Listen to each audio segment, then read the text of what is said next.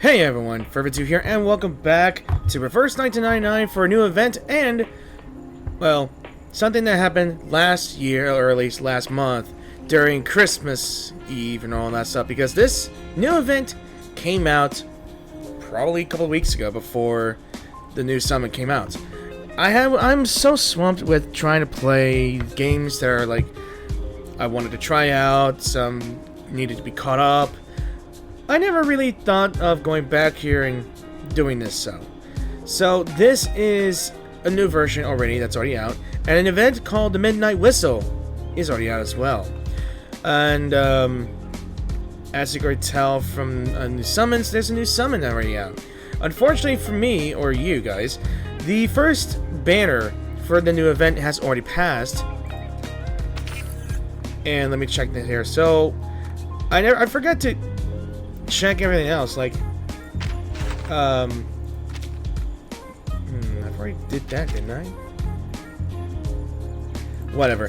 So, yeah, I never really checked anything here, so let me check the summons real quick. And this is the new, one of the second character, the banner of the character, called Corvus. Not much knows about her, except she is covered incredibly in stitches.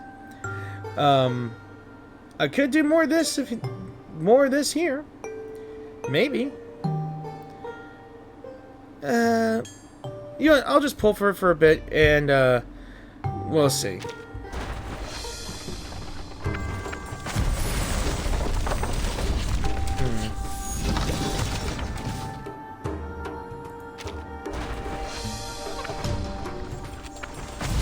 Ooh, alright. I like they changed the fact that they can let me do another one instead of just exit out here. Yes! I am fully aware that I'm a guest here. So please, go ahead and conduct your identity check. So, what I've been figuring out from these events so far, or at least, I'll save my other polls for later. But apparently Corvus is not chaos on the battlefield that is a conductor. And I forgot to show you all these as well. New garments as well. So for the War Jukebox, which is your monthly thing, or I think it's a monthly thing. Every new version has one. The Evergreen Soul is the Knight's one as well. It kind of gives him the underwater look, one could say. Yeah, he's got a little bit of kelp, skeletal bone, sword. Yeah, makes it look cool though. Que ta présence me guide vers toi, et que ta lumière veille sur moi. Then I think the event it shows her, Mercuria, with the Nightmare's Carol. It's her setting up a Christmas tree there, and Aleph with the Feast of Imaginary, him being part of the Phantom of the Opera as well. And then Winsong's Trespasser, which makes her look like a demon hunter, maybe, or vampire hunter. What? And I think, ooh, look at this. Can I see that? It looks like there's a train here and some form of graveyard, old rails graveyard. It's in the snow. A cathedral, maybe. I think that's a cathedral. What is it? Yeah, that's cool though. I might get this one because I do like Transylvanian stuff, or something that has a look like here. I have yet to do anything in my wilderness or anything. Ta présence me guide vers toi, et que ta lumière veille sur moi quand la nuit tombe. All right. Then this here. Content, gadgets fully revamped, new events encounters, a new faction system, which is weird. Let's claim this. It's just Sarpedonti, whatever the hell it is. Effect display, which is weird. Oh, is that my... That's my clicker, right? My clicker, huh? Yeah, it is my clicker. Yeah. And yeah, this is my new week here. Also, let's check out the new war room. Yeah, a new war room is just after every version here. New version means new message here. And I have yet to do any of this here, so... Event has ended, which means I've already messed that up. I didn't get to do whatever this is. Rusolka's character? Rubolska? Rubolska's. Yes, Rubolska. That's her name. I didn't get to do her event story because I just didn't do much of the event here. And that sucks. So let's go ahead and get into Midnight Missile and see if we can complete this before that happens.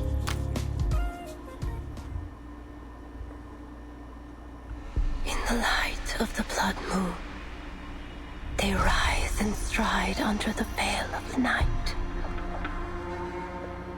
Freely, they live without fear of death. For through blood, they live forevermore. Because blood is life. Blood is life. I wanted to do this. Then you've done.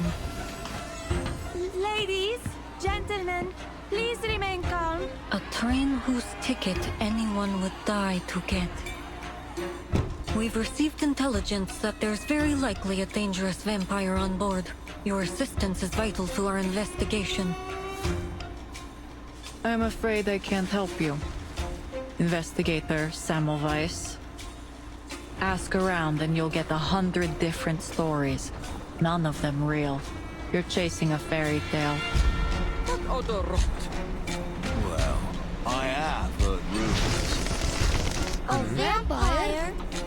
That's right! Dracula! Dracula! You haven't a clue as to the true secret aboard this train. Is it just me or are those bats forming a cabin? Stir any memories?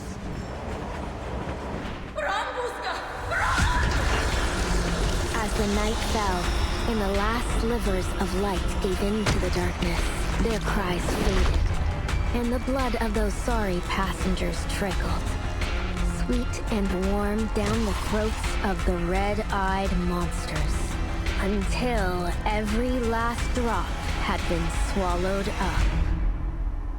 We look forward to seeing you again.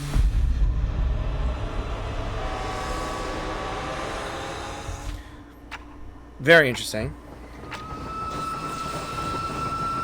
Cool. I like that one. It is unfortunately that I may have missed out on Rubolska's little thing. Jeez, and I hated it. I despised the fact that I missed out on this and I only got... and the thing just came in a couple of days ago. Jeez. Alright. Well, let's go ahead and board this train. And this thing just came out on Christmas Eve or somewhat during that. So, yeah. Let's do this.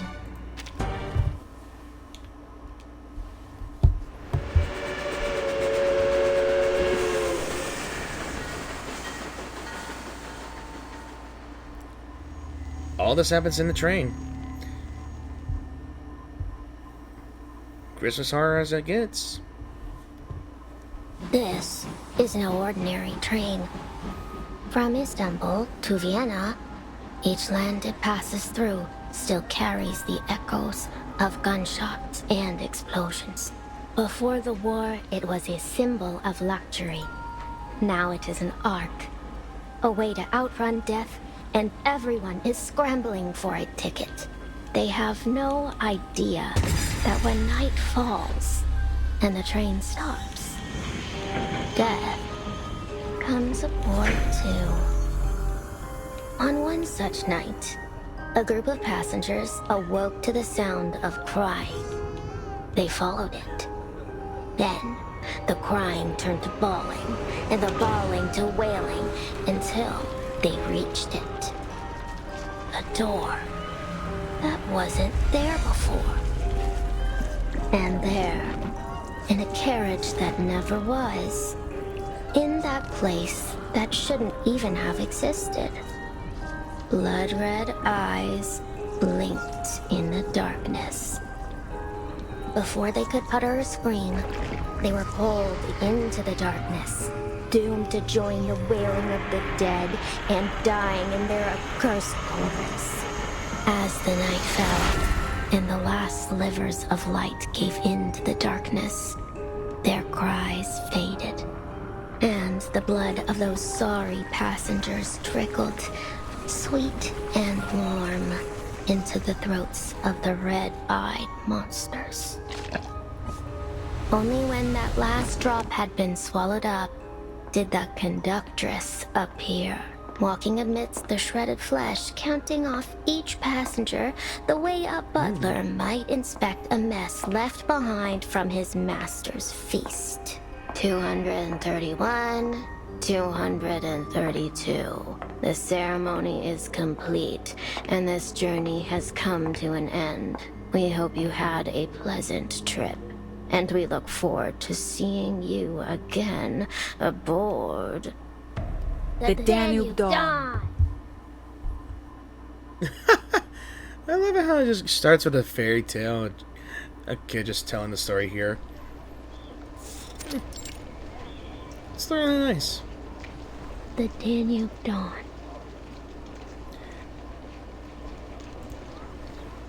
The boy mutters the words one last time, then closes his notebook and hands it back to the woman beside him. I haven't been able to read a vampire story since the war started. Thank you kindly, ma'am. It's just one of many stories in my collection. I suppose it's interesting enough then. You suppose? It's amazing. And the next train coming into the station is called the Danube Dawn too, you know. Huh. So it's the same train, isn't it? The vampire's secret base. Huh. The folly of youth. Not yet able to discern fiction from reality. Well, it's not like these stories just spring up out of nowhere. I've heard all kinds of them that really happen. At least, I think so. What do you think, ma'am? He blinks his shadowed eyes at the woman, then lowers the brim of his hat. What I think is of little matter. I simply write what I see. And I see an intriguing story in you. May I have your name? Robuska. My name's Robuska. Pleasure to meet you, ma'am. Robuska. An interesting name. I'll be sure to make record of it. As I said, I'm a collector of stories, and you may just have something worth adding to my collection. She opens her notebook, her shiny pen tracing a line across the page. I'd love to, ma'am. But you're about to board the train, aren't you? I'm only here for a visit, so it's pretty much impossible I'll ever see you again. I wouldn't be so sure. She spins the pen idly between her fingers and looks up. Many a great tale started with the impossible. Vampires on a train, eh? That old tale. The comment drifts lazily out from another passenger. It seems the tale has a few more listeners than expected. Old tale. You heard this story before, sir? No, not precisely. But many like it. Vampires, werewolves, wild beasts, and monsters. It's always the same story about the powerful consuming the common folk. Storytellers have always been good at making their points one way or another. That doesn't seem like the same thing to me. What do you think, ma'am? Babushka turns to look, but the woman who told the story has vanished. You're young. You'll grow out of these tall tales soon enough. You really don't think vampires are real? I'm much too old to believe in that kind of rubbish. I don't see why it's necessary to even put vampires in that one anyway.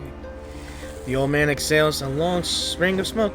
He bends down, rubbing his raw seam where his prosthetic meets his severed leg. Of course it's necessary. The boy nods gravely, turning toward the direction of the oncoming train. Think about it. The story's about death, right? And vampires kill, sure, but they also give eternal life. So, say one of the passengers is killed. The vampire can just bite them on the neck, and just like that, they're alive again. Take out the vampires, and now death is a one-way trip. The end of the line. It's way more exciting to have some twists and turns. I mean, where's the fun in a story you can predict from the very beginning? Ah, you're in for disappointment looking at things like that. The world is filled with predictable endings, usually predictably tragic. The old man, a half-burned cigarette between his fingers, gestures toward a corner of the station, where a mass of figures huddle together, clothes worn, cheeks red with frost. Silent and stubborn, they fix their gaze on the frozen tracks ahead of them. Just look at those poor folk over there. They've been waiting here for days. How do you think their story will end? Do you think they have tickets in their pockets? Of course not. But they're hungry and afraid to face the gunfire. So they come here to try their luck. But miracles are few and far between in this world. The boy pats his empty stomach, chewing on the meaning behind the old man's words. Try their luck? What sort of luck are you talking about exactly? I'm sure you're well aware already. His weathered eyes gaze out over the station, as if awaiting a drama soon to unfold. You're confusing me, sir. Weren't we just talking about stories? The boy bends to brush the dust from his knees. As he does, the crowd begins to move. At that moment, the station bell tolls, and a voice rings out over the din. The next train will arrive in 20 minutes. Please line up, taking care to bring all your belongings, and prepare your tickets for inspection. It's coming. The Danube Dawn. This is my chance. The crowd rides and surges toward the boarding gate. Well, I better get going now. I mean, my train is here. God bless you, sir. Whichever god that is. He waves to the old man before slipping into the crowd like a drop falling into the sea. No one notices his movement. All they care about are tickets, loved ones far away, and the train about to arrive. Along with a troublesome mission.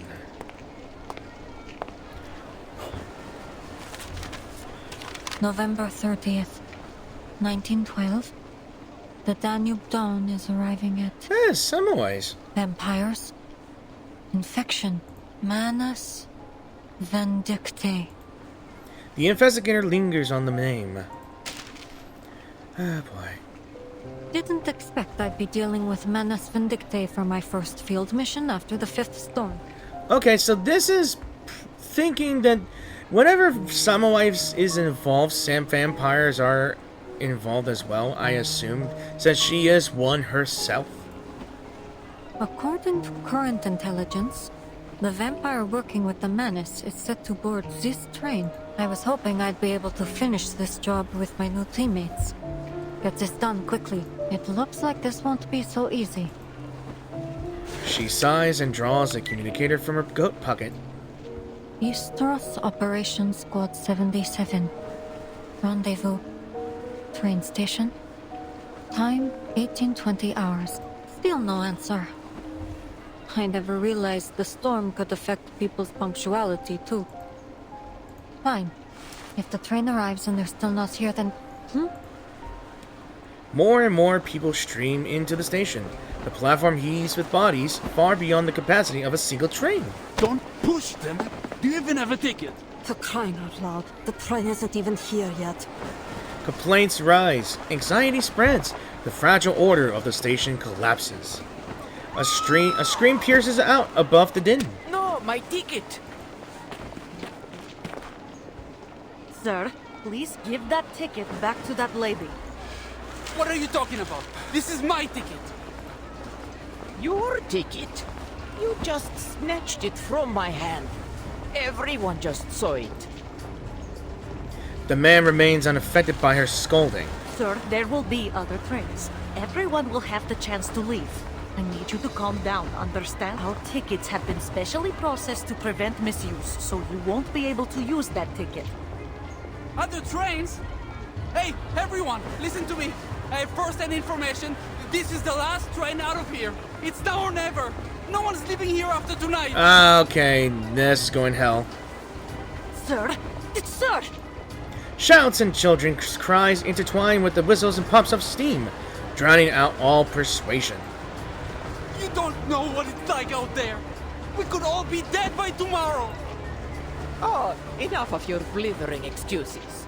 Give me my ticket back now. You can save your heroic speech for... And he pulls out a gun. Okay, this has gone way worse. Before she finishes, he yanks her toward him. Passengers with tickets scream. The ticket list stand silent, numb eyes locked onto him. Sir, please drop the weapon. Let me in. I'll shoot her. I'll shoot you. I'll shoot everyone. He clamps her throat and backs away, dragging her from the yellow lamplight into the shadow behind. You really think I'm just going to be a good leadership and go back home to wait for a bomb to fall on my head? A hollow laugh escapes him, blood rising in his eyes. No, no, no. If I don't get to make it out of here, then no one else will.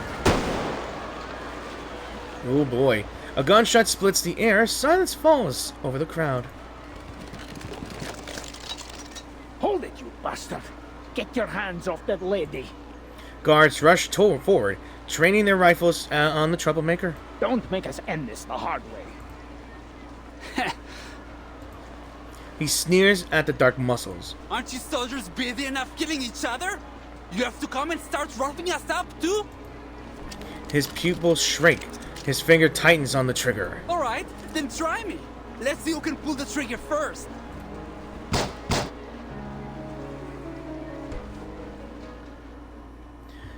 Alright, I guess we'll find this. Alright, let me see. I don't know if I could change teams, but we need... I'll just use you because the enemy is just a soul guy. As one. I like the music. This is mine! Mine! I've been waiting 3 whole days! Budapest is calling! Yes! The safe place! Budapest! Hypothermia, hunger, nervous tension resulting in delirium. Maybe I should put her in the team, but oh well.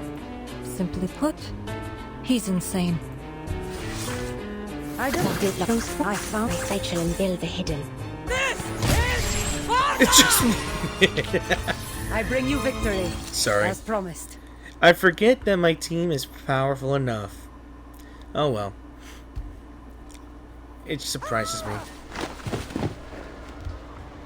In the chaos, the shaken hostage is pulled back by the platform guards. Are you alright, ma'am? I'm fine, but my ticket. He still has my ticket. She points toward the culprit ahead, who now charges like a mad bull. I didn't click it. Out of my way!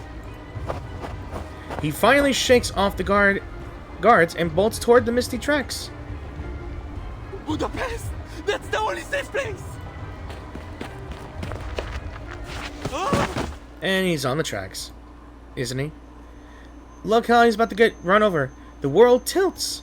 The ground gives way beneath him. He slips from the platform. At the moment he just gets up, he'll just get run over by the train. Imagine this. Good Lord! Sir, take my hand. The train's coming. Cries, screams, and whistles rise in chorus,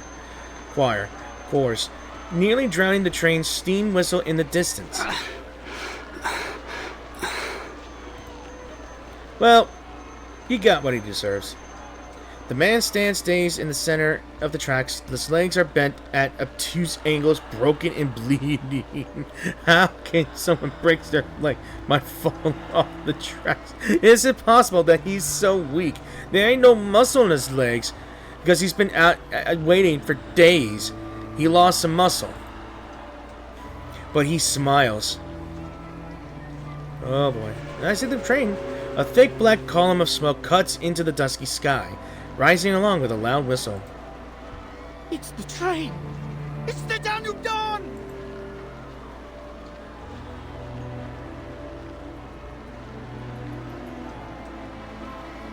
Well, year after year, the shadow of war clings to this land, relentless, unshakable. But still, the Danube Dawn makes its journey, like a dutiful soldier marching alone through the rain, sleet, and storm. She arrives bearing hope for freedom and for life. The Danube Dawn. Budapest. Well, at last he remembers what he must do and stumbles toward the engine, and he's going towards the train. Don't stop! No! I made it! Mother, Father, Melina! The train exhales smoke as it nears, headlights spilling dim yellow circles into the twilight. The man limps forward along the tracks. He is literally gonna go run or walk towards the damn train. He is insane. Here's my ticket! Let me in! Let me in! How about step away from the train? He cries out, waving the train ticket in the air. He waves it like a protective charm, like the key to life were in his hand. I have a ticket! I have a ticket. I'm sorry. I know I'm not supposed to laugh, but the way the damn light shines behind him, like heaven's calling for him, like he got his ticket to heaven, except for the fact that the ride to heaven is pretty much rough and instant. The train thunders as it grinds to a stop. Too late. Momentum and weight carried on iron wheels pulverize his flesh. Crushing rage, madness, and fear. Everything into the cold steel. The blood-stained ticket slips from his fingers, carried up and far away. I like that. The train door opens and the stewardess with an eye patch rushes out in a panic. Oh my. She's cute. Everyone, please remain calm. We need to inspect this scene. Please, let me in, miss.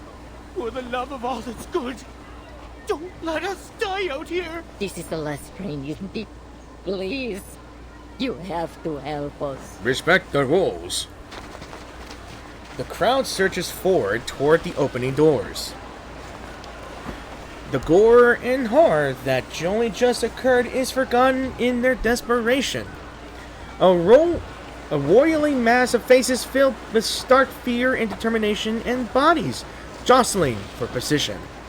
Meanwhile, the ticket drifts unseen, landing silently before another. Samwise. Yet, as Samwise reaches out to it, she's met by a shadowy apparition. Before she can react, the shadow and the ticket are gone, vanishing into thin air. A shadow? It could be some kind of arcane skill. The investigator scans the crowd in silence, searching for the source of this shadow.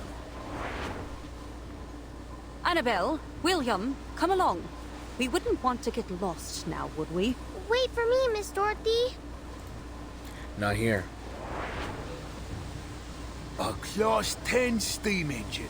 When this beauty gets going, it'll run faster than the wind blows over the Alps. As a compound engine, you understand?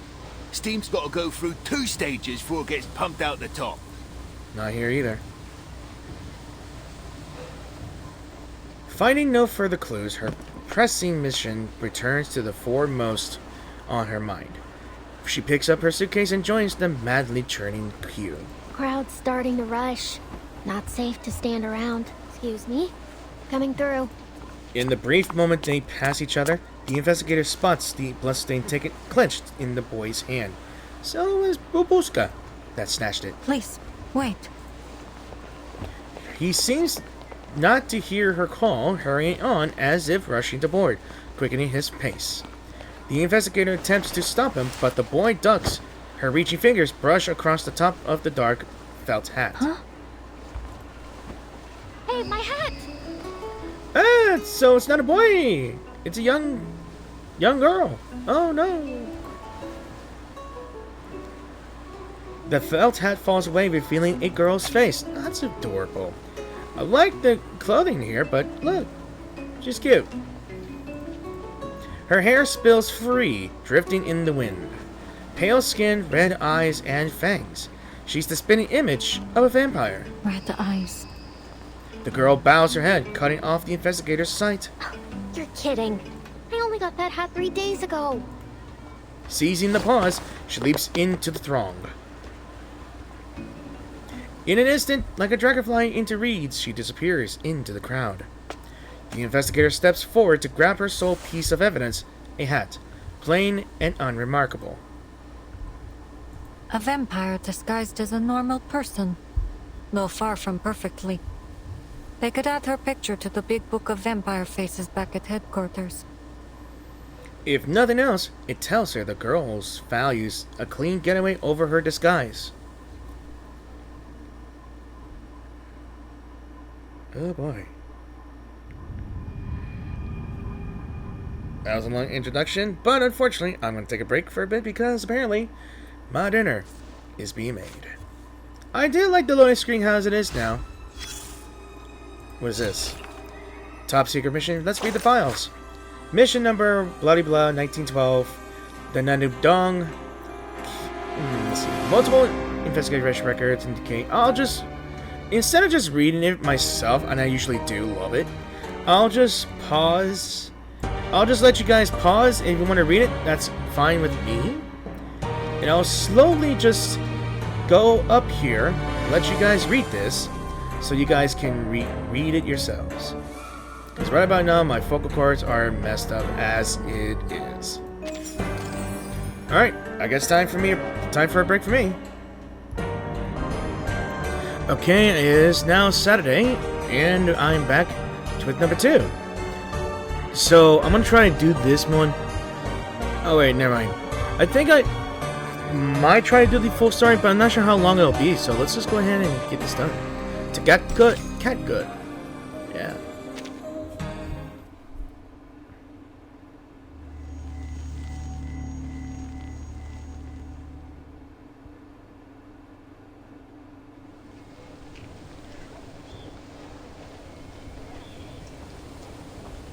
The full weight of the earlier travesty finally hits the crowd, as shrieks and shouts of horror divert the attention of even the most desperate. With one exception, a small and slight figure that darts between the gawking crowd. Phew, didn't follow me. Alright, guess I'll just board here. She exhales, though her hands tremble on her knees. The adrenaline fades, and rising against it comes the ache of overlong hunger. Her head feels like a weightless balloon. A little longer yet, Rabuska. There'll be food for days on the train. All you have to do now is get on. That's all it takes. She presses her belly, slowly straightening. She slips her hands into her pockets, blending into the line, that glances at the flustered young stewardess. At the train's door, the stewardess spreads her arm, pleading with the agitated crowd. Please, wait a moment while our attendant confirms your identity. I've waited quite enough. Thank you very much. Let me aboard this instant. Give me a moment, guys. I have a candle right by me, and I wanted to light it up because I do like these scented candles. It just helps me relax. What? You don't think I like scented candles?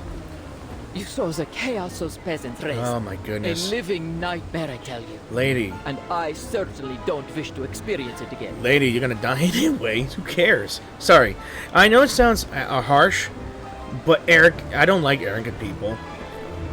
I mean, I don't think you got long to wait for another train, so, yeah. I know it sounds insulting, and I don't want to speak ill against an elder, But if someone is this arrogant, yeah, it kind of ticks you off as well. I understand your concern, Madame Sonia, but we must follow the train's regulations. Now, if you just wait a moment longer. Her face burns red as she stands helpless between passengers and carriage. Have you lost your other eye too? Okay, that was uncalled for. My ticket was snatched by that belligerent fellow who tumbled onto the tracks. Everyone can attest to the fact. Now I beg you to skip all this unnecessary rubbish, else I will be forced to write to the railway administration. Oh. I'm sure they'll be very much interested to hear about this little incident. Wow, we have a original Karen here. She's so entitled because she's a little rich. Like, back then, yeah, people like her, of her noble birth, yeah, they think they're entitled. Mostly, yes. But desperation during a war? I don't think anyone matters. Everyone's gotta respect the rules, right? Without rules, there's no order. It's just gonna be chaos. I don't know, I'm just rambling on, guys. Please, Madam, if you just wait for another moment, I'll go and ask my superior. Despite their difference in size and station, the little stewardess is able to hold back the agitated woman with a single hand. Yeah, don't mess with short girls. What a crass little girl you are. What a crunchy, grunchy, grumpy bitch you are. Sorry. Ima. From within comes a woman's voice, deep and grave in its authority. I'll take care of this. The uniformed woman with a patchwork face approaches the door, a long shadow stretching out behind her. Who's that? On instinct, the girl takes a few cautious steps back, avoiding the frightening visage of this new figure. Oh, don't waste our time. I don't care who explains what. Who are you? The solution to your problem. Stitches. Scars. Oh, you're that conductress everyone has been talking about. As I explained, my ticket has been... Her shrill tone softens, now touched with nervousness. I've been made aware of this situation. These tickets are made with an arcane process. No one will use your ticket without your consent. Attempts at ticket theft are a familiar thing. Expressionless, the woman glances into the most unremarkable corner. But we have never lost a single ticket. Did she figure out that Robuska? The girl's instinct for danger has never failed her. She turns at once, ready to move. Ow! Her right foot feels weighed down as she is all but at once pulled to the ground. A faint stinging buzz of electricity flows beneath the girl's feet, as if holding her there. That stings. This her arcane skill? A thought flashes through her mind. From the story. One step, two.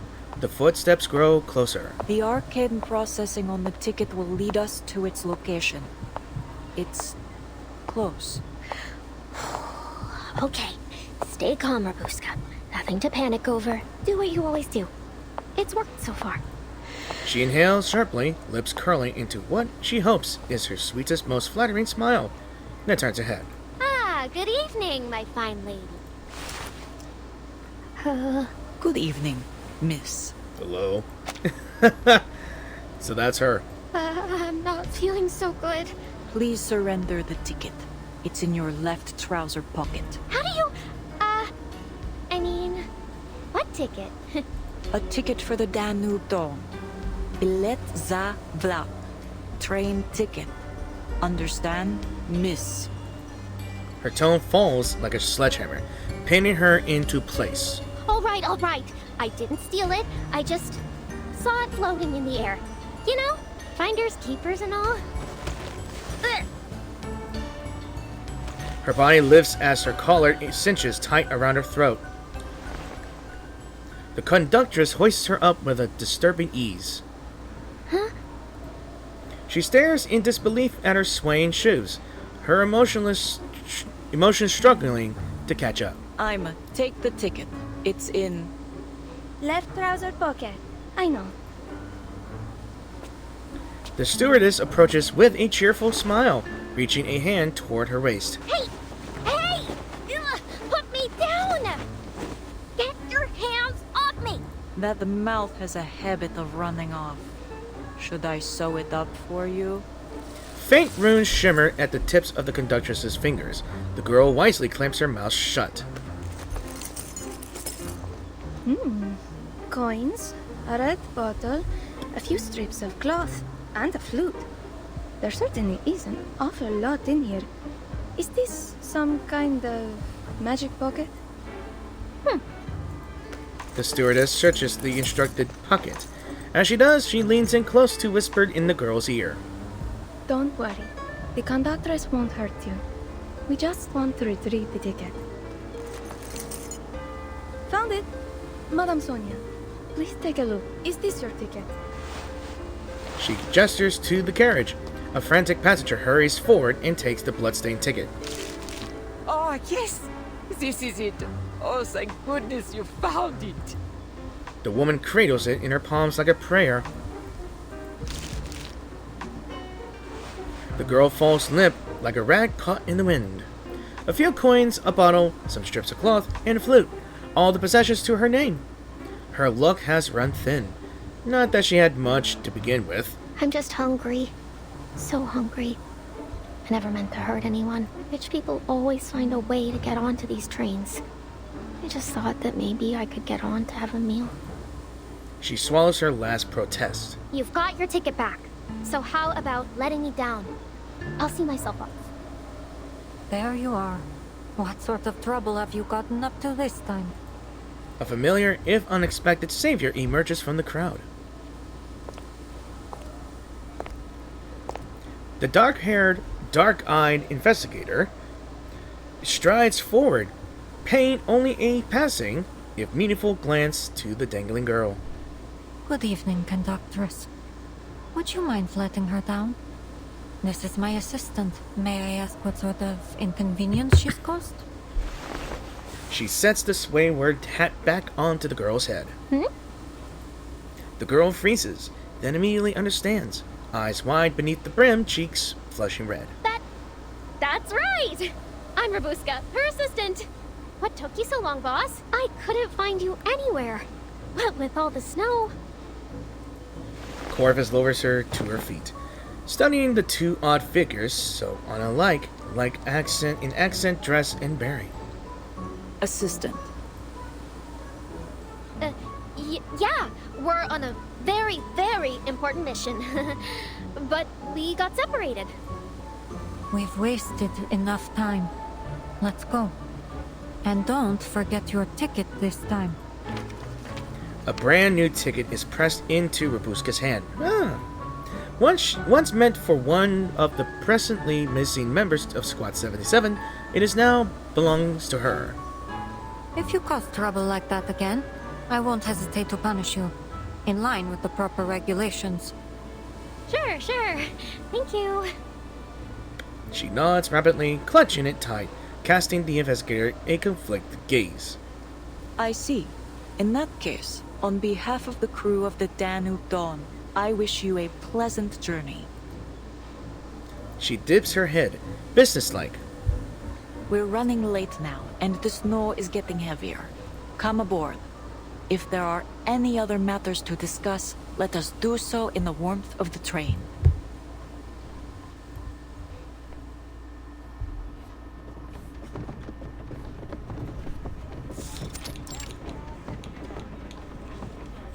Passengers file aboard, excitement in their eyes. How splendid!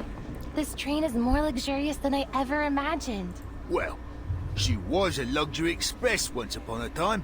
I heard that during the Golden Age, each journey she took was like a social event in itself, filled up to the brim with nobles and celebrities.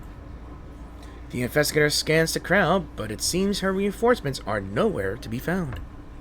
The communicator remains silent. No reply. It appears I'll have to finish this mission myself. It's not all bad. At least I'll have a little bonus waiting for me when I get back to the Foundation. She offers a soft sigh before turning her sharp glance back to her first catch of the evening, mid-slink in a second escape attempt. You're going the wrong direction, Miss Rabuska. Our seats are this way. Of course they are. The girl scratches her head, feigning awkwardness, but her eyes shoot to the investigator's hand, now firmly grasping her arm. Thank you so much, ma'am. I never would have gotten on board if it weren't for you. I really don't have anything to repay you with, though. Tell you what, when we get to Budapest, if you still remember me... Not so fast, Miss Rabuska. I have some questions for you. The carriage goes utterly silent despite the commotion of boarding. She follows the other's eyes, now locked on the conductress and stewardess, standing together at the end of the carriage. Welcome aboard the Danube Dawn, operated by Vienna Pannonian Railways. I am Corvus, your conductress, and this is Ima, your chief stewardess. The Danube Dawn travels from Istanbul to Vienna, a journey of a little more than 800 miles, with stops in Nika and Budapest. Due to an unfortunate incident at the station, our departure will be delayed until after dinner while we cooperate with the local government's investigation. As an apology, we have prepared a substantial meal for every passenger. I just like the fact that everything she has a scar, a stitch mark here. Even her freaking notepad or clipboard has stitches. Staples, but still stitches. Free food. Her eyes flash bright. Her stomach quivers with anticipation. She steadies her trembling fingers and masks her weakness with a smile. I see you have a particular interest in food. The investigator smiles at her. You're welcome to my meal if you'd like, but in return, you need to sit here and stay out of trouble. Do we have an agreement? Well, I mean, it is tempting, but... The girl blinks. Why are you doing all this? I'm just an ordinary girl. Why do all this for me? I'm not keeping you, if that's what you're thinking. You're free to go any time. She leans closer and lowers her voice with intent. That is, if you really are a normal girl, as you claim. That conductress is sharp. If she figures out you're not my assistant, it may be difficult to convince her not to throw you out. And to top it off... Around them, the rich, the powerful, officers, and riders each settle into their seats, lively chatter filling the carriage with anticipation. I don't think this train is anywhere near as safe as it first appears.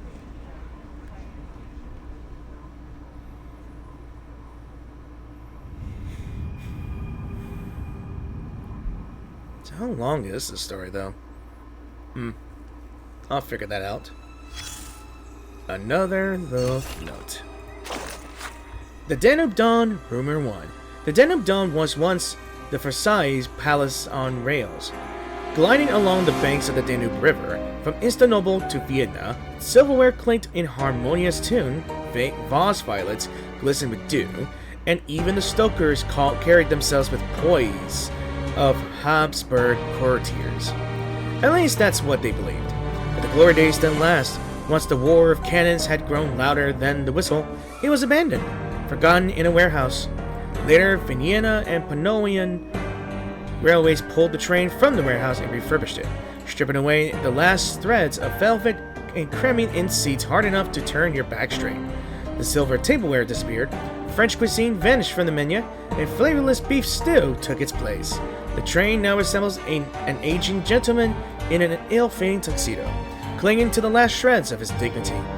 And then there was the missing conductor, Mr. Hermit, with a pale face, hollow eyes, and drooping mouth. His very presence reeked of morbid neuroticism. His dress, however, was pristine in every aspect, from his uniform to his pocket watch chain aligned perfectly with his buttons, to the gloves which never left his hands, not even while eating. None ever saw him sleep. Like a ghost, by midnight, he would wander the train, inspecting every carriage. The Danube Dawn was his home. He knew every passenger's quirks, every worn cushion, every stain on the windows, or so the passengers claimed. That is, those who remembered him. One night, 3 years ago, while passing through a fog-drenched stop near Budapest, the conductor vanished, swallowed by the mist, gone without a trace. Yet a story still circulates among the passengers. The vampire on the train took him. His body was hidden in one of the cars, his eyeballs embalmed and nailed to the ceilings of cars, 1 in 10, so that even in death he may keep watch over his beloved train. Forevermore, Utu editor Fervid.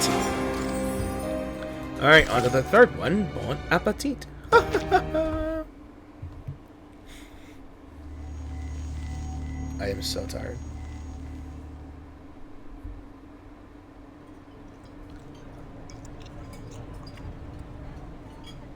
Dinner arrives, and the tension eases. They hunch over their trays to eat, drink, and chatter, laughter rising and falling. Of course, there are a few incidents. Complaints? You call this beef stew? Here's the complaints. I truly am sorry, madam. I'm afraid the war has limited our ability to procure supplies up to our usual standards. It may taste slightly different from our usual fare. Slightly different? This is a boiled cowhide in a thin gruel. Isn't that just beef stew? She slams her knife and fork down in anger. Oh my god, lady. You're... I'm figuring out she's an elder Karen. It's always for this and for that with you people. Excuses piled on excuses. Sit your ass down, you'll be tossed out. I paid my fare, the same as usual. I deserve the service I've come to expect. Wouldn't you say that's a touch harsh, Mum? There's people out there getting shot to kingdom come, begging for any scraps they can get. Huh! Is this what you Brits do? Stick your noses into a lady's business and levy pointless accusations? Don't you have something better to do with your miserable little life? I wouldn't be in the same train with her. Perhaps you ought to try feeling the sun on your skin, or, I don't know, cooking a meal that doesn't taste like wet socks? Oh, that's rich, you... The gentleman flushes red and rises. A stifled giggle sounds behind him. A woman sits behind them, scribbling purposefully as they speak. What are you doing, Mum? Me. Just recording what I see. Oh, she must be the Arthur that Babushka was talking to. I got to say, she is very gorgeous. And she's got spiderweb sleeves right there. Nice thing. The editor closes her notebook with grace. Train clash. Beef stew sparks national conflict. Lady accuses British gent of abominable cooking. Or, perhaps, battle at the dinner table. One woman's rage over beef stew. The other one. Don't let me stop you. This is all excellent material. Journalists. Don't. That I am. Yeah. Though I'm primarily an editor. But I write reports whenever a good one comes along. Call me Verity. Oh, so that's the Arthur that I just read. The story I just read as well. If you have any interesting material, especially about arcanists, please contact me. I will pay accordingly. The pair falter, unable to reply, and return to their dinner. The quarrel, now soothed, leaves the stewardess effusively grateful. Thank you ever so much, madam. Don't you worry. Poor thing. The editor props her head in one hand, turning to watch the passengers feasting in the corner. At least someone's enjoying the meal. And it's Babushka, ain't it? I haven't had food like this in forever. Slow down, girl. The sight of food, real food, melts away the girl's anxieties. The speed and ferocity with which she eats is startling. Yet the investigator spies a curious consistency. Good table manners. Thank you, ma'am. It's Semmelweis. Has anyone ever told you that your eye color is very unique? Yeah? Thanks. Babushka lifts her head, eyes shadowed by her brim, unusual eyes. You were saying that this train isn't as safe as it looks. Why do you say that, exactly? She presses her hat lower. People rarely match their deeds to their words. They may say one thing, but I found their true motives to often be much darker. Anyone could be a danger. The passengers, the conductress, or even you. Her tone is not forceful, falling short of accusation. Still, Babushka cannot help but make her case. Miss Semmelweis, all I am is a hungry kid looking for food. Look at me. How could I be a threat to anyone? You did take that woman's train ticket, yes? Her voice is gentle, but her words piercing. Well, yeah, I took it, but I hadn't eaten anything for 4 days. I needed to do something to survive. I didn't mean to do her any harm. I figured maybe they'd let her on anyway, and then we'd both get on and there would be no trouble. The girl flushes red. Semmelweis holds her stare, as if already knowing the truth and waiting for a conclusion. A confession, I meant. At last, she swallows a smile. Why do I say swallows? She allows a smile to slip from her face. No one can blame you for trying to survive in these conditions. At the very least, you weren't the cause of any harm. But there is one thing I'm curious about. How did you reach that ticket earlier? It was your arcane skill, wasn't it? Her silence is the answer. Realizing her slip, she stiffly changes the subject. People rarely match their deeds to their words. Then what about you? What are you doing here? I'm here to investigate this duplicity.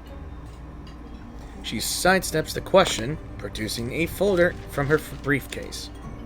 But our arrangement was for you to answer the questions. She draws out a white slip of paper. Have you seen this pattern before? Yeah. Yeah! I've seen it. Maybe in a market? Or on a wall somewhere. I might be able to search my memory more carefully. That is, if you let me go later. The girl eyes the symbol again, as if thinking hard, but the facade drops. You're quite clever. Unfortunately, your acting skills could use a little work, which means I already have my answer. You're not one of them. She frowns bluntly. One last question. How familiar are you with vampiric legends? It's often said that their eyes have a peculiar quality. Just like... She meets the girl's crimson eyes, catching a flicker of panic. I have no idea what you're talking about. Excuse me, madam. A moment of your time. A voice cuts the tension. At the far end of the carriage, the conductress raises a hand, beckoning the investigator. Stay put. I'll be back soon. Do exactly as a good little assistant would do. Understood? Vampires aren't the only dangerous things that may lurk on this train. Sure thing, boss. After warning her assistant, the investigator rises and makes her way toward the conductress.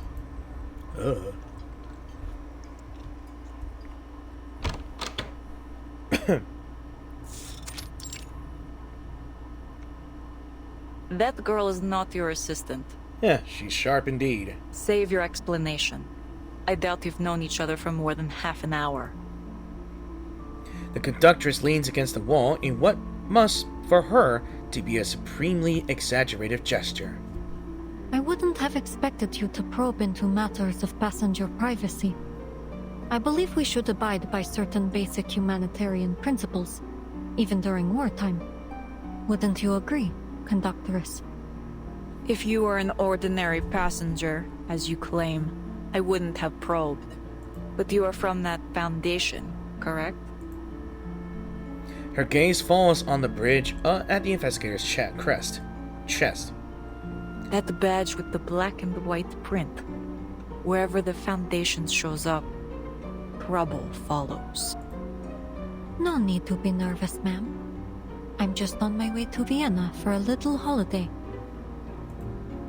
Aboard an express train bound to pass through a war zone. You must take your vacations very seriously. The investigator sighs and pulls out her Foundation ID. St. Pavlov Foundation.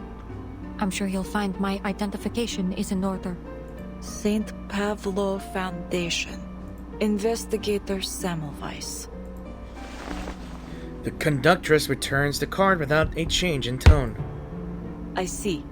Is there anything that I might do for you, investigator? We've received intelligence that there may be a dangerous vampire on this train. I could use your help in the investigation. She cuts straight to the point, stating her mission boldly and without restraint. A vampire. A grim shadow passes over the conductress's face. You're chasing fairy stories. If you ask around, all you'll get is 100 different stories, none of them real. I can't help you chase a myth. She returns to the sofa, picking up a pair of knitting needles. Please have a seat, investigator. I hope my handicraft doesn't bother you. She actually knits. The funniest thing is her actual second, I guess you could say, insight. She is wearing what she just knitted. I think. What are you working on? A scarf for Ima. Aw. Semmelweis steadies herself, forcing her eyes away from the flickering needles. I've been tasked with verifying the authenticity of this intelligence.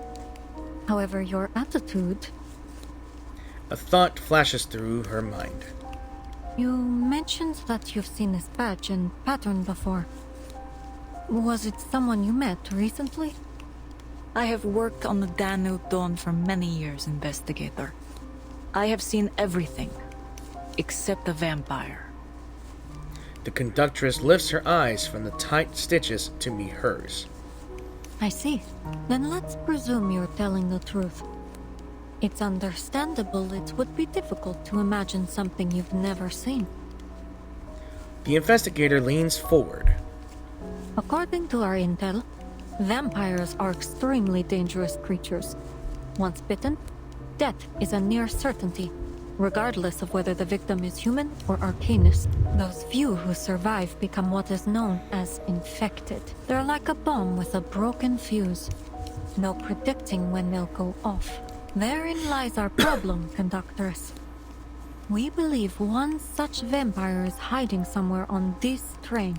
There's no need to exaggerate the threat this may pose to your passengers. You aren't going to turn a blind eye now, are you?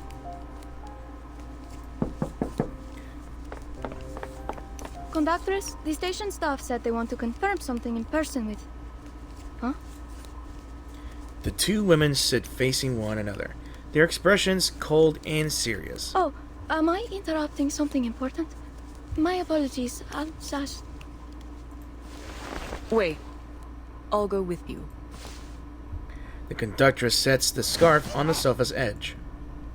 Excuse me for a moment, investigator. It's an administrative process for the passenger who fell on the tracks. Administrative process, she stresses the words. Let's go. Best not to keep them waiting. She leaves through the open door, her stewardess trailing behind like a lost duckling.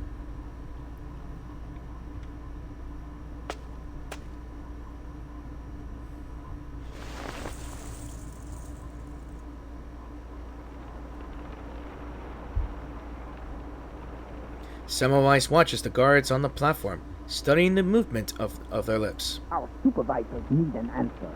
The train can't depart unless... Are they trying to blackmail her? I suppose it isn't unheard of in times of war. A long stop could prove helpful to my investigation. Unexpectedly, the conductress does not resist the guard's demands. Instead, she produces a badge. Oh, so you're one of us. The standoff ends.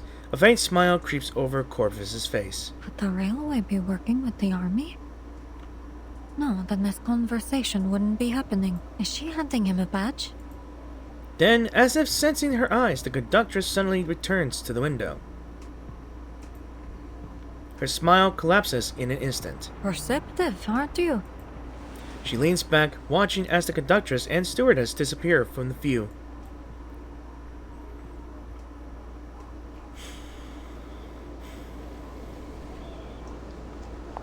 On the steps of the train, the conductress halts and waves her hand briskly. Alert the station to begin sanding the tracks. We're departing soon.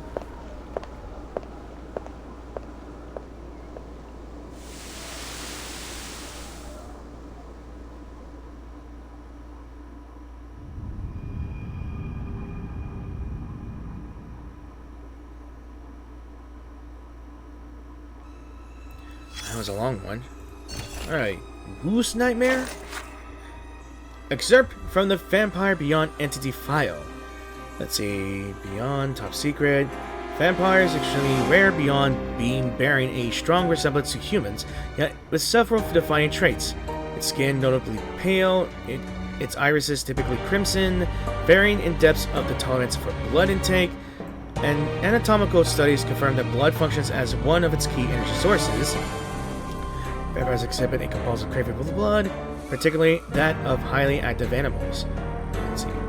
Traits: bloodthirst. And you can pause and read. Photophobia. Vulnerabilities. Vampire infected. Blah, blah, blah. Intelligence suggests Manus Vendetta is conducting ongoing experiments to convert ordinary humans directly into vampires. Okay. Okay. I'll let you guys pause and read if you want. The Night Piercer.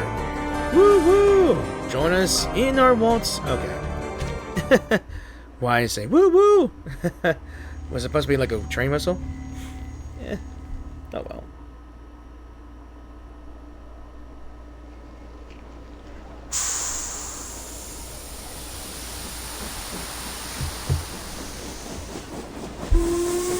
With a sharp whistle, the train surges forward, chugging with growing speed into the black expanse. That's nice animation right there. A bit. And since we're moving on the train, it's pretty cool. The train is finally moving. Hearts long held in suspense settle, lulled by the rhythmic sway of the train. Now, what to do when I get to Budapest? First, eat a lot of kapama. No, wait. First things first, find a job, then kapama. What is kapama? Find a job so I can eat kapama so I can work harder. Simple. That's a fairly simple goal. Go for it. The girl draws her naval flute. Caval flute, I meant. Why did I say naval? Fingers brushing the tiny cracks. Mama, will the kapama in Budapest taste as good as yours? She looks out at the rolling mountains in the distance, seeing a lone figure running along their spine. The figure dashes through a graveyard, over cold fields beneath a sagging sky. Her silent film is suddenly pierced with sound, a scream that only she can hear.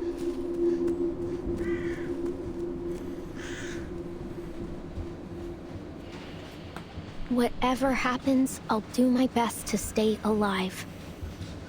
I promise, Mama.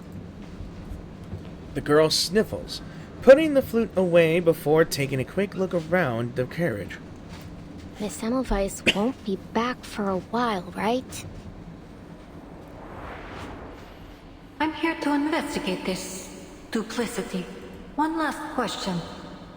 How familiar are you with vampiric legends? Vampires aren't the only dangerous things that may lurk on this train. She did pay for my beef stew and lard cake, but she seems really obsessed with vampires. Considering that she is one? No, the sooner I leave, the better. She jumps from her seat, hesitates, then drops 2 coins on the table. Forgive me, Miss Semmelweis. I'll repay you. Someday. Cross my heart. Resolute, she turns back, searching for another refuge.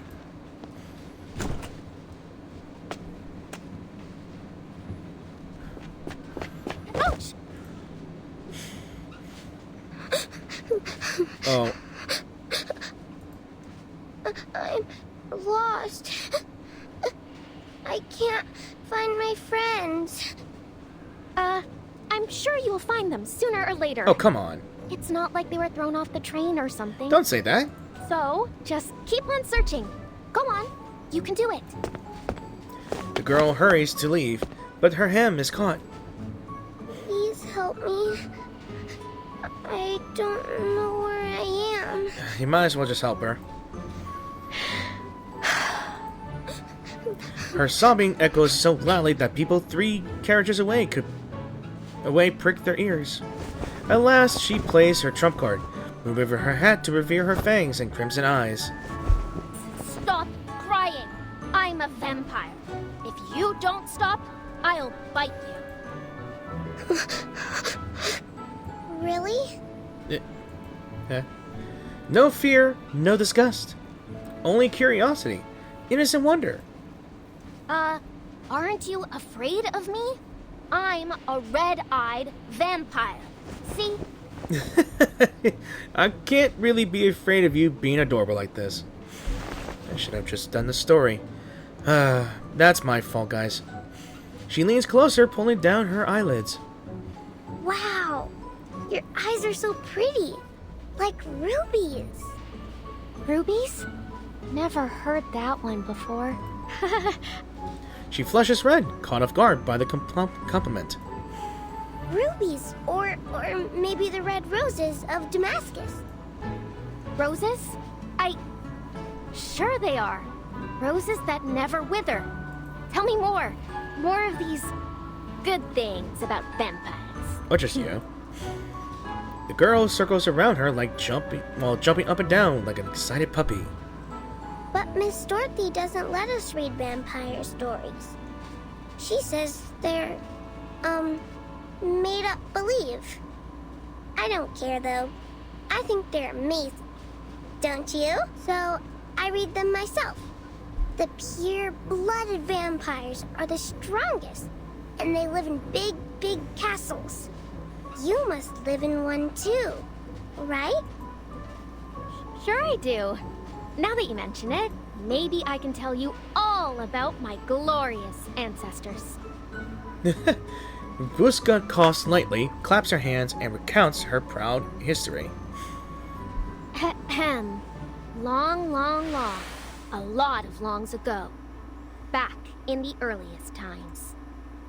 A most amazing ancestor of mine gave some invaders a good beating. Do I just skip it? That's what the... Okay. Yeah, that's right.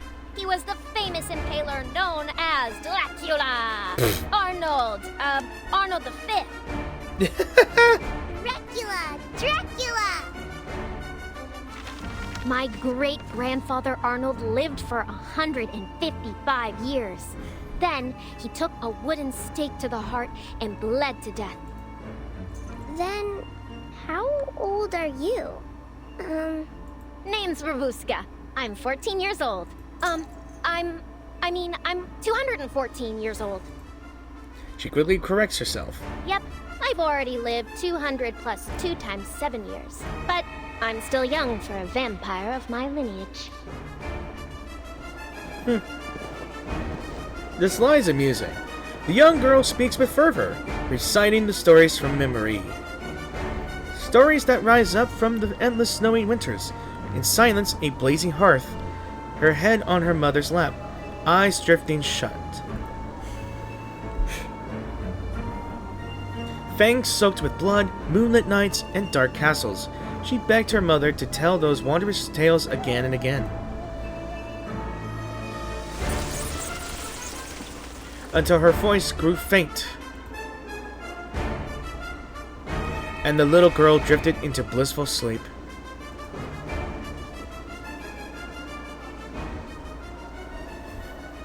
Vampire? Oh, I think we found our friends. Children gather as if drawn by unseen magic. William! The lone bird finds companions at last. You're here.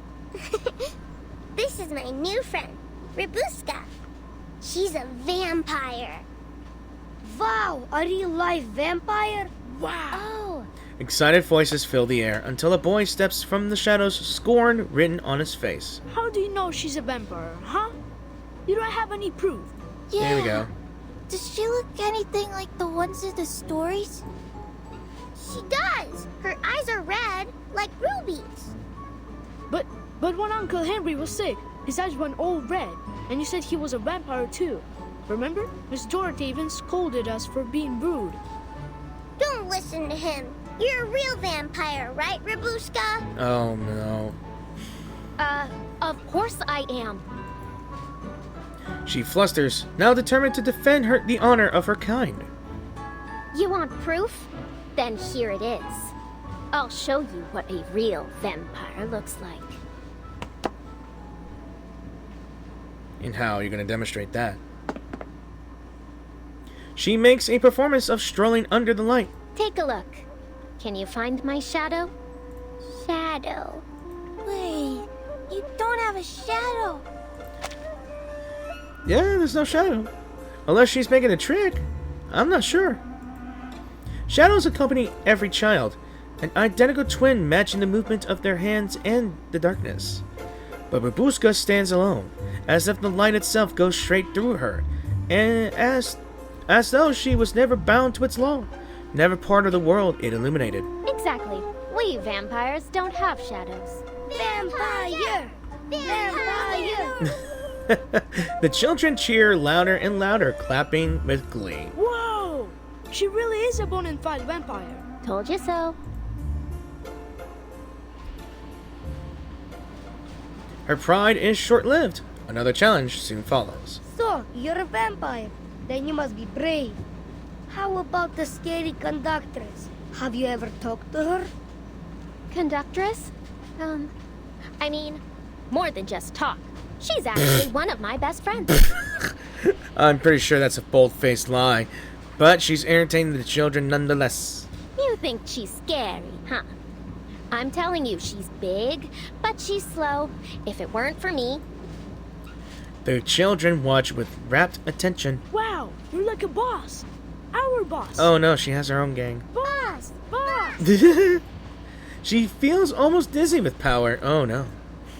Well, if you insist. Alright, fine. I'll be your boss. Here we go. Looks like you're having fun, best friend. And she is here. What goes around comes around, I say. It'll bite you in the ass. A rumbling voice cuts through. You heard all that? We heard you the moment we entered the carriage. How wonderful to see you all getting along. Big but slow. Is that right? It's just a game. You should have chosen your words carefully. Play as you like, but don't block the aisle. Sure thing, old pal. We'll, make sure we do that. Are these your new friends, Miss Babushka? The stewardess examines the gaggle of children surrounding Babushka. Not just friends. They're more like, familiars. Right, everyone? Babushka sniffs, proud of her new followers. Exactly. We're the familiars of the great Vimb... This place is too crowded. I must have a larger castle. You hear me? She changes the subject abruptly. Okay. When we get there, I can tell you some more stories about that. That? Oh, that. New stories! New stories! The noise fades and the carriage returns to calm. How lovely it is to see Miss Robuska making so many new friends. I'm almost a little jealous. You've never had many friends. Is that why? Ima sneaks a glance at her, hesitating. It's about time we headed back. Miss Semmelweis must be waiting. It is. Let's go. Before leaving, the stewardess casts a final worried look at the mischievous passenger, remembering her shadowed smile, and those impossibly brilliant crimson eyes. Robuska.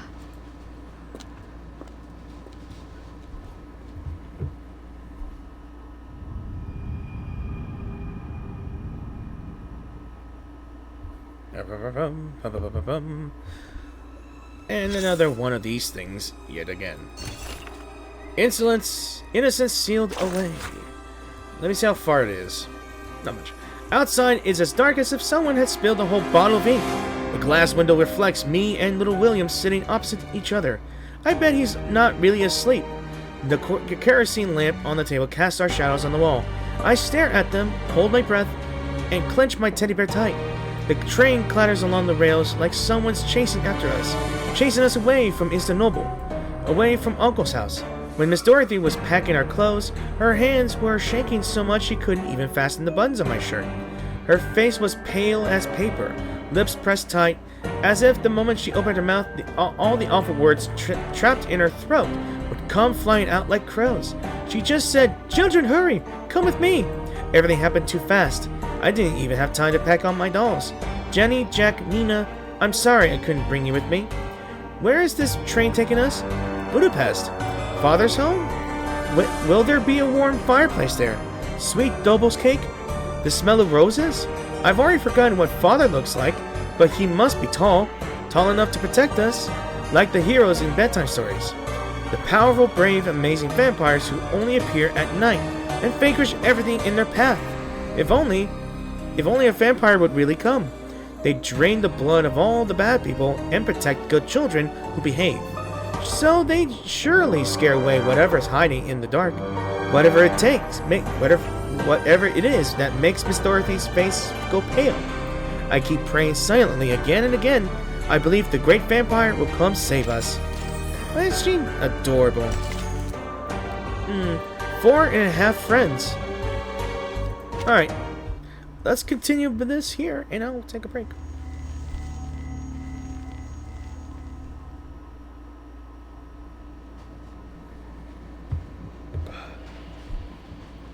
The train rocks as it plows through the winter storm. The investigator lets her vision glaze over the scene beyond the window, still pondering the meaning of the conductor's badge. She handed it over so naturally, as if she had done it countless times. Plus, it appears she's encountered someone from the Foundation before. I am forced to conclude that our conductress is hiding something from me. She pulls a pocket watch from her coat and flicks it open. They've been gone for a while now. Well... Then she looks around the room. Thanks to the conductress's fine administrative process, every file is simple to find. From the timetables to station logs, everything is within reach. These files are just sitting out on the table. Do they have no sense of confidentiality? An easily laid clue is often a trap, though. This could be bait. Better act cautiously. The investigator shakes her head, casting the thought aside. I apologize for keeping you. Corvus enters and returns to her sofa. Her loyal stewardess follows behind. She takes stock of the room, confirming that nothing has changed since she left. Ima has placed your luggage at your seat. No need to worry. Nothing has ever gone missing from the Danube Dawn. You've waited for some time. Where were we? The Foundation, your vampire, and this investigation you mentioned. To rule out any threat, I need to verify every passenger on board. Carriage by carriage. The investigator shifts tactics, speaking more directly.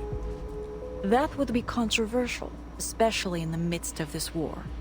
I fear it may cause unnecessary disturbances. I'm sure neither of us would like a repeat of the incident from before. I apologize, but my mission parameters are clear. You've misunderstood my intent.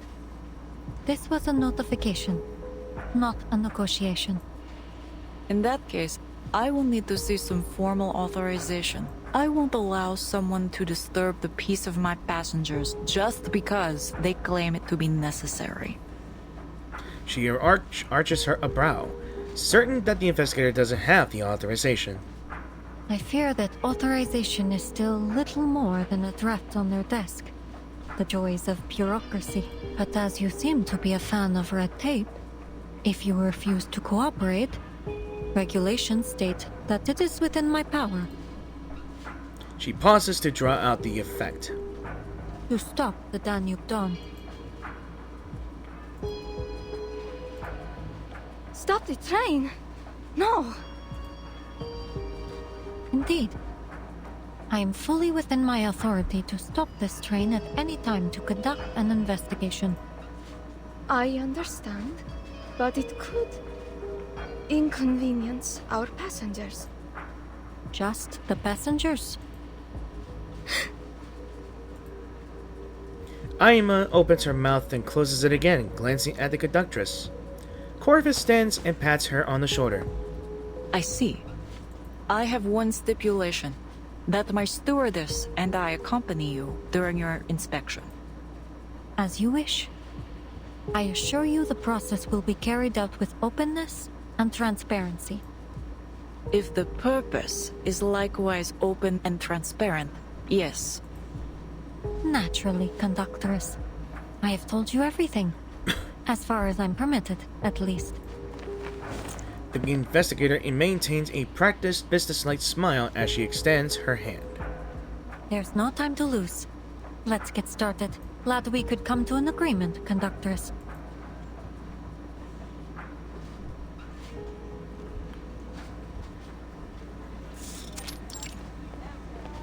Announcements, explanations, records, their cooperation continues smoothly. How many carriages left? Except the locomotive, the brake van, our compartment 2 registered, and this one we're registering. 12 minus 3, then minus 2, then minus 1. 6 carriages to go. Semmelweis answers with a subdued smile. Subtle. Conductress, Miss Aima, I need your help. 2 of my students have gone missing. A worried lady approaches, concern evident on her brow. Please remain calm, madam. How long have they been missing? Could you describe them in detail? The 2 of them are about this tall.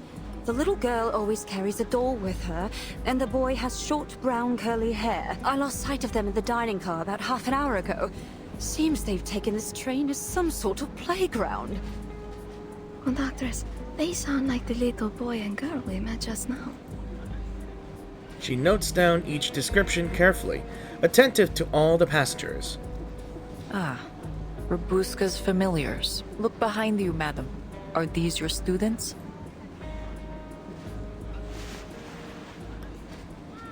Following the conductress's words, all eyes turn to the children at the back. After the glorious Count Arnold V came my grandfather, Savanovich. Grandfather Savanovich brought the whole family north of the Danube and built Argesh Mill. Argesh Castle. He lived to be 165 years old. And they're asleep. She bored them to death. The girl eagerly continues her tales, unaware and unconcerned that her audience has drifted off to sleep. William, Annabelle, you can't go messing about yourselves like this. The governess storms over, skirt swaying wider than usual, appearing almost like a bowling ball rolling down the aisle. Miss Dorothy? Uh-oh. The children jolts awake. Annabelle springing from Babushka's lap. Annabelle, you get back here right now! You should know better than to associate with that kind of company. What do you mean, that kind of company? Okay, we're going overboard with the whole rich people against the poor people. That's fine. That goes for you too, William. Come on, quickly. That kind of company? Is she talking about me? From her sharp gaze, Robuska realizes the difference in their clothes. A hand lands on her shoulder, breaking her thought. We meet again, old pal. We're here to register your information if you might spare the time. If I said I couldn't, would you let me go? I suggest you do a thorough check on her background. Here we go. I suspect she could be a trafficker. What do you mean, a trafficker? She's just a kid. Oh, great. Accusations be damned. No, Miss Dorothy. I was lost, and Robuska helped me. How many times have I told you? You are a young lady of a certain stature. Here we go. It won't do to get too close to this riffraff. My ears burn with this one. Riffraff? Hey, lady, what do you mean? Apologies, madam. But this is just a simple passenger registration. No need to worry, Miss Robuska. We just have a few simple questions for you. Let's see. What are you? I'm Robuska. She straightens her back and speaks firmly. Sorry. Perhaps I wasn't clear. I mean your lineage. Lineage? Oh, sure. I'm Thermanikian. Let's hurry this along. Not your name, nor your place of birth, nor gender. Arcanist or human. Oh, then I guess I'm... There is no third option. Well, how do you know? All right, The girl falters, eyes dodging, but it's William that leaps to explain. She's our vampire boss. Of course she's an arcanist. Silence, William. Who taught you to say such things? Oh. Okay. I was just messing around with the kids. Didn't you ever play make-believe when you were young? Vampires, werewolves, Rusalka. I did not. The conductress coldly interrupts her. Please. Given these extraordinary times, I'll ask that there be no more such make-believe on the train. I won't do it again, I swear. She exhales, but Annabelle, now awake and confused, speaks up. But you are a vampire, Robuska. The air stills. You don't have a shadow. You showed us. And real vampires don't have shadows, right? Vampires are really, really strong. And Robuska is a good vampire. So, you should all be nice to her. Oh boy. She gathers her courage, standing firm even under the governess's stare.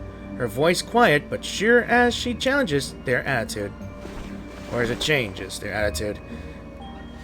The crowd looks down to the firmly embroidered carpet beneath the girl's feet and fails to find her shadow. She's right. She really has no shadow. Uh-oh. Wait, did she say changes her attitude? Challenges their attitude. I was right before. You call this messing around? The patchwork conductress takes a step forward, her towering figure making the children stumble back in fear. Her hand rests once more on Robuska's shoulder, firm yet proper. You're going to have to come with us. I'm afraid that Danube Dawn's security protocol dictates an immediate closed interrogation. Well, looks like she is in trouble. I'm not sure what her reasons why she wants to... I'm not sure what her reason is to try to hide her identity. But I believe it's time for me to take a break. For a bit, because I am hungry and it's lunchtime, or past lunch. So, see you in a bit. Alright, just got back from the little break I got here. And we're on to number 6. The suspect's testimony. Alright, so let's find out what Robuska really is.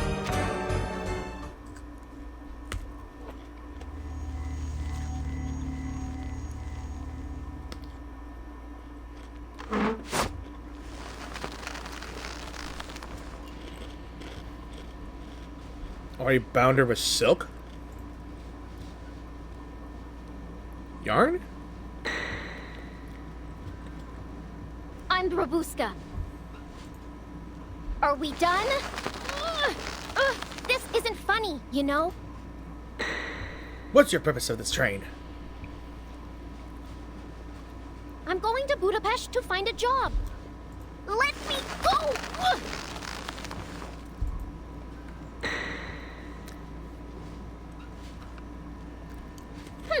Vampires don't team up.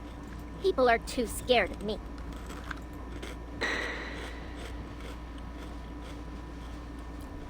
Yeah, I'm a vampire, okay? But so what? I didn't do anything.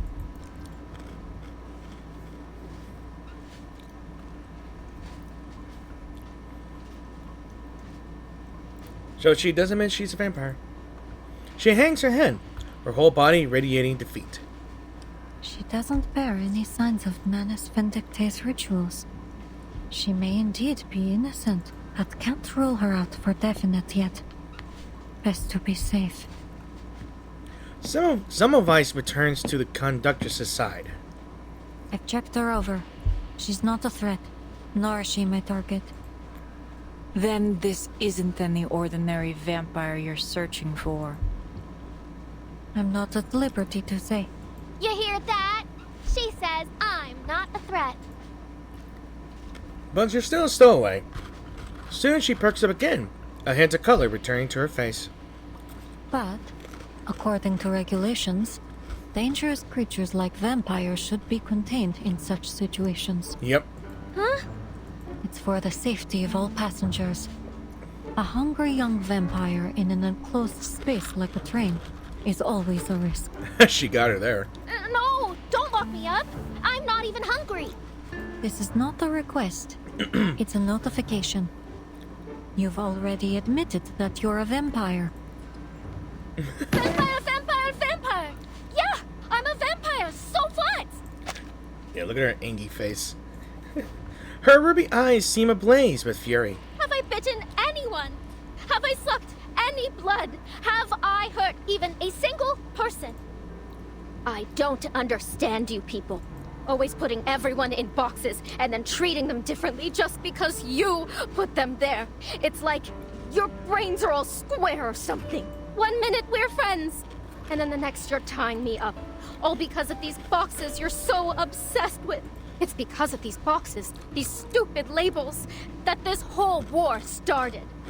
Why, I have nowhere to go. And now you can't wait to do the same to me. Then fine, go ahead. Tears begin to streak down her face. I'm a vampire. Everyone hates me. Go on. What are you waiting for? Follow your rules. Pierce me through with the stake.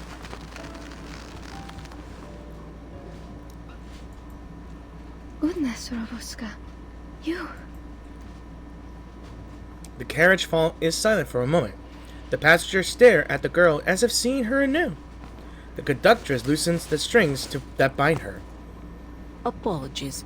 We had to tie you up to prevent you from... Aha! The weakness is revealed. Take this! Ha! She just jumps into conclusion.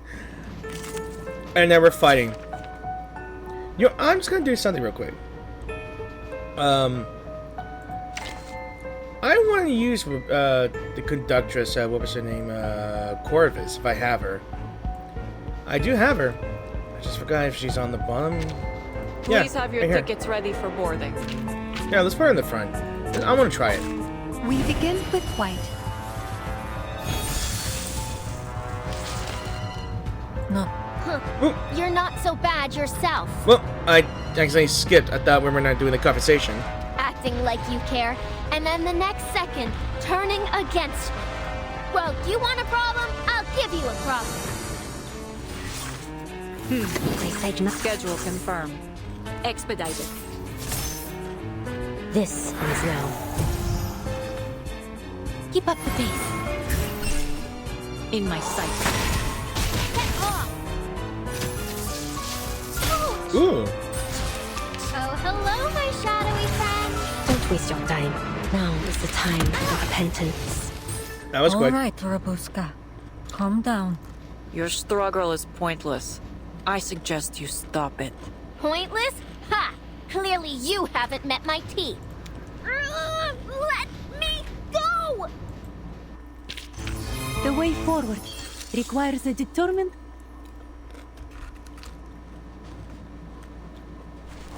I didn't even get a good fight in. Resistance is futile. The conductress pins her down with ease. You're brave. Bold, even. But you're not going anywhere. For now. Let me go! Let me... I'll leave her to you, investigator. The Danube Dawn is not a detention center. We have no obligation to take care of your travel companion.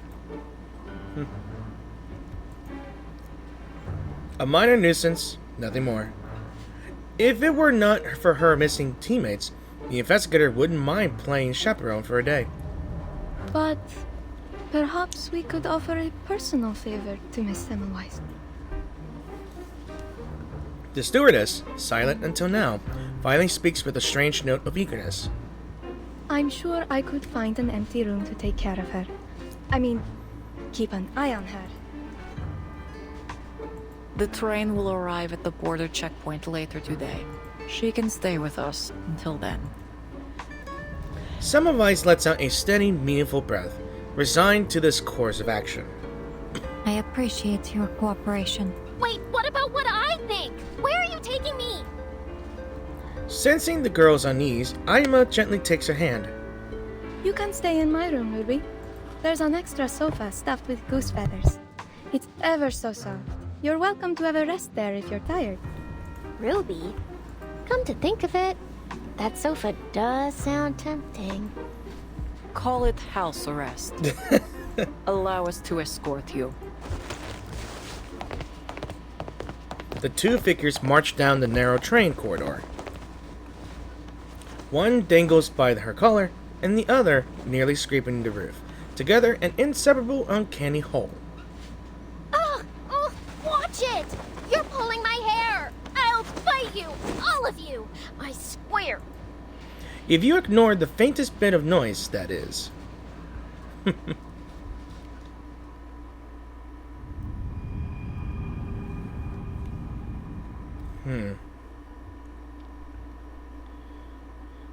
You know what? I might have to upgrade Corvus for a bit. If I'm going to effectively use her. In fact, I might do so in just about now. Okay, so I did some upgrading, and I upgraded her to Insight level 1, I believe. So let's continue on with the Danube Dawn on part 7.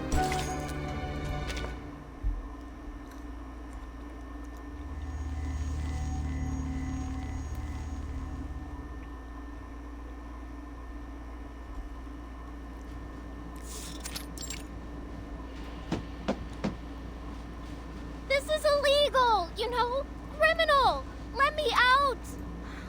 Let me out! The girl shouts, pressing her right ear hard against the door, desperate to melt into it.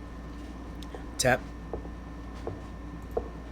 The footsteps grow fainter, echoing down the empty hallway. Phew. Finally gone. All right, Babushka. What's next? She pulls a metal trinket from her rags and brings it to the lock. Lockpick it, huh? Think this lock will stop me, eh? You're going to have to try harder than that.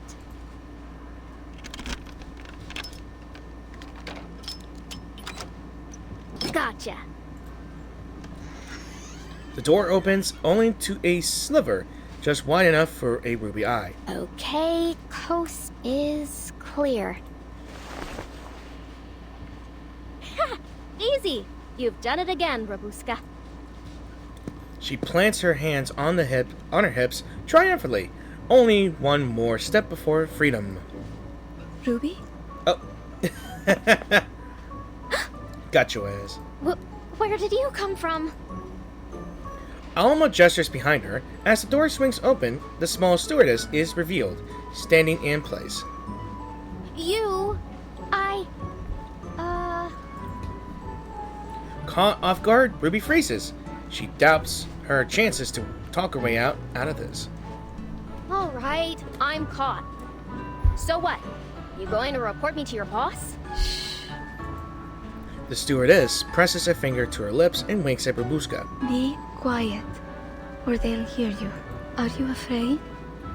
I can smell it on you. Afraid? Clearly, you don't know me. So, are you going to tell them or not? As long as you don't go running off, I won't. She checks the hall, then slips inside, delicately closing the door. So, why are you here? Where's the conductress? They're in the break van. Miss Semmelweis needs to check over some files. Don't worry. Anyway, it's a bit dull all alone in here. Why don't we have a chat? Come, sit next to me. Aima reclines on the sofa, patting the space beside her. The girl glances at her dark palms and ragged cuffs. My clothes are kind of dirty. I don't want to mess up your sofa. Really, I don't mind. Warm words don't reach her. She stays rooted to the floor. Then how about... The stewardess claps her hands, then seizes Babushka as if inspired. Let's get you changed. Then you can join me without a worry. Wait, I didn't... Ah! Lord, you're strong. Tiny but mighty. Not this. Or this one. Found you. Here, put this on.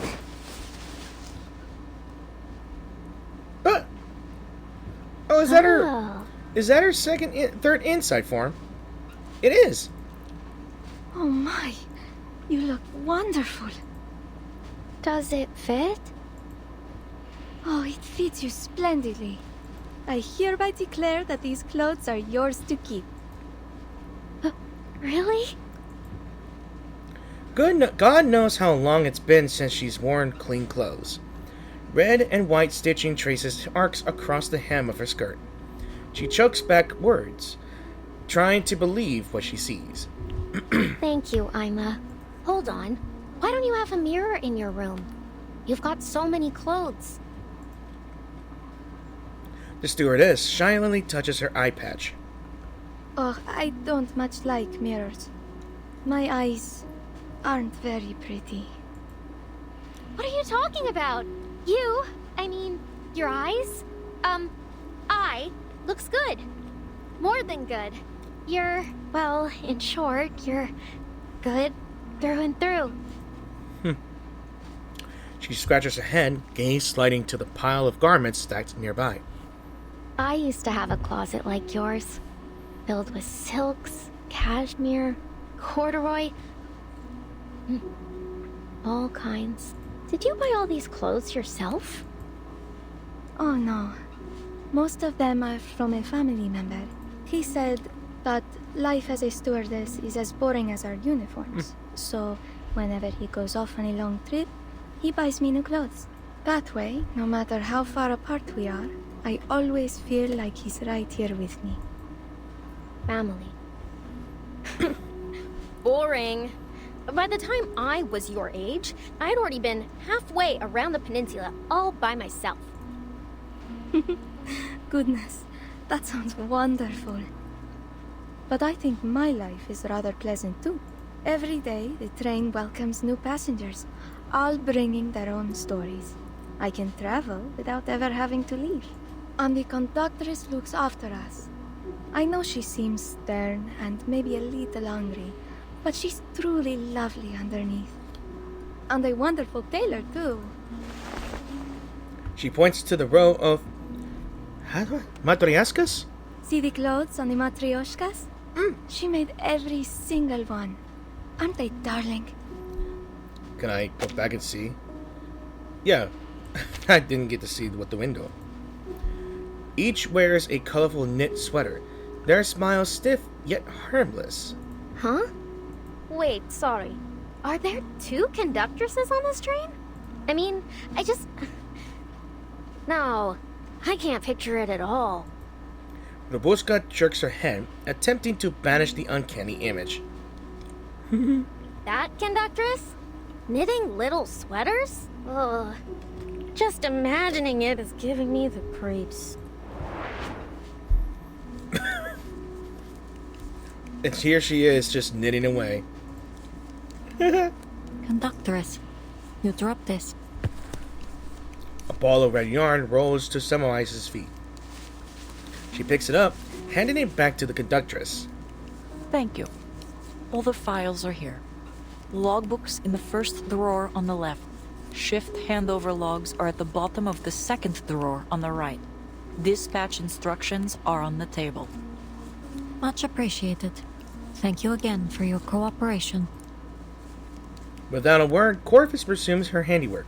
The scarf billows out with every stitch, keeping silent company. A rare moment of peace, perhaps a chance to understand each other. The stitching on this is immaculate. I'm surprised to see you're fond of needlework. It's a common skill. Nothing special. Blunt words, blunt endings. The topic dies. The investigator returns to her files, scanning endless logs and numbers until she finds another opening. The name of this train is very intriguing to me. The Danube Dawn. Does it hold any special meaning? The carriage hums with the grinding of wheels. Another topic dies. Sorry. I've never been much good at small talk or knowing when it's appropriate or with whom. To unite all regions along the Danube. Huh? You asked if it meant something. She pauses her work to meet the investigator's eyes. It's simple. Unite all regions along the Danube and move forward into the new day as one. Unite all regions? Elsewhere, two girls lean against one another on a plush sofa, feeling the rhythmic tremor of the wheels beneath them. From Istanbul to Vienna, through Belgrade, Nika, and Budapest. Fingers trace lacy lines through the air. See how the train is like a line connecting all the dots along the Danube? Huh. Makes the war seem even more ironic. Well, I don't really understand all that's going on out there, but I do know that I like this name. The Danube Dawn. It sounds warm and bright, like we're all a big family. What you said earlier about putting people in boxes, I feel the same way. Why can't they just sit down and have a good chat like we're doing now? Because politics. Robuska brightens. I know, right? I knew we'd get along. Of course. I get along with all types. Humans, arcanists, vampires. She makes a sly glance toward Robuska. Actually, you're the first vampire I've ever met.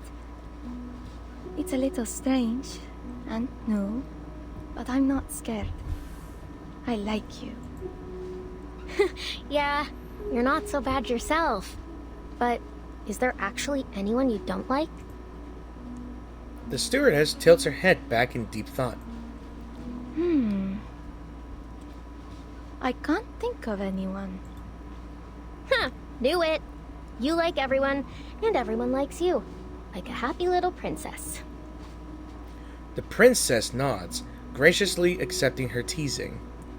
I'm grateful for the life I'm living, and I hope you are too. My only wish is that everyone could live together peacefully. She claps Robuska's hand. Like this, see? Aww. Our fingers are born separate and alone. But if we lock them together, they become one. Nothing can break them apart. It's cute. Like, she's trying to open up. No, they don't. I could break free anytime I want. The girl recoils slightly, but Aima's grip holds, gentle yet firm. How strong is he? Do you want to break free, Ruby? Her pale hands are nearly translucent, faint blue veins showing through. Palm to palm, those threads intertwine, binding them.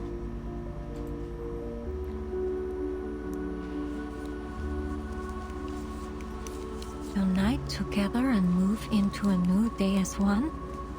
That's a truly unimaginable concept. Dreamed through though it was, the spirit of the times brought many who believed it could be real, wanting to believe the lands along the Danube could live as one. Idealism does often come hand in hand with impracticality. Still, it's admirable to stand firm in your beliefs. Impractical or not, I respect it. Her unexpected approval is met with an equally strange curiosity. Her needles continue their motion. With her left hand, she loops the yarn over the right needle's tip, then deftly draws it back down. Each pull tightens the fabric, fortress walls forming beneath her fingers. When she speaks again, her voice has softened. It's no difference to me. This is only a job. Deliver 13 carriages and our passengers from one point to another safely. That's it. 13 carriages? Are you sure? The investigator catches the crucial number. Seems unusual to choose an unlucky number for a train. The needle halts. I meant, including the locomotive. Rolling stock, then? I didn't want to be too technical. It's fine, really. I suppose I should wish you luck, conductress. After all, it is our common goal to have the train arrive safely, yes? Which is why you've been allowed access here. Now. The last stitch done, Corvus sets her work aside. A soft red scarf now rests in her lap. It's a beautiful scarf. I'm sure Aima will appreciate it. Thank you. A flicker of a smile. Her gaze slips to the dot clock, checking the time. Have you made any progress? Not much, but I did find something helpful. The ticket reservation log could be useful to cross-check against what our passenger said. She nods. Good. We've been here long enough. If you'll excuse me, I have a job to do. It's been a pleasure working with you, conductress. Together, they rise and step out. A blizzard rages outside, buffeting the train as it speeds into the night.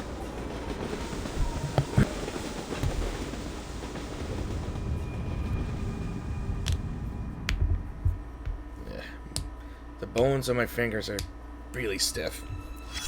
I have to pop it every few hours. Alright, news or rumor? What is this? Let's see how long it is. Gosh, alright. If you want to, go ahead and pause and read if you want to. Scarlet Nightmares.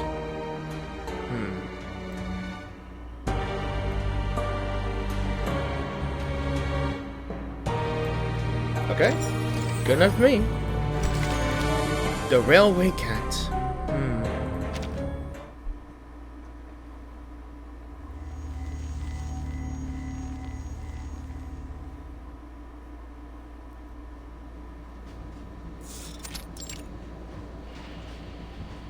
The hour is late and the lamps dim. Passengers return to their compartments one by one, the soft sway of the train soothing them to sleep like a lullaby. Only 2 passengers remain in the shared space, seated face to face in silence. There's the writer again. Madam, would you mind putting down your pen? I need to take your information. Verity, British, Arcanist. I like coffee, battered cod, and breezy nights. I hate deadlines and rainy days. There. That's all there is to know about me. Now, it's my turn to ask the questions. The editor sets down her pen, then leans deep, as if passing along a secret. Have you found it? I don't know what you're talking about. Well, that's a no then. She waves her hand half-heartedly. No matter. I'm sure even the most compelling of stories would turn to a dull report when put in your hands. Goodbye. Best of luck with your work. Semmelweis closes her pen and files. But the editor, struck by a thought, speaks again. Ah, but since you've been looking so diligently, I suppose I might throw you a bone. Yes? She leans closer still, giving a wink to the investigator. Rumor is, many passengers aboard this train have heard crying during the night. Yeah, I just noticed something. Why is she holding a vial? I mean, not sure, that's not even lipstick, but it is looking like a pendant, but if you could look a little closer there, it's pulsating. It's red, too. It could be a hint, and she might be a part of the plot. Who knows? Crying? What kind of crying? It starts soft, then turns to a hissing sound, lasting, echoing, and then, all of a sudden, it stops. She grips down her throat, smiling at the investigator. Like a kitten being strangled.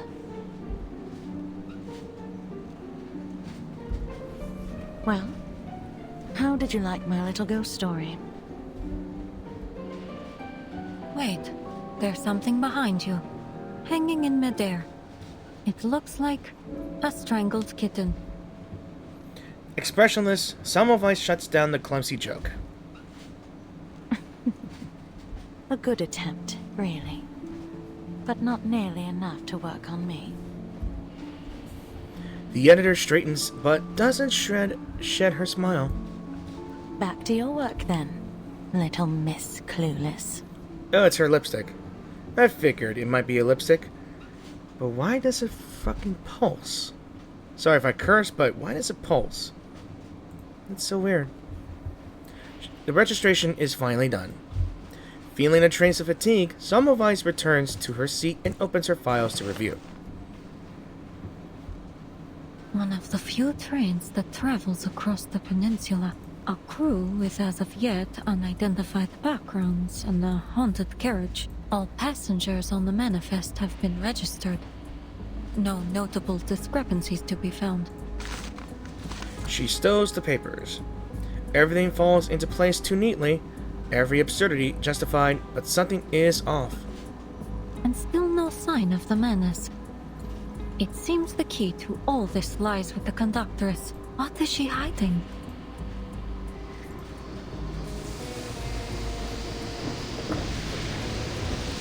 We're stopping?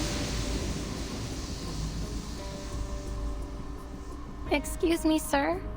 Why is the train stopping? I just got into sleep. The steward hurries through the corridor, calming the roused passengers. Apologies for the interruption. I'm afraid the train must come to a temporary stop. The railhead is impassable because of the heavy snow. The situation is being dealt with as we speak. Please stay in your rooms and remain calm. The dining carriage will come around to deliver nighttime desserts. We have Leipzig lark cake and Turkish delight. Should you require anything else, please let me know. Snow? She lifts a corner of the curtain.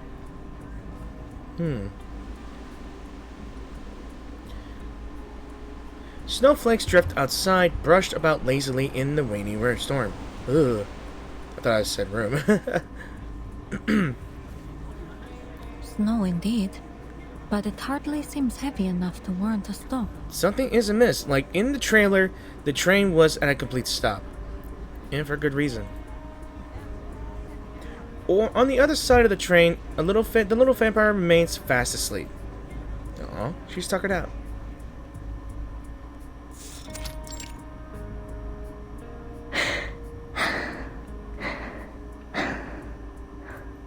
Lubuska lies sprawled on the sofa, breathing evenly. The day's turbulence has worn her down. A new friend's comfort was the best lullaby. How odd. I've never known a vampire to sleep at night. She reaches out, inching toward the sleeping face. Oh, it's time. The stewardess shakes her head, brushing the hair from the girl's cheek. Look at this smile on her face. She must be having sweet dreams. It's a shame I have to go. She rises and quietly closes the door. Light fades into the shadow until the room is swallowed in darkness. Nighty-night, Ruby.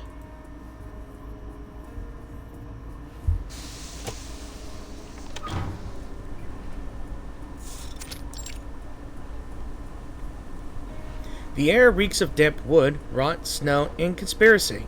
A girl drifts among the trees like a phantom, fading into and then reappearing in the dark. The conductress has been waiting in the snow, crushing flakes in her palm. You're late. Did something happen? No, sorry. I was just making sure the vampire girl was asleep. Did anyone see you?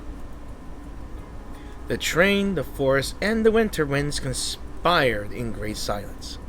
Snow falls calmly but steadily. I was careful. No one saw me. Good. They're expecting us. Who? The two move toward the rear of the train, vanishing into the heavy snow. Snow prints follow, another figure Just as I thought. trailing them. Leave it to Semmelweis being a paranoid bat.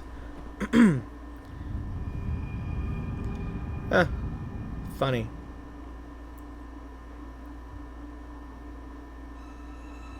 Alright, what's this now? Let's see. Passenger information log. Sonia, 60 years old, a noblewoman, sharp-tongued and fuzzy, seemingly fleeing from the war. 60 years of pride might have made it hard for her to face reality. I'm supposed to travel with the butler, but tickets for the Danube don't bring nearly impossible to get. 10 minutes of complaining. Skirt. Ordered herself. Okay, it's probably the people that we're talking about. You know, that were named. Right. Okay, just got back from eating my dinner. And of course, being cold, I thought it'd be best to eat something that I never had in a long time. But enough about that. We're here to do number 9. Let's go ahead and do it anyway. So what are the two of them doing out in the middle of the woods, in the middle of the blizzard? Who knows, right? Do not enter, it says. I mean, you say that, it just makes me want to enter more. Yeah. Apologies for the wait. Lower your weapons. It's Iglika. Iglika? Shadows apart, young men emerge. Recognizing the conductress, they lower their rifles. I prefer Corvus. It's more familiar to me. So that's your true name, huh? Are they all our people? She checks their faces, easing only when she sees no strangers among them. Yes, no others. Just as planned. Pyros' men are patrolling ahead. Good. Finish this quickly. The passengers believe we're clearing snow ahead of the train. Is Pyros holding up his end? Yes, he'll let you through when the train arrives. Good. And the cargo? In the carriage over there. In the woods. We've got horses to pull it over. This way. It'll keep you out of sight. At her word, the men hurry down the forked path by the tracks. Come on, follow us. She steps forward, but her coat hem is tugged. Conductress, I... Got it. Don't worry. I'll be back. The conductress drapes a newly made scarf over the girl's shoulder until it has all but buried her face. She looks absolutely cute. So soft. Thank you, conductress. I don't want you to catch a chill. Iglika! Patting her shoulder, she walks alone into the shadows.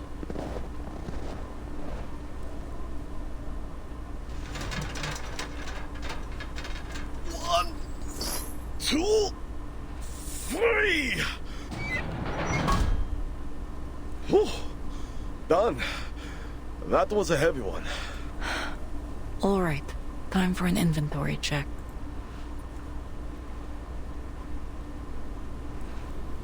She's added another carriage? Semmelweis blends into the dark shadows of the trees, examining the train. A new carriage is pulled up and secretly attached behind the rear cabin. That kind of explains why that end cabin was so weird in the trailer. What's it carry? Guns? Ammunition? Controlled substances? And those don't look like Serbian troops. She waits until the soldiers disperse, leaving only two behind. Aima lowers her head and clutches her scarf. Then she suddenly collapses to her knees. Aima.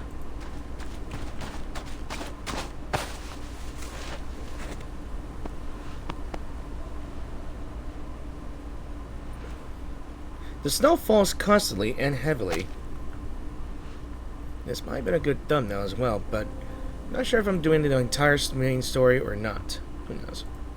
Their figures lean together in the storm, like ghosts rooted among the trees. In that moment, all else melts away. Sorry, my voice is getting hoarse. The world is only the two of them. I'm sorry. Shh. I know. Silly girl. Shouldn't have gotten so close. What are they? Could it be? The investigator, hidden in the shadow, frowns as she keens her eyes. Need to get confirmation. And she got caught. Please, hands up, where I can see them. She raises her hands. Turn around. Two soldiers stagger before her, faces ghostly and haggard, like two white flames drifting in the night. Good. Don't do anything stupid. What did you see just now? I saw... She flicks her tail, kicking the stone into one soldier's knee. Ah! He cries out, buckling to the ground. She lunges, seizing his weapon in the same instant, turning it on the other. My turn now. Hands up where I can see them.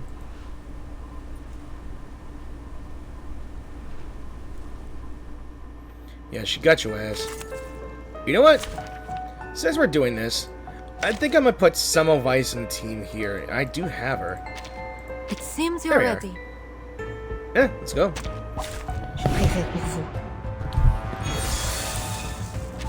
Alright, let me get a good read on these soldiers. Cautious patrolman. Okay, never mind. Agreed. I have seen to the heart of you. Follow the plan. Keep up the pace. Our blood will burn.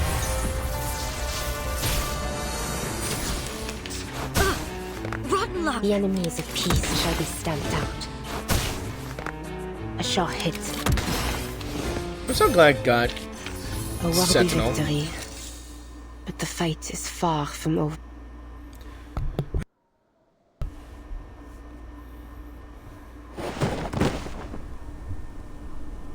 Two young soldiers lie unconscious in the snow. Something's wrong with these soldiers. Slow movements, unsteady steps, and their faces oddly pale. No bullets in either gun. That can't just be a mistake. She checks their gear, empty rifles, unmarked tags, a trinket that draws her eye. Vampires. Same shape and size. This looks to be the item the conductors gave that soldier at the station earlier. Manus Vindictae. Finally you rear your head. It's the Manus. Okay. She runs her fingers over the familiar symbol, then pulls her communicator from her coat and presses the button. Investigator Semmelweis to Foundation. Mission number 0073 MV. Go ahead, investigator. Progress update. I found the Manus Vindictae insignia on a soldier at a station near Belgrade. The conductress of the Danube Don has undertaken suspicious dealings with these soldiers, stopping the train on the pretext of the railway being blocked by the snow, in order to secretly add an additional carriage. I now have reason to believe that the conductress is collaborating with Manus Vindictae. Whatever's in that carriage may be related to our blood-sucking target. One more thing. I've lost contact with all members of Squad 77. Mission 0073 MV, report received. We will continue our search for Squad 77. Please proceed with your mission, investigator. Report finished. She snaps the device shut. She looks up at the dark sky. The storm is easing. Been out here a while. Any longer, and I might start to raise suspicion. Time to head back.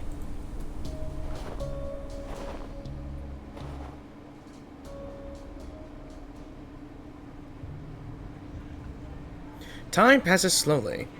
A few passengers stir awake with the stop. Some step out of their cabins, whispering in the darkness. All passengers, please remain in your rooms. The train is about to depart and we will reach the border checkpoint soon. The steward moves between cars, calming their unease.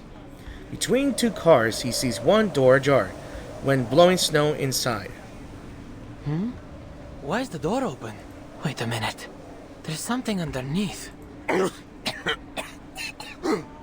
Unwell past. Oh, I stole away. A passenger leans there, coughing hard, drawing the attention of the steward.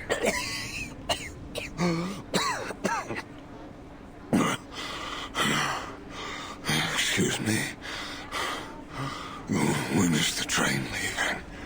He does not sound good. Oh, apologies, sir. In about 10 minutes.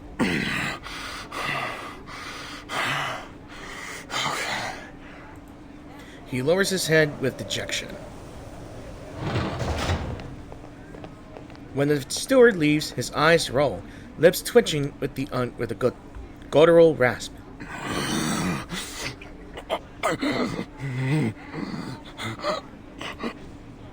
Jesus. Kudos to that voice actor.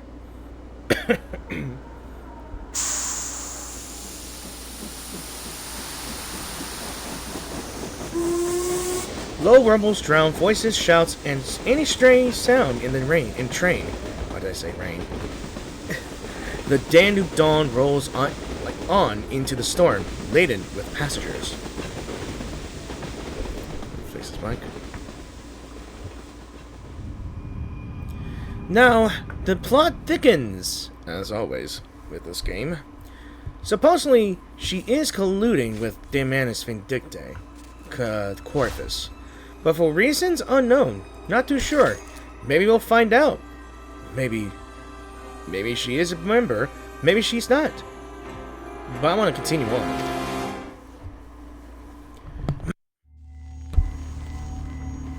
I think I'm just going to do the entire thing. Maybe. Story time? I always have the same dream. A dream where time stands still. People never grow old. And the sunshine never fades. Because there, I can hear Mama's voice again. My, look how long your hair has grown, Rubuska. Sit up for a moment so I can comb it for you. My hair was just like yours when I was a girl. I do worry when I comb Nicolas, though. His hair's like your father's, all curly at the root. Come on, Mama. Please keep telling the story. In the light of the blood moon they rise. In the light of the blood moon, they rise and stride under the veil of night. Freely, they live without fear of death. For through blood, they live forevermore. Through blood they live. Amazing. What about me, Mama? What about me? Her eyes was not as ruby as back then, huh? I just noticed that. You? Well, you are our dearest Robuska, one of the youngest vampires in the family. Seasons changed, years passed, and you've spent 214 years, 4 months, and 2 days in a deep, deep sleep. Now, the people suffering from the war cry out, Robuska, awaken! Open up your scarlet eyes and help us.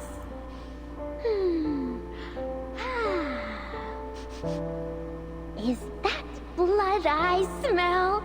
Now, the great vampire Robuska has awoken from her endless sleep. Does anyone dare hurt my family? Never fear, Mama. Robuska's here to bite their necks and suck their blood. It's cute. Like, I think that's why she's in the trailer. She really loves the stories of vampires, because it was her mother that told her, and she is a lineage. You silly thing. Have you forgotten? As vampires, we're not afraid of anything. Not even death. What the? Of course. Run, Buska! Run! Mama! No! No! The war. Buska! Run!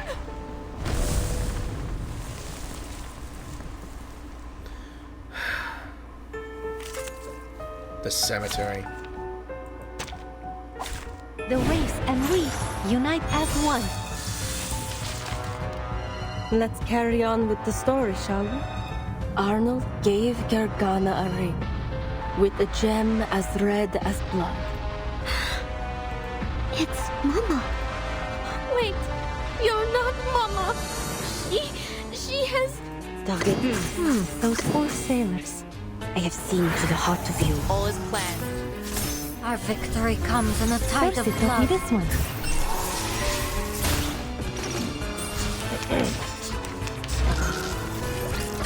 The enemy is at peace. A shot hit. It's gone. Is this a dream? The way forward requires a determined heart to resist temptation. I'm gonna have to figure out what her ultimate arcanum is. I ran and ran. Away from the gunshots. Away from another burning village. I ran into the mountains. They protected me. Hid my escape. Then, I went to the cemetery. No! No one's... following. For her. They can't find me anymore. I found an old coffin. Cast aside. Forgotten. Just there. Abandoned by the whole world. I huddled up inside it. And I lived there. Lived with the worms. Damn. It smells like them. Like my family. Mama once said that in this land, the dead never truly die. She said that our bodies merged with the earth, our blood seeping into the dirt and nourishing the tangled roots of the trees. And ever so quietly, we day by day become one with the world.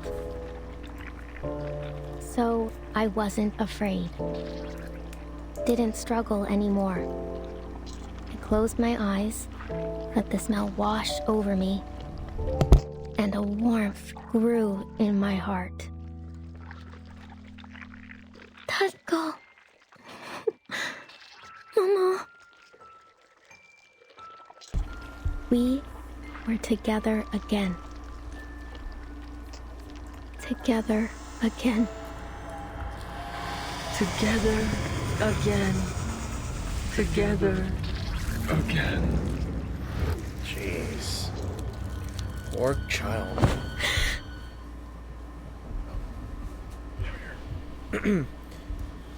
She awakens from a dream.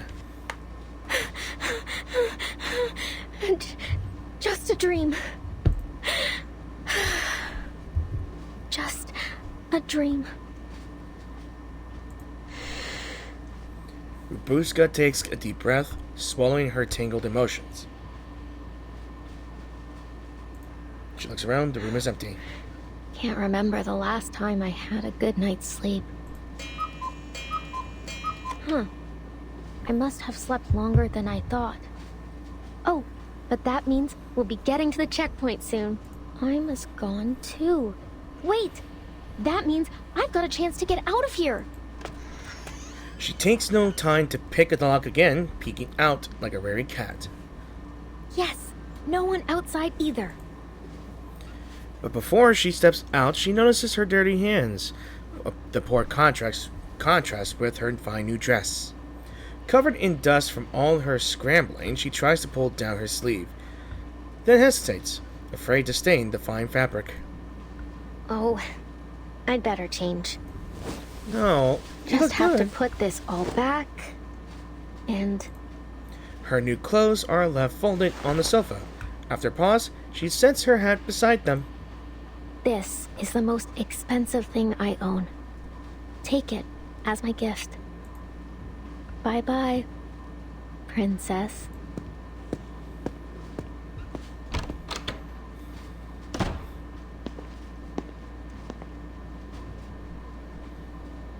The young vampire slips through the carriages. Most passengers remain asleep. The night is free, yet oddly lonely. Quiet. Nobody's around now. Then I can have some fun by myself. She lifts her flute, letting notes keep her company. Just like the old days.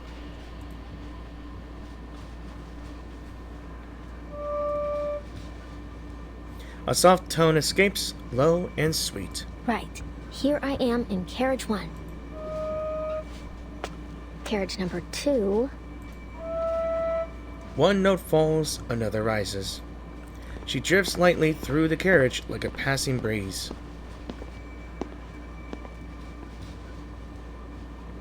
$11. Huh? Shouldn't there be 12 carriages? 10 for passengers, plus the brake van and the staff compartment. Yeah. Then how did this extra carriage get here? And she notices. And she's the one that finds out whatever's in here. A new carriage, one she's never seen before, rattles in the dark. But the train stretches long, and in the night, it almost feels endless.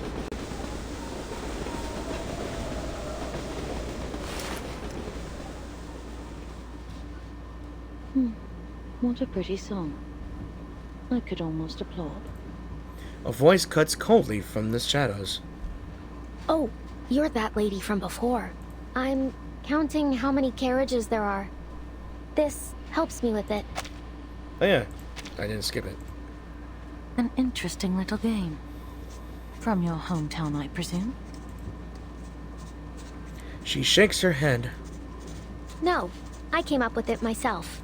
My hometown's big, you see. So big you couldn't even imagine it. Climb one mountain and another rises. Cross one river and another follows. The sky stretches endless and gray, a road without end. Lucky for me, my mother gave me this caval. So I used it to name every mountain and river by giving them each their own note. Pardon me, I had a yawn. She grips her flute with pride. And now I never get lost. Are you certain? The editor looks up from her scratchy notes, her eyes alight with interest. I've heard the carriages on this train can multiply. Even if you played the entirety of Bach's Mass in B minor, you'd never count them all. I'm thinking that she might be suspicious. I've always been suspicious. But then again, those notable characters are always going to be tied in the plot. Go ahead. If you don't believe me, you'll see soon enough. Damn it, yawn. Verity offers a wistful smile. What? Again, a good thumbnail. She looks down the corridor. The carriage sways lazily, as if begging her forward. Moonlight peeks through the clouds, pale and cold, shrouding the scene like a white burial sheet, hiding all secrets beneath it. And there, in a carriage that never was, in that place that shouldn't even have existed, blood-red eyes blinked in the darkness. And the blood of those sorry passengers trickled, sweet and warm, into the throats of the red-eyed monsters.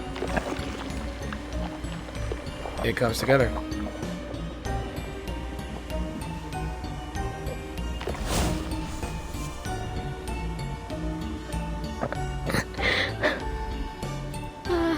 Ma'am, I think we'd better stick together. She steps back in fear, turning to find nothing there. Just an old iron door swaying by itself, its hinges groaning. Creak, creak. Ma'am? Oh. The girl has no choice but to face the darkness before her. Come on now. You're Babushka, the blood-sucking vampire. You're not scared of anything.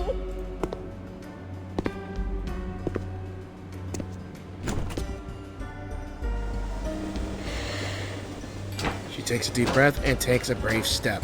Leap, I meant. A heavy copper lock clamps the front door of the carriage, glinting coldly under the moonlight. Oh, lock again? Fine. Then I'll just unlock this one too. Open sesame. Just one push, and she could slip inside. Babushka freezes. Holding her breath, she presses against the door, catching faint sounds from within. On one such night, a group of passengers awoke to the sound of crying. They followed it. Then, the crying turned to bawling, and the bawling to wailing, until they reached it. A door that wasn't there before. Fear creeps over her. She turns to leave when a sharp gust throws the door wide open. The ancient groan of the door could wake anyone, or anything long asleep. Slowly, she lifts her head to face the darkness.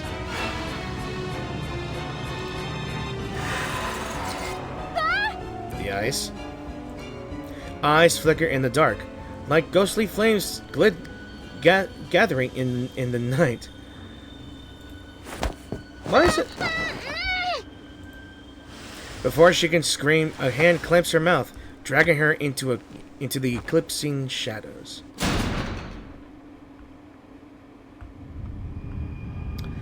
Oh, she got taken. Great. Great. Ha. Ha ha ha. Yep. There's two of these more here. Let's go over them. Nameless nursery rhyme. Listen, the wind is wailing in the distance. Look, the crimson moon is rising into the sky. Child, don't linger here. Don't touch the berries wet with dew, for that tempting red hue already carries the smell of rust. Listen, the wind weaves endlessly through the forest. Look, the bloodthirsty heralds wander here. Their forms faint and shapeless. They have no hearts, no shadows, no bodies. Only blood-red lips, blood-red eyes, and blood-red fangs. They will use those fangs to suck your little fingers, as if they were the ripest berries. It's gotta be a nursery rhyme for vampires. Let me see how long it is. I'm not gonna read that much. So again, pause and read if you want to, because that's fine enough. Yep.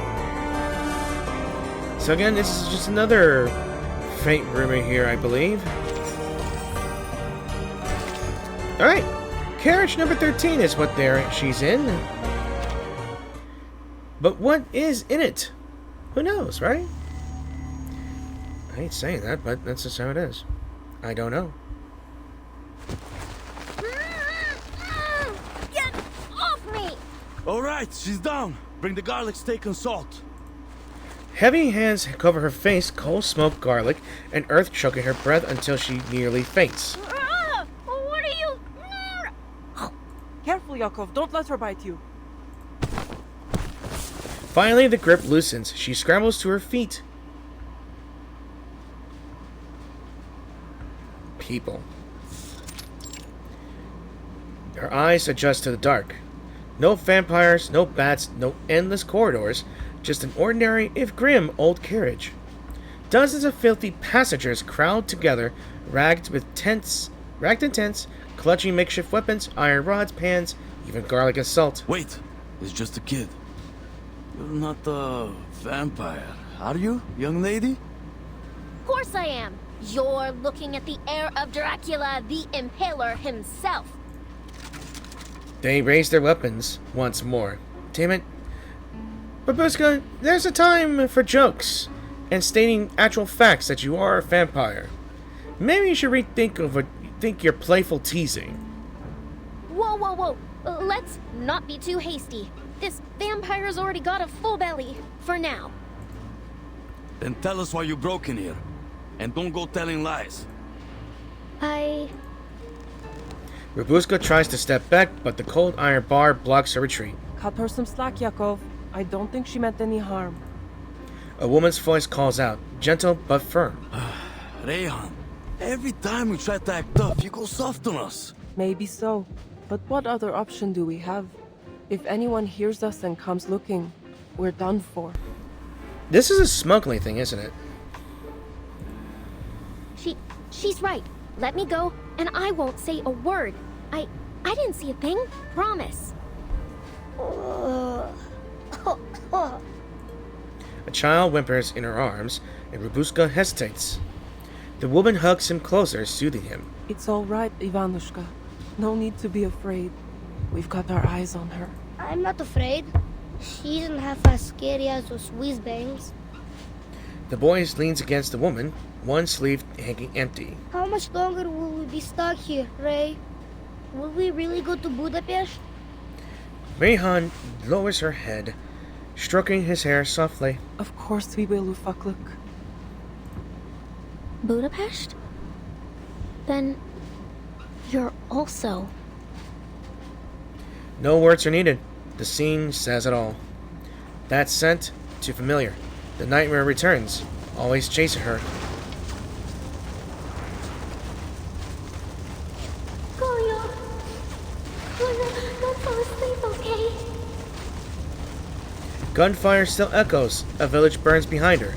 She clutches her brother, unable to look back at the ruins. Luska, I can't feel my bullets. They're just a bit numb. It'll pass. You'll be fine. Get us out of here. Don't tell me that his legs were blown. Flames tear across the sky. A shell bursts overhead. I think my legs are gone. Not something a kid should say. It hurts, Bushka. It hurts so bad I can't. You'll be fine, Goyo. All right. Your big sister's here. You're safe. You'll feel better tomorrow. You'll be better. Highly unlikely because his legs were blown up and he's losing a lot of blood. And since he's a vampire, yeah, all too well. Plus, we just got we only got through chapter 11, which is freaking World War I extended. Now we just got into another war. Wow. Thanks, Reverse 1999, for bringing trauma back. But I don't blame you. I live for the stuff. Miss Vampire, what happened to your eyes? They've gone all red and watery, like white rabbits. Huh? Oh, it's nothing. Happens every time I think of a happy memory. It's a vampire thing. She hears a faint sound by the door. Step by step, quiet and patient. What is it? Shh! Someone's coming. Robuska signals the others to hush, then pushes her own ear to the door. Strange. I don't hear anything now. Was it just my imagination? She lowers her head and sees a dim yellow glow seeping through the crack. Lantern? A shadow blocks the light, swaying in with the train.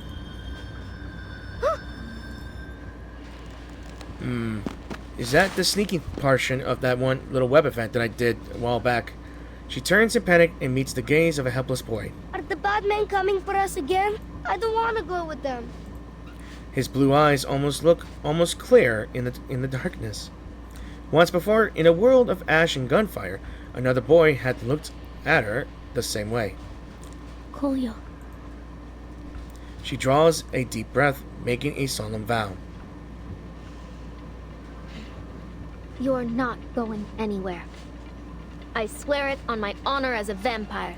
Just leave it to me. I'll get you all to Budapest, safe and sound. Turning back, she faces the door. Now, keep quiet. They hold their breath. Dozens of eyes weave a net around her, holding her spine steady, sealing every path of retreat. Whoever you are. She spreads her arms, coat flaring wide, like a bat unfurling its wings in the night. Show yourself! But don't think I'll let you touch a hair on their heads! It's Corvus. It's gotta be Corvus. Assuming it might be Corvus. But oh well. It's Semmelweis. Wait, not Semmelweis, is it? Schedule. Is it? That was certainly Follow a the choice. plan. This is now. Sailors, get ready. I won't be able to stop them. If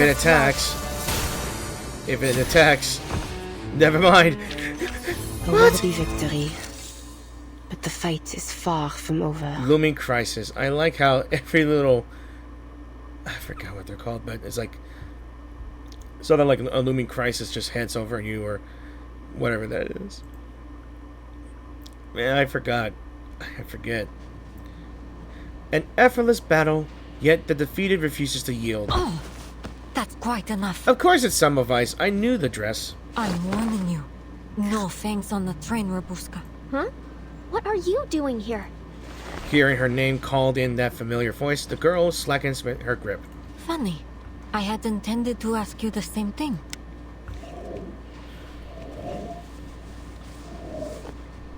The yellow beam falls across wary, half-wild faces. No one speaks, her speed and skill intimidating the onlooker. No sign of Squad 77. And these people don't look like menace either. Could they be the cargo she was talking about? Are they civilians? Refugees, more like it. She pauses for a moment, then speaks again. Who brought you on board? The conductress? Think before you answer. I know more than you think. Why are you on this train? Silence. Eyes filled with unease and suspicion fixed on her. She knows only sincerity will break through the wall between them. Just listen, please. I don't work for the Border Patrol, the Army, nor the Railway. If it's war, famine, or death you're running from, well, who could blame you? In times like these, anyone would do the same. My business here is with a vampire.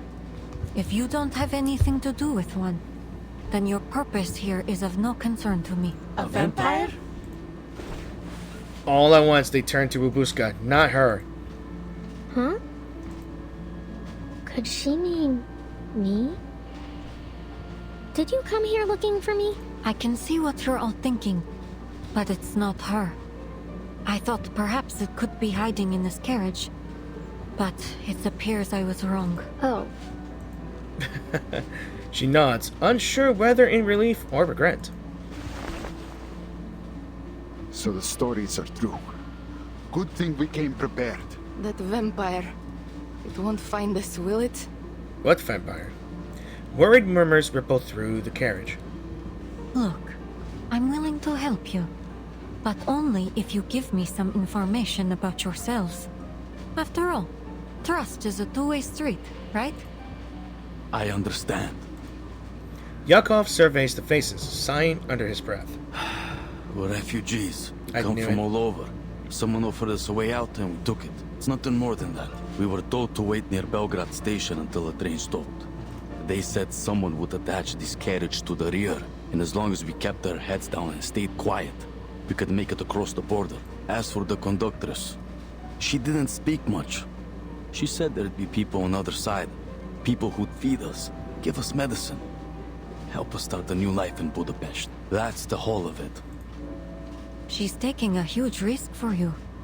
Smuggling you across the border could put her behind bars. She asked for a fair price, I assume. The passengers shake their heads. No, nothing. Only that we keep quiet and never speak a word about it to anyone who doesn't need to know. Whoa. I never would have figured her for something like that. What's that menace insignia? How did she get it? And why did she give it to those soldiers? And I can't forget that the rest of my squad has vanished without a trace. Semmelweis takes a glance outside, an unyielding screen of white snow. She checks her watch. We'll be reaching the checkpoint any minute now. Their time is short. As if to confirm her calculation, the train begins to slow.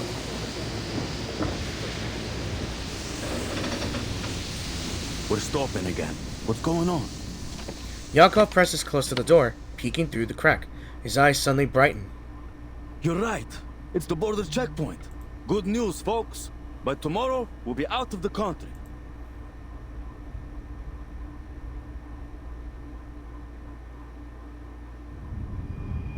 I'm not sure if I feel bad now, or do I feel worried that things are going to get worse? Yeah. Alright. Let's check the other one.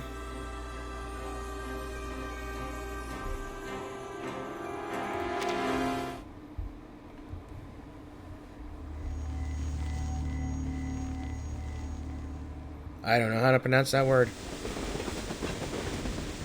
The train glides into a soft break at the checkpoint. The steel beast breathes out a final belch of dark smoke before it stops.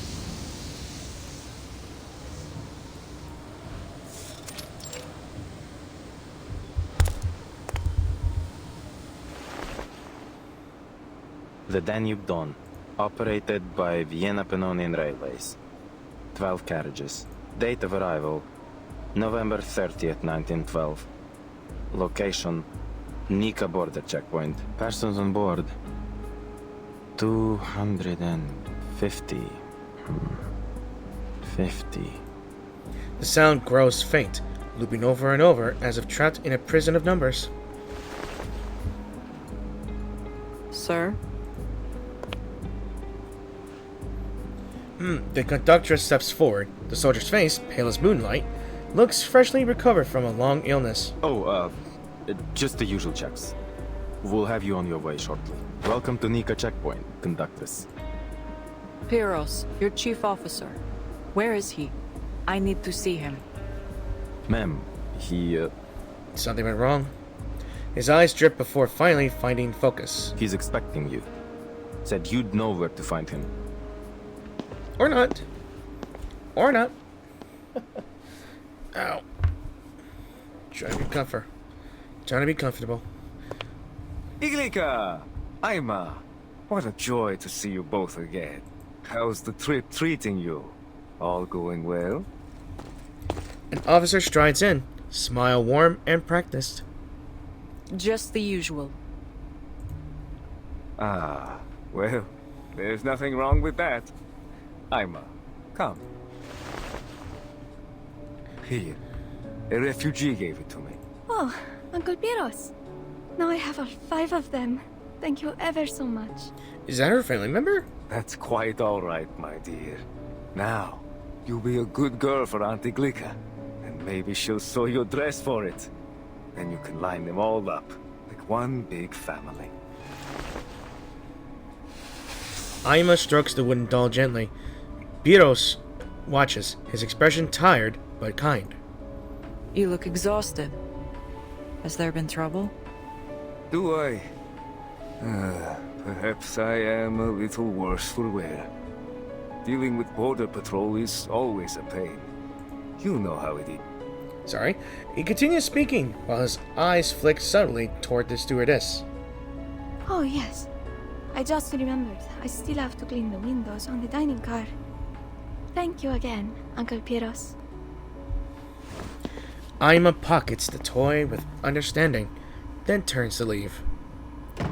The door shuts, and the officer's smile turns sour.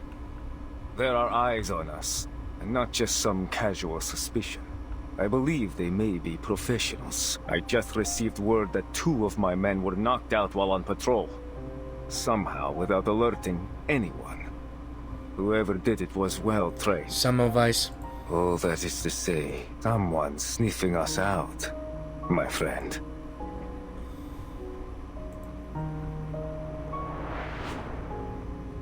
To rule out any threat, I need to verify every passenger on board.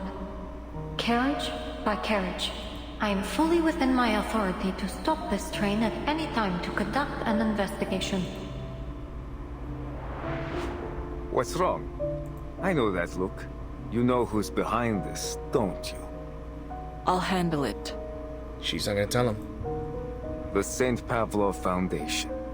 You heard of them? And he already knows. He wastes no time. Oh, Iglika. You've met them already, haven't you? They're on your train as we speak. How else could my men have been ambushed in such an isolated location? You're harboring a snake, my friend. Whether you know it or not. She's not after the cargo. As for the assault, I will handle it. I won't allow anything to jeopardize the mission. This train must reach Budapest. She dismisses his concern with a sharp wave. Ah, makes me miss it.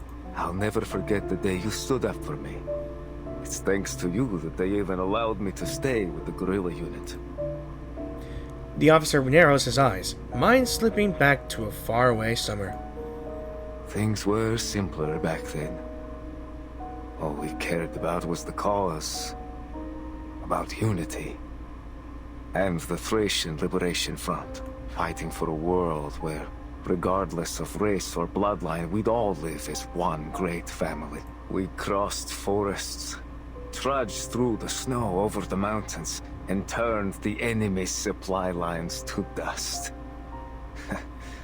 We scared those cavalrymen half to death, and when night fell, we'd gather around the fire, break bread, clean our sights, and sing those songs of war and liberation, like brothers and sisters. You remember, don't you, Iglika? It was a good life. What a shame that not everyone shared our vision. Betrayal, bloodshed, comrades parting ways. We went through all of it together.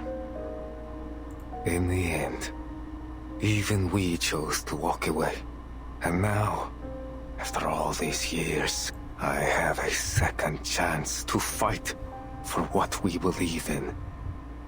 The Danube Dawn. His voice softens as he leans against the window. As he turns, the scar at his temple shows raw and red, like a burnt vines.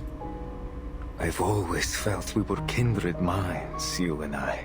I trusted you then, and I trust you now. I won't take any action against the Foundation. He pauses. On 2 conditions. First, the train mustn't leave until morning. We need it here long enough to go through some procedures and put together a justifiable account of the assault. Procedures? You mean... I'm getting there. Second, I need to conduct a full search of the train. Same old talk. Stops, papers, inspections. It never ends. The train's already been searched. You'd only raise more concern with the passengers. I can provide you the passenger list if you must check. Pieros shakes his head. Believe me, my people don't enjoy this any more than yours do. But... word has gotten out. It's only a matter of time until people start asking questions about the attack. Besides, better that I do it, rather than getting the government or the company involved. We wouldn't want their prying eyes looking any closer now, would we? His point is made. The conductress carefully chooses her next words. One of my crew members will be with you at all times. And tell your men to stay clear of the cargo. As for the time we're losing, I need compensation. Food, medicine, and priority clearance when we reach Budapest. The paperwork there is cumbersome, and each minute the train is stopped risks our cargo being exposed. It's give and take. Do we have a deal? His expression blanks, then yields a faint resignation. Glika. I knew you wouldn't make this easy. You never do. This is a fair negotiation, Pieros. For both of us. We both have responsibilities to attend to. Yes?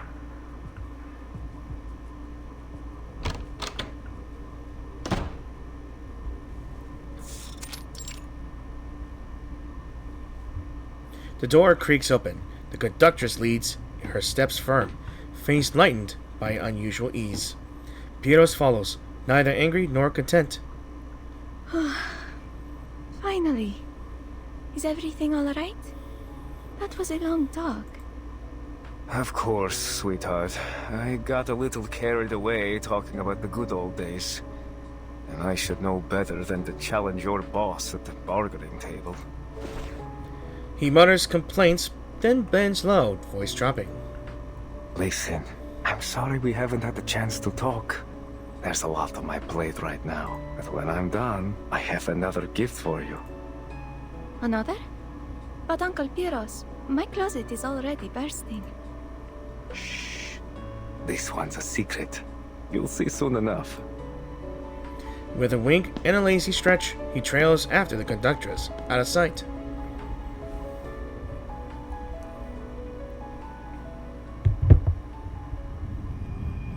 Alright.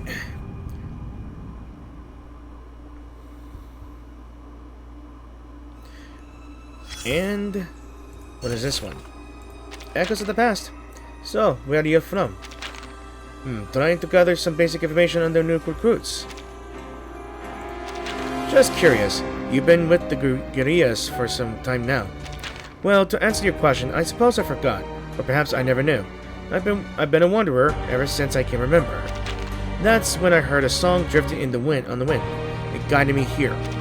I don't know where my home is either, but I have always wanted to find one, or create one.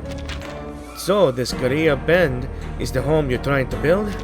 Yes, the guerrillas welcome anyone who longs for a place to return to, just like they welcomed you. I see. What?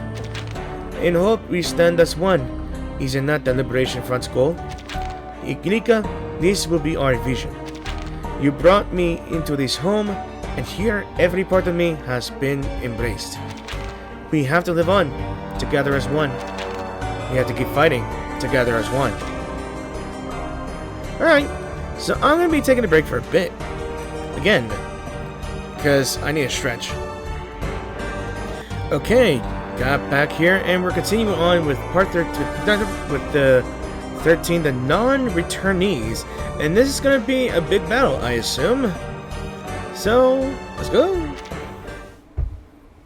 Either we're fighting Corvus, or I'm not sure. And the zipper on my slipper is beginning to fall off. Outside the carriage, home come heavy footsteps, followed by a wave of restless complaints.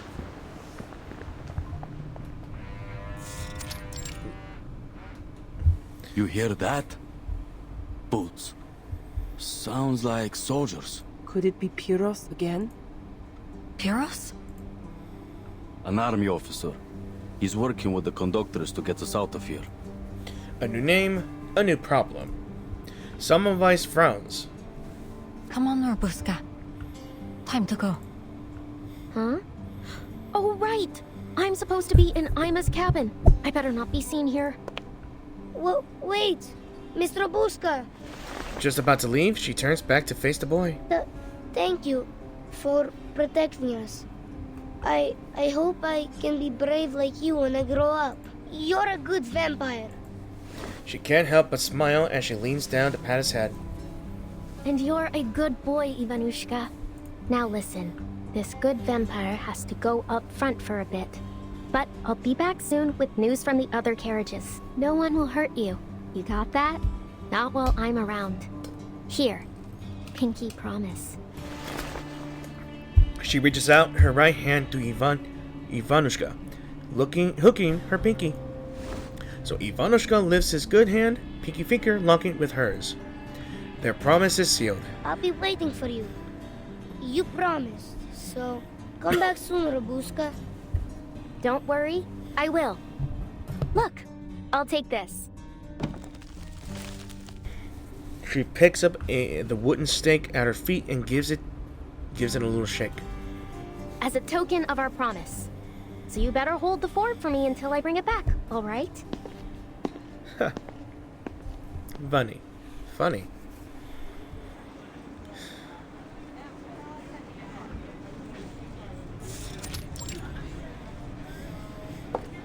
Ladies and gentlemen, please bear with us while we conduct a routine check. Are you going to take us too? Like you did with Robuska? Aww. You give her back right now, Earl! I'll lie down right here. I'll be an unmovable object. Brave, but... The boy flings himself to the ground, clenching his pudgy fist like a martyr ready to face his fate. It's his final card to play, a tactic that has worked on the adults before, and one that he's counting on to work now. If you are set on being unmovable, I'd be happy to stitch you into the carpet. She ain't joking. He swallows hard. I'm not moving. Not until Robuska's back. Another search. Again? I suppose you can never be too sure whether someone's transformed into a beast over lunchtime. We're ever so sorry for the inconvenience, but this is for your safety. We just have to check whether... Oh, I have something to check too, young lady. Namely, whether anyone on this crew actually has a brain knocking around in their heads. Oh my god, lady, shut the hell up. I'm sorry. You say this is for our safety? But all you've done is stir up chaos. You ought to be ashamed. And you to be shut the hell up. Sorry. The carriage is in chaos. People leave their seats, crowding and shouting. The tension seems about to erupt. And a gunshot. Please tell me that was directed to the lady. That's quite enough commotion. Sorry. Everyone. Sorry. I thought the bullet would ricochet and hit the old lady. Sorry. I don't mean to act like that, but yeah. I'll get annoyed by people like that too. I'll try to hold it in. The officer slides his pistol back into his belt as if it were nothing more than a pen. Just a tool. In the uneasy silence, another sound breaks through.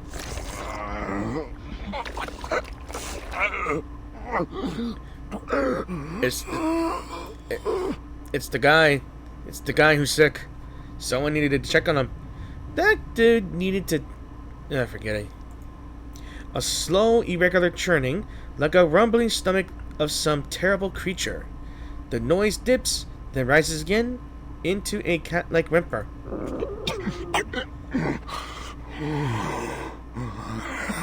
Quick, he's got the plague! Get him! All eyes turn toward the pale-faced gentleman in the corner. What are you staring for? That weren't me. Footsteps echo. Samovice strides through the gathered people at a quick pace, with Babushka trailing close behind. What are you two doing here? Please, allow me through. There's something wrong. She moves as she speaks, grabbing Arbuthnot's wrist and yanking it away. Watch it! I told you it weren't me! She shoves him aside and looks at the slumped stranger hiding behind him. Who are you? I didn't see you during the registration. Can you speak, sir? He's a stowaway.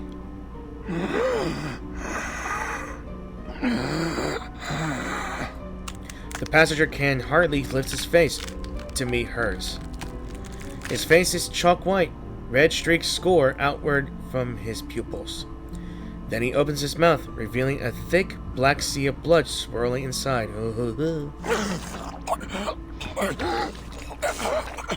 Oh.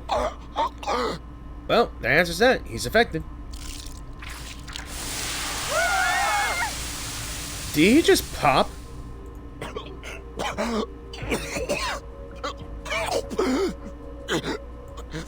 He collapses, choking on the blood, gurgling as he swallows it back down. Don't! The investigator kneels and pries open his eyelids. An infected? But this looks nothing like the usual symptoms. A mutation, perhaps? Hold on. Would anyone care to explain this? What is infected? Infected by what? A pinch of cold, a dash of salmonella, and a spoonful of tuberculosis. What do you think? He's been bitten by a vampire. Vampire! And here it comes. Overwhelmed with a shock, the passenger faints. My goodness!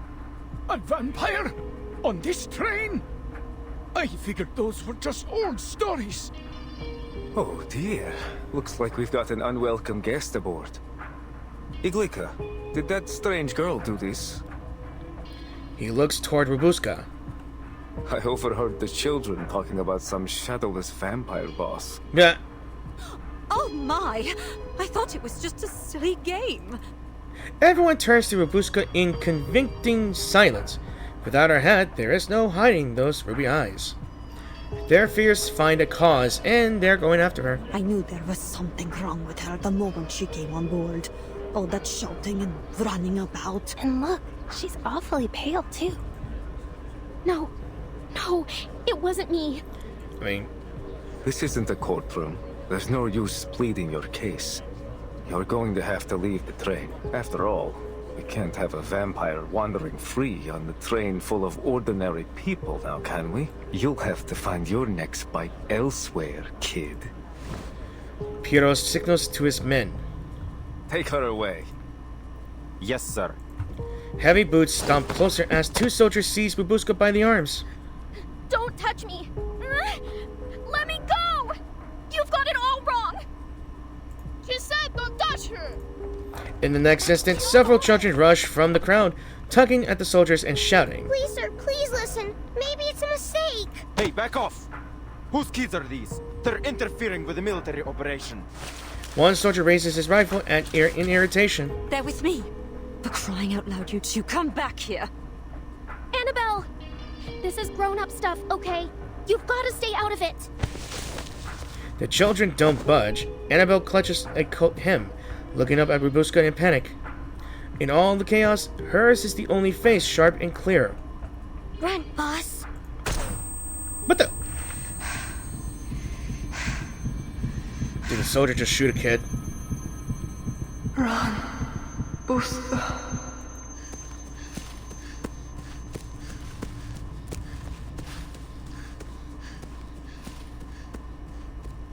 The air reeks of gunpowder. No one is hurt, but a jagged dent scars the ceiling. Last boarding. Where are your parents?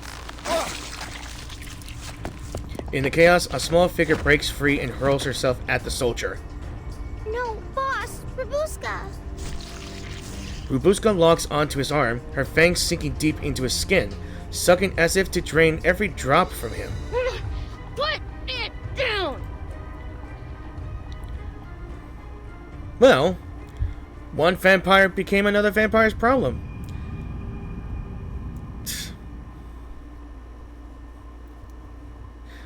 I guess I know. Ima. I forgot her name again. Attention. Foreign objects on the rails. Gunshots! I hate gunshots! My ears! Right. Time to run. As far as my legs will carry me. Wait. No. I shouldn't. Sorry, Mama. But I'm not running again. Something seriously wrong with her. Target locked. 9 different songs. By God's grace. Expedited. Our victory comes in a tide of blood. This one.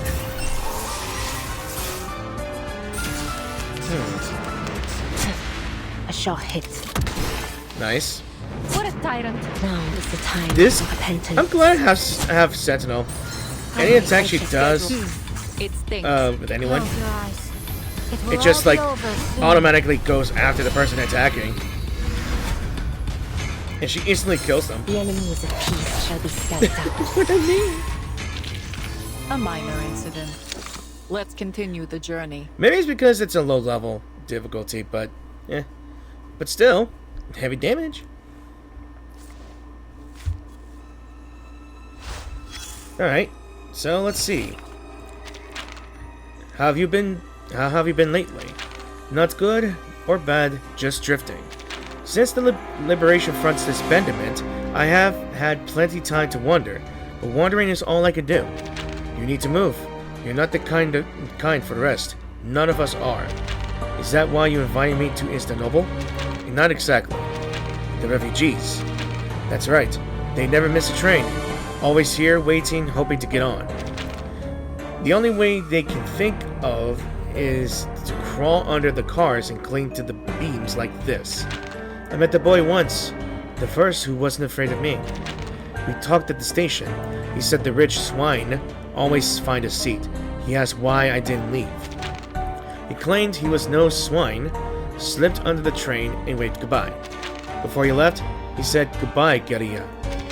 He knew where you're from, but I had almost forgotten. I have an idea. What kind of idea? And this is where she became the conductress, I assume. The Conqueror Worm. Alright. So, Babushka was falsely accused of something, just because she's been a vampire and she has openly admitted to it. But the vampire's been hidden and knows how to make do with the chaos. But see amid the mimic rout a crawling spear shake and intrude. A blood-red thing that writhes from about the scenic solitude. It writhes with mortal pangs. Edgar Allan Poe, The Conqueror War. It's an actual quote from a book. Yeah. It is. I mean, who doesn't read Edgar Allan Poe? Damn vampire! The soldier hurls the girl aside, his hand marked with 2 clear bite wounds. She bares her teeth, fangs dripping red. Look who's going to be a damn vampire now. Guess I'll have a little company in that cell. Bloody hell! Oh, that's just wonderful. This train will be infested with vampires before long. Samwise, aren't you going to correct these idiots? They gather people from form a ring around the soldier and the girl. The children are pulled close by Dorothy. Heat surges through her body, her heart pounding faster and faster. She logs onto him. Yes, any second now, he will pale and collapse. His veins will branch like spring twigs, crawling into his eyes and mouth, then sprays jets of blood like a fountain. And nothing happens. I didn't feel a thing, you little brat. The soldier raises his hand to strike her, but his wrist is seized. A cold voice cuts in.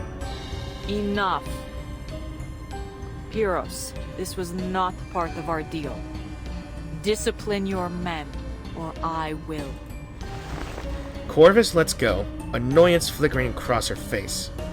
Easy now. This fellow's just a little on edge. I'll see to it that he learns his lesson, I assure you. But for now, we seem to have a far more intriguing problem. He steps forward unhurled, stopping before Rabuska, sneering down at her. Why hasn't he? He should have turned by now. I bit him. Tasted his blood. How adorable. Still living in your fairy tale world, are we, little lady?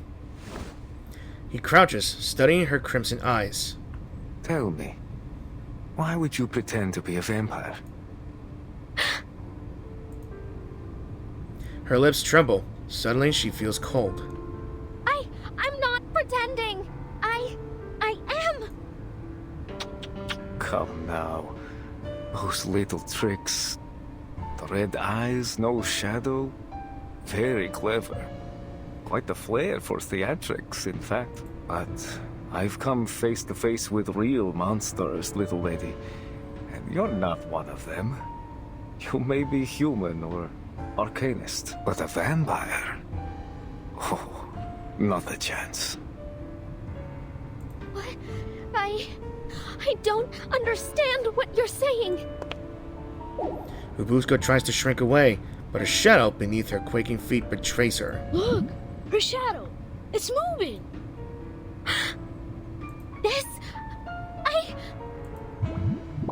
The shadow grows and warps, then retreats again into a modest, ordinary shape. She looks at those around her, finding suspicion, distance, and pity. Emotions that weave into a suffocating trap. Boss. No, I'm telling the truth. The words tumble out quick and desperate. I am the youngest descendant of Dracula himself, daughter of Arnold VI, the greatest knight ruler of our time. Together we defeated Conrad the Wicked and his monster of a son, and then the war came, tore apart our home, and only I survived. Me, Rabuska, the vampire. The shadowless, the unbleeding, the unwoundable. Her eyes shine with madness, cheeks flushed rose red with fevered daydreams. I crawled over mountains of corpses, waded through rivers of blood, ran between fire and screaming shells. Everything and everyone's gone except me. I lived. I carry the strength of my father, mother, sisters, and brothers. Their blood runs through my veins. She falters, panting, her gaze full of near hopeless. I'm the powerful, deathless vampire Rufus. Her legs give way, body crumbling like her bones are gone. The officer lowers his rifle, but without expression, hauls up her by the arm and drags her aside. Unbelievable. She sure knows how to give a speech. Bring her to the warehouse at the station. Keep her in a separate room. The unconscious vampire is thrown over a soldier's shoulder and carried off.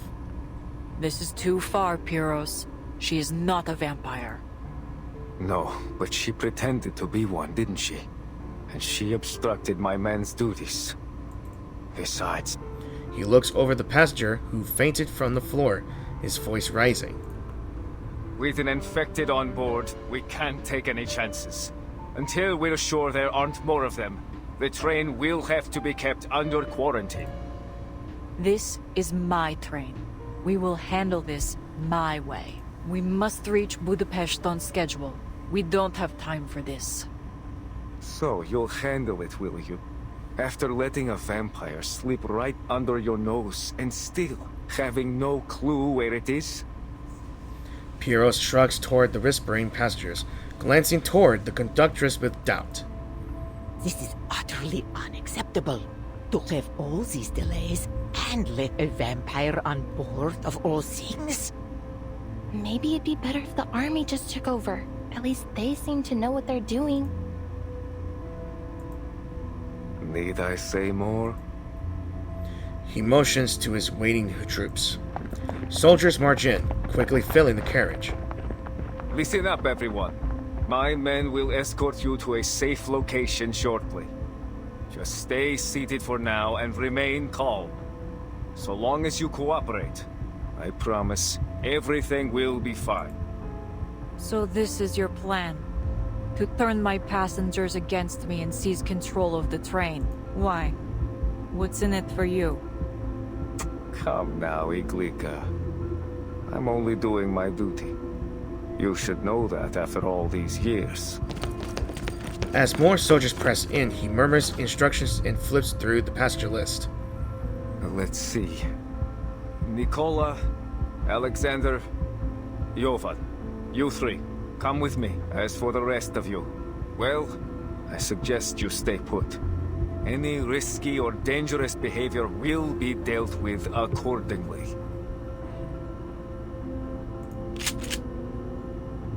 Semmelweis keeps her eyes trained on the armed men but maintains a low profile.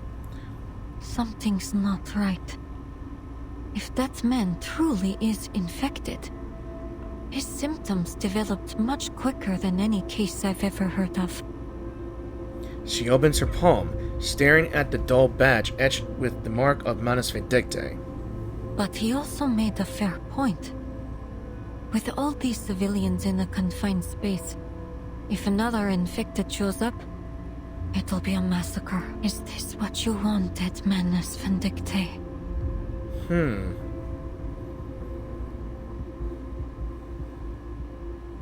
How odd. More mystery to solve. Well, nothing like skipping over to Lark Cake.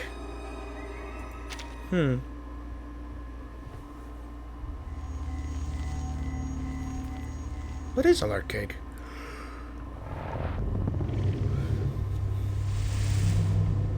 Maggots. So many of them.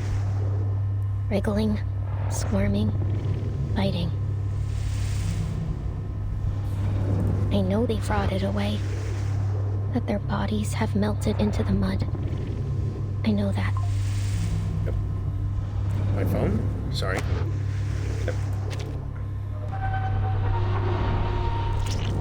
Still, I remember a face. Her face. Pressed into the ground, red with blood, black with mud and rainwater. But still, I saw the warm brown of her eyes. They looked at me. They wept. Until the breathing stopped. And the tears turned dry. Go. Run for your life. That's all she said. Like they were the only words she could remember. No! I don't want to! I don't want to leave you, Mama. Go. Run. You must. Go. Run, Buska! Run! Those words never left me. I hear them whenever the light gets low. Just as I'm about to fall asleep. Or as I run through the woods with everything I have. It's like a second shadow. One that covers me entirely. Mama. No. I cried. I bawled. What else could I do? Run. That's what. As far as I could. As fast as I could. And I buried the screams. Buried the gunshots. Buried her face deep in my memory. And never looked back.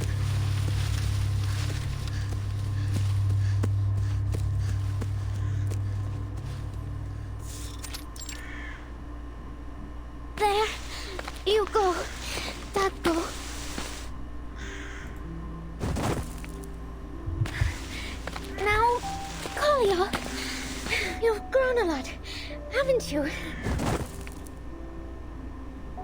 Okay.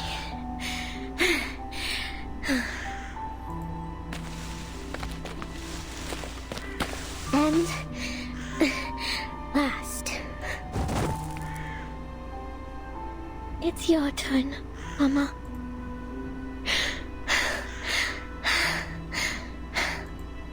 The guns and the strangers who wielded them have gone for now, leaving behind fields caked with blood and bodies lost to eternal slumber. When all settles, the village is nothing but a scorched ruin. The girl buries her family together in a nameless pit. Father, mother, and little Koyo lie neatly arranged, like porcelain dolls on a bed of dirt and leaves. Why are you all sleeping? It's still light out. I don't want to be the only one awake. Let's all fall asleep together, alright? She lies down with them, curling those to her mother, close to her mother, pulling a stiffened arm around her chest. This is nice. Like when I was little and you used to hold me, Mama. Oh, when we wake up, will you comb my hair? Cold fingers tangle in her hair, yet in her mind it feels like comfort. Mama, tell me a story, would you? Please? I know you've told the vampire story 100 times, but just once more. Please, in the light of the blood moon, they rise in stride under the veil of night. Freely they live, without fear of death. For through blood, they live forevermore. Her breath is shallow. Consciousness slips away with whispered stories as her eyes close, and she falls to slumber.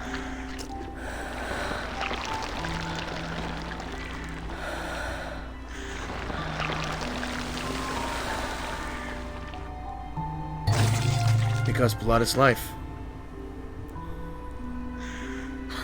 Because blood is life! That's right!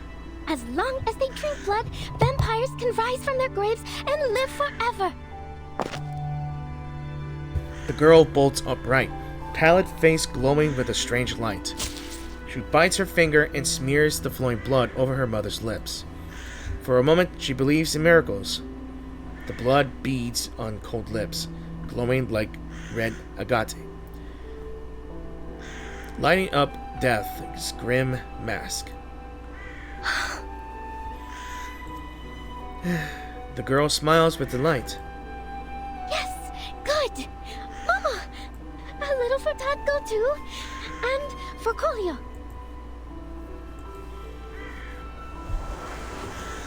But it didn't do anything, did it? All set! She smears thick, almost comical streaks of blood across her family's lips. Yeah, we're just like the story! Tatko, Mama, Kolyo, and Robuska, a vampire family. That's why Mama likes to wear lipstick. It's just like blood. Here, have a little more, Mama. She caresses their faces tenderly. Am I a clever girl? I figured it out. Now, we'll all wake up soon. Right? I know it might take a while, but I'll wait. Don't worry. I'll be right here, watching over you. A breeze lifts. A bird's cry drifts in from afar. The girl looks toward the scarlet-red sunset, sniffs, and raises her tiny fist to the sky. Don't even try to touch my family! You hear me? I'm Robuska the vampire, descendant of Dracula himself! Poor child, poor kid. She's delusional. I'll rise in the light of the blood moon and stride under the veil of night! It's not much as she is crazy, delusional. She's using this as a coping mechanism, maybe. Trying to believe in a small miracle, like vampires. I'll live freely, without fear of death! I'll watch over my blood forever and ever, forevermore! Her vow is sharp and unyielding, the fiery voice of a young girl, but powerful child of an ancient and noble vampiric bloodline. Lion. Who's there? She looks down again, and the illusion breaks. Cold blood dries on rotting faces, their mouths bent into grotesque smiles. Who are you? Colio? What happened to your clothes? Mama's going to be mad at you. Their eyes are milky and puckered dry, the bodies cold and sagging, gray faces gaunt, blood-soaked and tattered clothes, the last vestiges of their identities. Mama! Mama! Mama, wake up! Please! Please hold me! No! No! Mama! Don't go! She screams, ripping cloth, scrubbing furiously at their faces, but the flesh gives way like ripened cheese. No! You're not dead! We're vampires! We can't die! Her rough wiping tugs at their mouths, bearing smiles soaked in blood. Laughter swells, spilling from red lips, from the sky, from the corpses, howling, echoing, like 1,000 bells ringing at once. Lies! All of it. Red eyes, thanks. The resurrection of our family. All lies. No! Terrified, she runs toward the distant red sun. No matter how far she goes, the laughter seems to chase her. You run! Go! Run, Robuska! Run!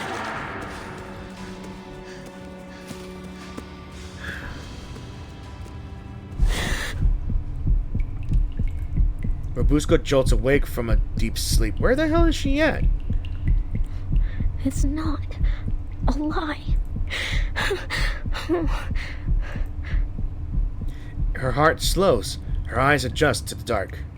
The stench beside her is revolting and bitterly familiar. Death, mixed with fuel and smoke. She turns her gaze and meets another face, swollen and bluish. A corpse, stiff and cold. Black veins coil beneath its pale skin like twisted branches of a dead tree. Her eyes follow the body upward until they freeze on a face she knows. One she has seen before, back at the snowbound station. No, not precisely. But many like it. Vampires, werewolves, wild beasts, and monsters. It's always the same story about the powerful consuming the common folk. Storytellers have always been good at making their points one way or another. It's the old man, isn't it? It's that old man from the train station. What are they doing? The irony of his warnings is a bitter mix of comedy and tragedy. You are awake. A shadow in the corner stirs, taking the shape of a looming man. Thirsty? You're that officer. What is all of this? Did you kill these people? Pieros ignores the questions. The rag drags across the floor with a heavy scrape, tossed casually to Babushka's feet. I'm afraid I haven't been a very good host, and alas, our water supply has run dry. Blood, however, well, we've got plenty of that. Pieros extends his hand, long blackened nails stroking the corpse's wrist with a vile tenderness. Drink up, little Miss Vampire. He's trying to prove that she is not one. Blood runs down Babushka's hair, lashes, eyes, nose, finally her mouth. Her nose fills with the stench of blood. She collapses halfway to the floor, retching violently. Stew, frozen berries, honey bread, lark cake. Everything she's eaten pours out from each spasm, mingling with the foul blood and shredded organs on the ground. Not so demure at the table, are we? How embarrassing. I knew you weren't one of us. He opened his eyes. He is a vampire. So he was a vampire. I don't think Corvus knows either.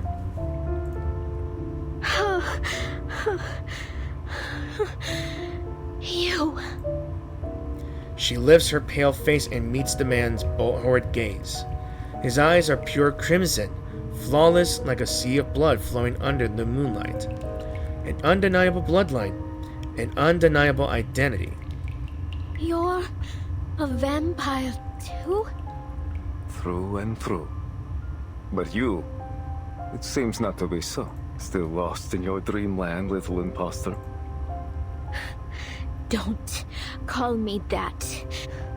My family, my blood, they'll rise from the grave soon. You'll see. We'll be together again.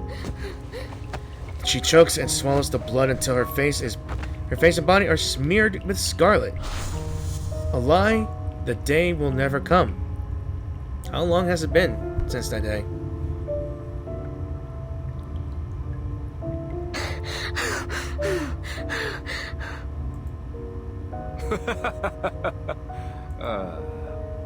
The man cackles.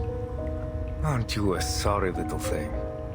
It almost stirs something in this useless old heart. In fact, I've almost come to like you. Tell you what, I could make your wish come true. My wish? His blood-red eyes gleam with unfathomable danger. You heard me. I can help you become a real vampire.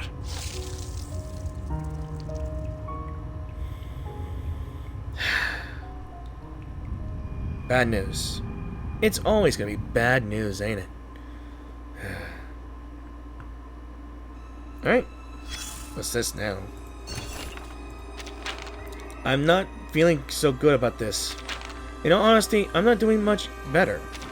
How long do we have to stand guard at this detention room? Who knows? I've never even spoken to the officer. Ever since the quarantine order came down, they've been sending people in non-stop. The endless waiting. Complaining to me won't help, you know. The screaming's bad, it's true. But what can we do? Oh my god. I think I hear Luca's voice. He's in there too? That kid with the worn out shoes? It really does sound like him. Why are our own people being interrogated? What's happening? Why are they doing this? God, does this happen often? Never mind. I never heard of anything like this before. Don't look at me. I only got here half a year before you. But this sort of thing has been getting more and more obvious in the last month or two. I don't understand. What are they doing to make them scream like that? What kind of torture is this? Let's just stay out of this. Huh? Is that singing? There really is someone singing. Why do I feel dizzy? Hypnotism.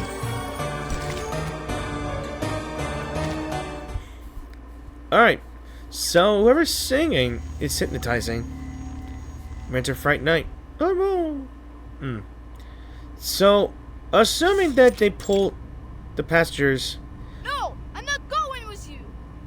in the stop.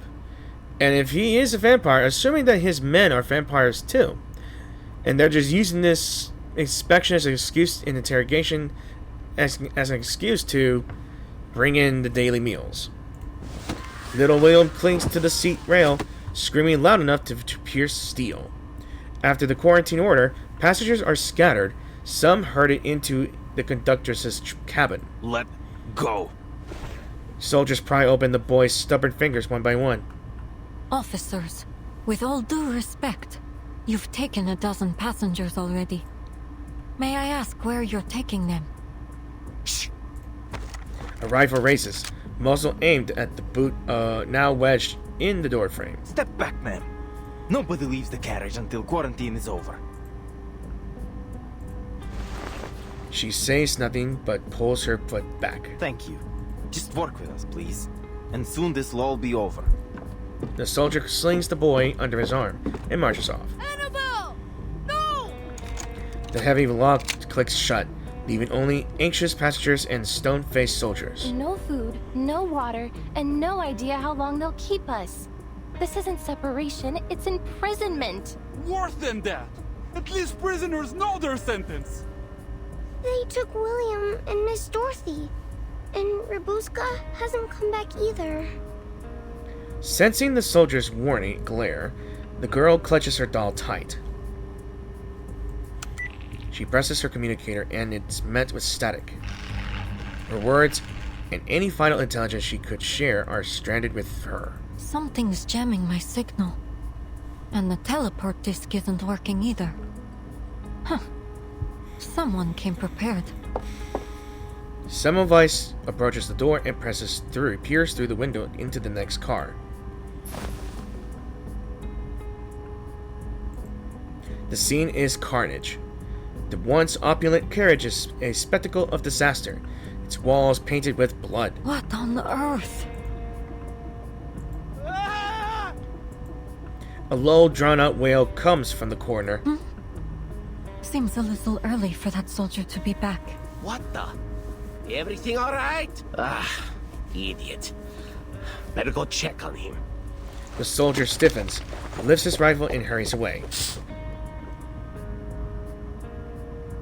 He's gone. Conductress, I think it's time you and I had a heart-to-heart.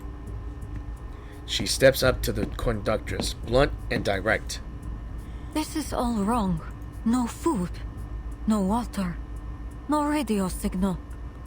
I don't believe they're doing anything to protect the passengers from infection. This isn't a quarantine. This is a cover-up. What are you suggesting? The investigator reviews the badge in her hand. This insignia. I believe you have one just like it. That's what you were sniffing around for. It belongs to an organization I've been tracking. Menes Vindictae. Manus Vindictae? At first, I thought you were one of them. Yet, here you are, locked up like the rest of us. Perhaps Pyros doesn't trust you all that much. Corvus's look of confusion, certainly genuine, serves to confirm her suspicion. The Menace are a group of extremist arcanists that take pleasure in chaos and despair. Heartless bastards. Every last one of them. Never heard of them. The badge is Pyros's. Some kind of identifier for his men. When I took this mission, our intelligence suggested that the vampire I'm after may be associated with Menace Vindictae. If Pyros is working with them, he could be working with the vampire aboard. In fact, he is the vampire. It's possible, indeed, that he could be the vampire himself. I love her being thorough. Pyros is a vampire. Oh, and she knew. Why? No more evasions and equivocal answers. The conductress calmly reveals the truth. We were comrades in arms once. One of the most capable fighters we had. Clever, composed. He always made the right decisions when it counted. I would never have thought he'd be involved with such an organization. I'm afraid it's almost certain that he's the vampire Menace Vindictae had sent to this train. At last, a lead. Semmelweis breathes a long, drawn-out breath, letting the weight fall off her shoulders. Now that things are out in the open, do you have any idea what happened to my squad? The reply comes with a resigned shake of her head. No, I haven't seen any of them. I'd know. As I've said before, this isn't the first time we've had the Foundation aboard. Last time there was a confrontation between them and some other arcanists. Sometimes, I think causing trouble might be our primary mission. But let's return to our vampire. I'm still not certain what Menace Vindictae is up to, but... That vampire infection couldn't have been a coincidence. Someone meant for it to happen. The conductress sneers, her fingers tracing the silver engraving on her pistol. I've known Pyros a long time, but lately he's been strange. I usually wouldn't attempt to interfere with his business, but these are my passengers, my train. Glad to see we're finally on the same page. So, conductress, can you get us out of here? Haste makes waste, investigator. There's a loose thread I'm waiting for. Then we can pull all of this together. We're long past the point for patience, if you ask me. No! A bloody hand slaps the window, smearing crimson streaks down the glass. Another infected. What was that about haste makes waste, conductress?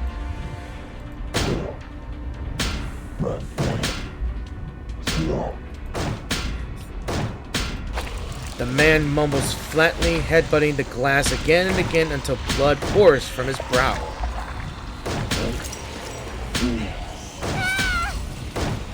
He's breaking in!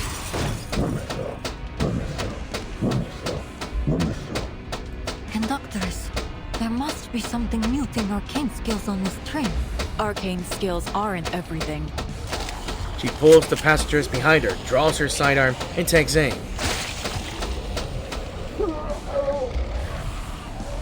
Before the shot fires, the infected passenger is yanked away by an unseen force. Another splash of blood smears across the window. What was that? Another infected? The sound dies. There comes a faint rustling outside the door. A familiar face rises into view beyond the glass. Aina? What are you doing out there? Is she what you were waiting for, conductress? Exactly. Ima, you drew that soldier away, yes? Mm-hmm. I waited for just the right moment. Well done. What's our situation? There are infected everywhere. The cabins, the hallways, all through the train. They seem to be running out from the station warehouse.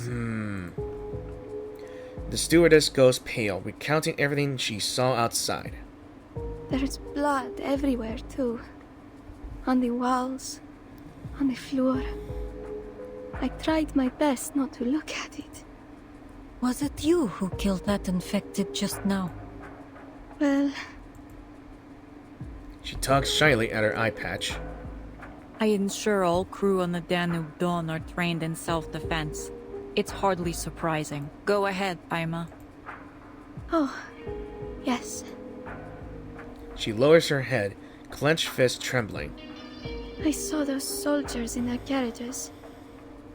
I thought they'd be caring for the passengers or removing the infected, but they did nothing. As if it were of no concern to them whatsoever. They took the passengers, one by one, to some kind of detention room for inspection, then sent them to the warehouse. But then they started coming back out. Like that. She wipes a smear of blood from her cheek, then slips her finger briefly into her mouth. Uncle Pyros. I don't know what's happened to him, but we have to find him. I see. How many soldiers remain aboard the train? Not many. A few were sent to guard the detention room. I think we can handle the ones that are left. The meek girl pumps her fist in an uncommon gesture of confidence. Good. Everything is in place. Let's move. Wait. Shh. I hear footsteps. They saw me just then. I can't be seen here again. Ima's eye darts around before she ducks behind the curtains. Then the door is opened forcefully. Damn it. This is getting out of hand. Soldiers, having dealt with the unexpected occurrence, rush in, weapons raised at the frightened passengers. Where were we? On to the next passenger. The muzzle drifts left and right, finally settling on unedible. You better not, man. You, little girl, it's your turn. Me? I don't want to go. Come now, be quiet. The muzzle is locked in place.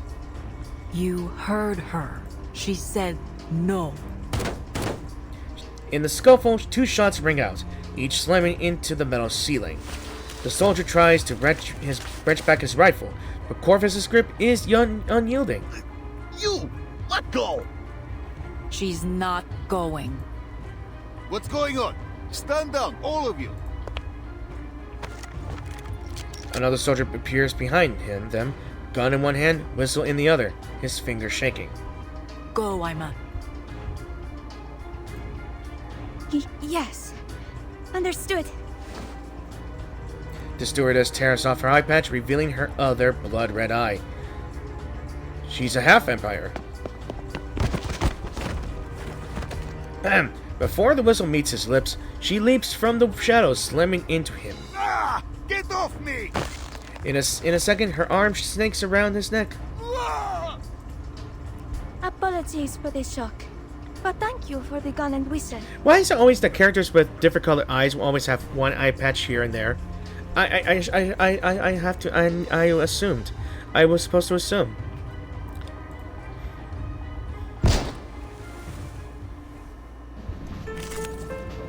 Alright, fight again.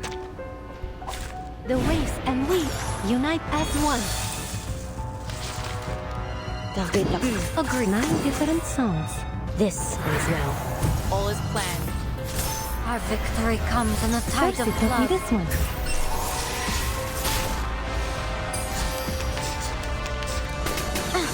Now is the time for a shot hit.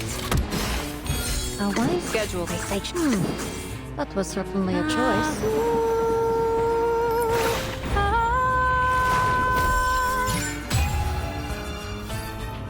Right on target. Now is the time for repentance. Startles you? What a tyrant. A shot hit. Battles have little meaning, save for the prizes to be won. The soldiers collapse. Ima drags them to the corner, exhales, and pulls her eye patch down. No one will take you away, Annabelle. At least for the time being, Why is everyone so quiet? Passengers stare in slack-jawed silence. The girl wants up, tugging excitedly at her skirt. Red eyes? Bangs? Are you a vampire too, stewardess? Oh, well, yes, I am. But don't worry, it won't affect your service in any way whatsoever. But your other eye is all clear and blue, like a lake, not red at all. How did you do that? I'm not a pure-blood vampire. She shakes her head quietly before looking away. She has no intention of going any deeper into the subject. I have to say, I didn't expect the stories of a vampire train to actually hold any truth. Though I doubt any of the stories had our vampires pouring tea and fluffing pillows. There was never any truth to them. Ima may be a vampire, yes, but she's never done anyone harm. Then, earlier, in the forest. She recalls the night in the snow with the two of them pressed close together. The storm was so thick she could barely see, only mist, trees, and a red scarf whipping in the wind. It was bloodthirst, so I gave her mine. It's an arrangement of ours. Corvus adjusts the scarf around the small stewardess's neck. First a secret carriage, now a vampire stewardess. What else might you be hiding up your sleeve? Nothing of your concern. We share a common interest. So, let us treat each other as comrades. There may be tricks up my sleeve, but for now, we watch, wait, and then strike. You surprise me more and more, Conductress. Comrades it is. But what's our next move? I wish there were some other way, old friend. She exhales, a cold light flashing in her eyes. Ima, how many passengers are left on board? I didn't count precisely. There were already quite a few that were taken to the detention room. Oh, Conductress, are you going to... Corvus pushes through the crowd to a tall cabinet and yanks it open. Oh, she's armed. Oh. Ever handled a gun before? Whoa. Yo, she's got a cabinet full of rifles. She is very well armed. Damn. Weapons line the wall in neat rows, gleaming under the light. Each one meticulously polished and ready, as if awaiting their call to battle. This is nice. Yet another surprise. I don't think I ever would have expected you to be lugging an armory around with you. It's a hobby. Take this. She's John Wickedness. She takes a pistol down and tosses it to some of ice. Silver bullets are more effective than arcane skill when dealing with vampires and their infected. Anyone old enough to handle a weapon, arm yourselves. We have a fierce battle ahead. Well, tis unexpected. Yeah, so she's a vampire hunter. A human? Yes.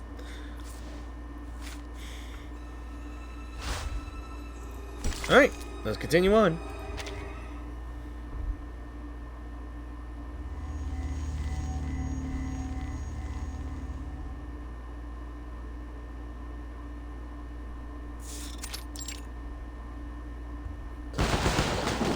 And the fight starts.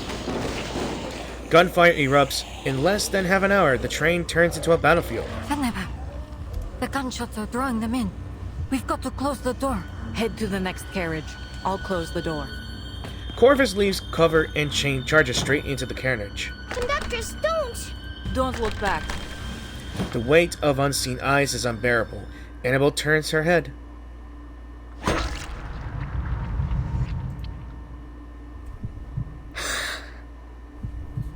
I want to go home. I tried to warn you. There are too many of them. We can't do this alone.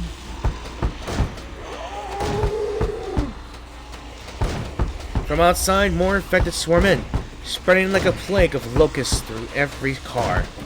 Cries of panic and bloodlust rise and fall. We have enough ammunition, but not enough hands to fire them. There is still one option left. There are more passengers. We can rally the people to fight. The other carriages are still under guard. I doubt we'll find many willing passengers who are still fit to join us. I know where to go. Spiros gave me his word he would leave them be. And you still think he'll stand by it? It's our best chance. As for whether he has kept his promise... She steadies her breath, aiming at the door buckling under the assault. We're about to find out. Alright. Attention. Foreign objects on the rails. It's the soldiers stationed outside the train. It seems there's another surprise waiting for us, Investigator. More like a shock. That's them! The ones taking out our men! Stop them! Those poor sailors. This is well. All is planned. Our victory comes in a tide of blood.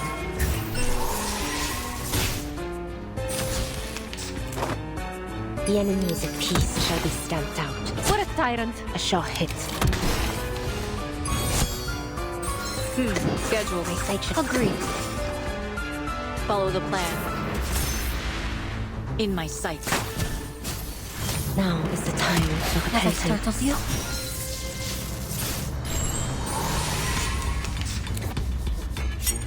The enemies of peace shall be stamped out.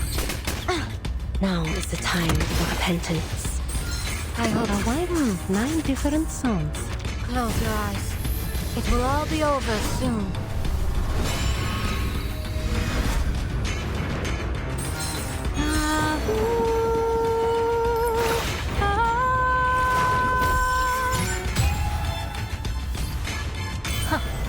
Very well. This is getting a little longer.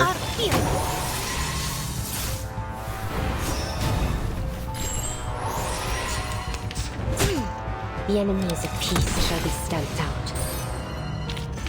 Battles have little meaning, save for the prizes.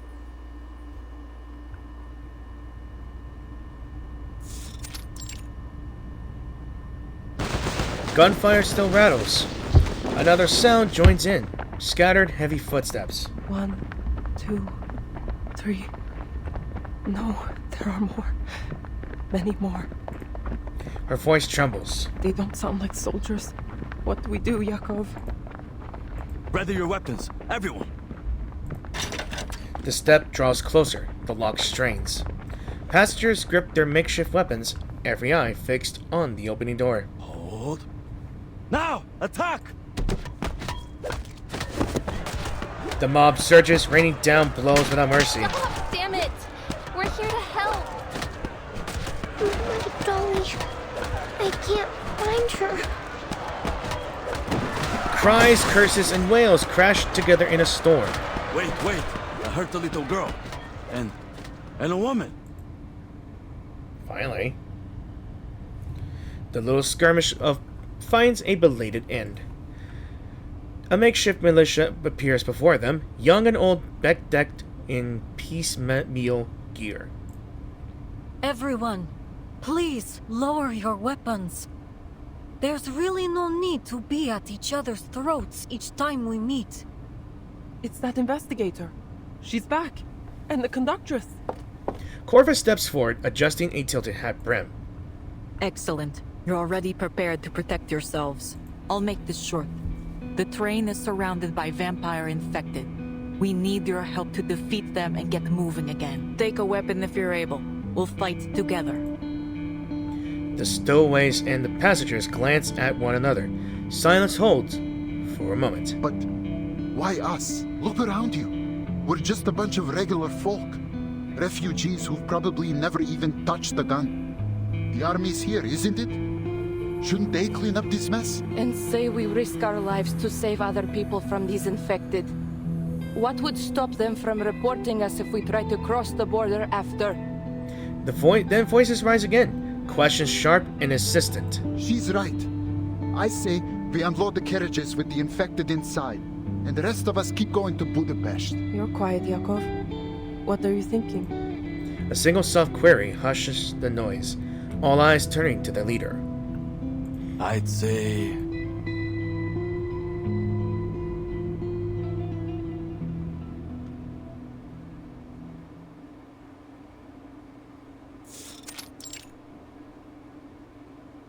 The other isolation car is quieter.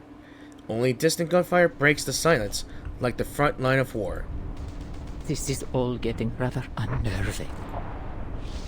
The woman sets down her porcelain cup in a rattle, yet she maintains an utter state of composure. Gunshots? No, another bleeding war? Hell, I knew I should have brought my gun. The gentleman scans around them, his pupils twitching. So, this is it. My career's turning point. Magazine editor turned combat correspondent. She's making these predictions spot on. The editor finally closes her notebook, moving to the door for a peek. A bloody hand slaps against the window. Oh my, what on earth is that? More of those infected. Wasn't aware you could mass produce such a thing. The editor peers out further, toward the soldiers' camp. Men rush back and forth, shouting, waving, losing all sense of order. Her eyes drift past them to a gray building. Figures burst out, shrieking, trailing blood across the snow. Some wander into the forest, others charge toward the train. That must be the station warehouse. Is that where these infected are coming from? It's only been 2 hours since the quarantine began. What's gone wrong? The editor frowns. Another scream rings sharp in her ear.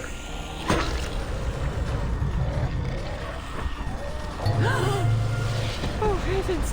I've never seen such a thing in all my life! Huh?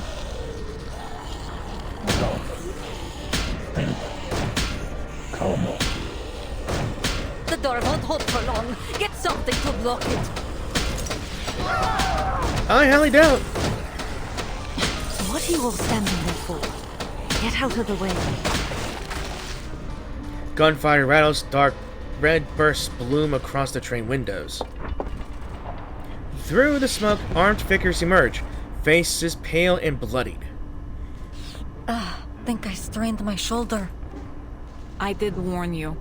Someone your size can't handle a shotgun. Yeah. Well, you can hardly expect me to take them down one by one with a pistol.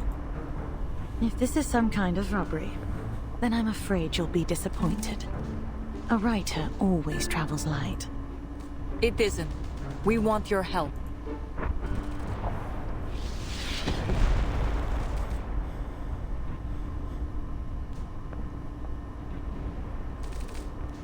That is all we know.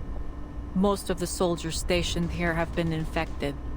Many passengers have become their captives. It's thanks to their help that we made it this far. She nods toward the refugees beside her. Just repaying a favor. Think nothing of it. She's helped so many people get to Budapest and ask for nothing in return. She'll have our support no matter what. An extra carriage. They look like they just climbed straight out of the trenches or something. They whisper uneasily. To them, these unkempt and unruly strangers with rifles look no less monstrous than the creatures they had vanquished. Well, in any case, we appreciate you rescuing us. Once we arrive, I'll be sure to arrange for gifts to be sent your way. That won't be necessary, ma'am. Just stay close and we'll get out of here together. Pardon my confusion. You mean to say we're to leave this carriage? Yes. We need to see if any of the passengers are still alive. What? You're not seriously asking us to find those soldiers, are you? Infected soldiers, even. The noise doesn't stop. In the chaos, a child squeezes out from the crowd.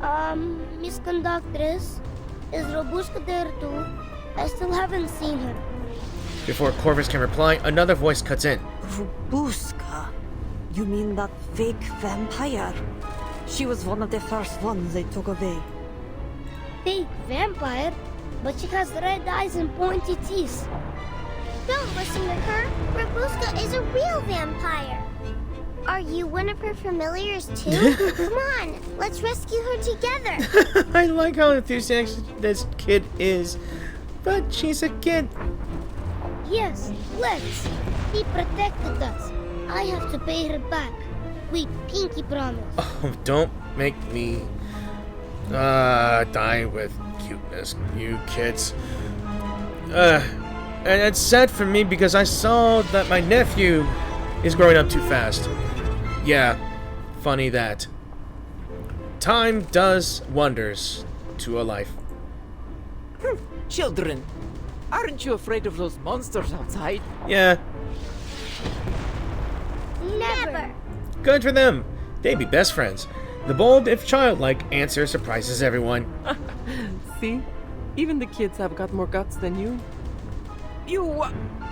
Take the company. It ain't that we're trying to get out of helping, but we ain't got no weapons. What do you expect us to do? Fight them off with knives and forks? No need to worry about that. She shifts aside, opening a path for her ally. Ayama steps forward, loosening a heavy sack, which pours out rifles and pistols into a motley assortment like a fisherman displaying his catch. Take any you like. All the guns here are quite easy to handle. I picked them out myself. An FN Model 1910? And this is a Mosin Nagant. And a Mauser C96.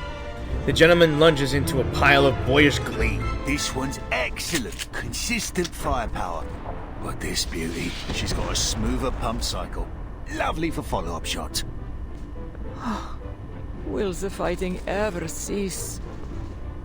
The old woman sighs, then hardens. Her gaze turns ice cold. All right, just pick one for me. Something with some punch. You know, you have my respect for having a rifle. Yeah, she's blunt. She knows what she wants in a gun. Okay, so I don't know what happened here, but apparently as soon as I started my recording, apparently the game, or at least my OBS, froze over to the same cinematic of this point here.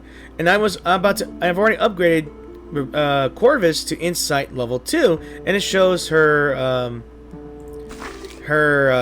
secondary outfit, her casual outfit here. And unfortunately, I just went through one part of the story, which would have been great in my genuine reaction. It just turned out that it just never recorded the rest. Or at least it froze recorded. So unfortunately, I'll have to do that again.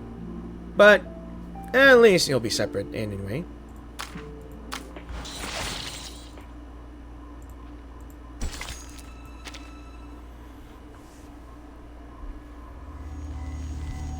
Blood of my blood. And I was commenting that, is that a very common used sentence for everything that's in vampire films or vampire novels? Blood of my blood. You can get it. Against the rattle of gunfire outside, the warehouse seems unnervingly quiet.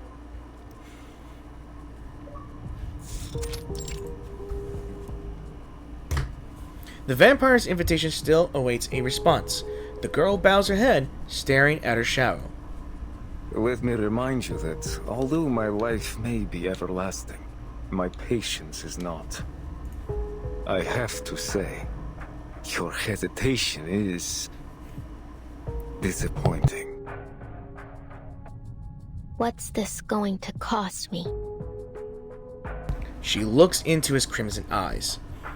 Every time I've been offered any kind of gift in my life, every time I've even come close to something, it's either been taken away from me or turned out to be a complete fraud. So, sir, which one is it? Neither. Because I'm not offering you any gifts. Only an alternative reality. All it takes is a drop of blood and a little bravery. Because there's a good chance you'll end up just like them.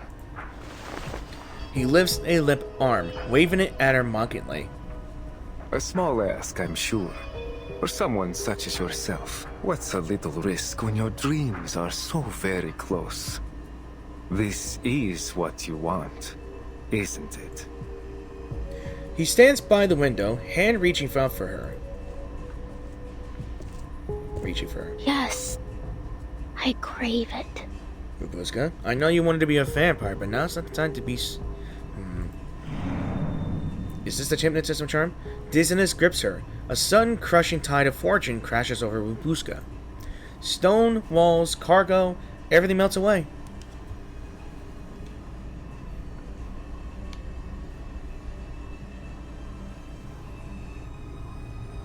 She stands in the middle of the cemetery under a blood moon. Yes, the same damp cemetery her mother described 1,000 times.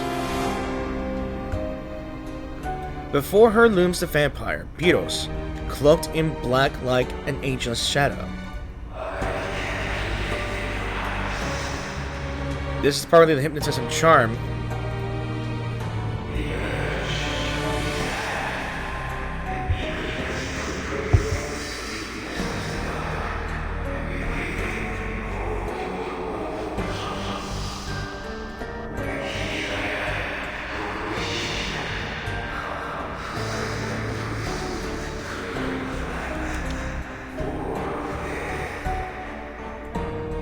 Moonlight spills over his face, his red eyes overflowing, blood, corpses, and the reek of death reflecting in them. She sees more than that. Their dead eyes meet hers in the reflection. Choose, they whisper.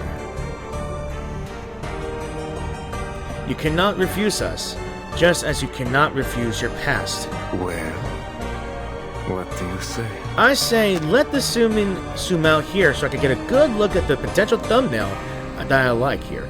I mean, you gotta admit, guys, again, I will keep saying this every time I play Reverse 1999. Their artwork is spectacular. Faces flicker before her. Mother, father, brother, and comrades. It is a chance to see them again.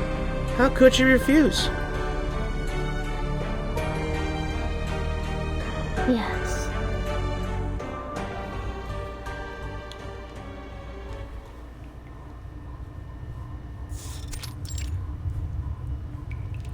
Babushka!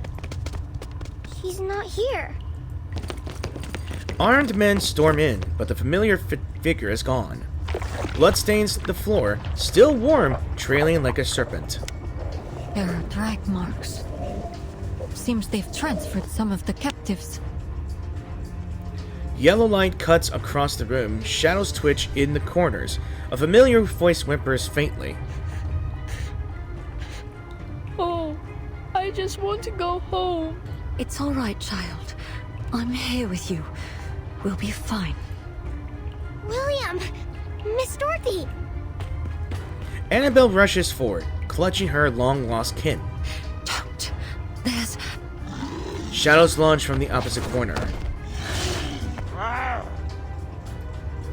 Prepare for battle.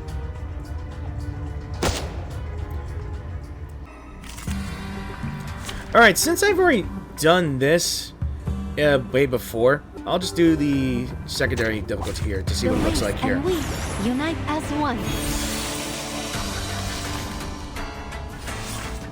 Schedule. Nice. It stings. All is planned. This is well. Keep up the pace. Customized bullets.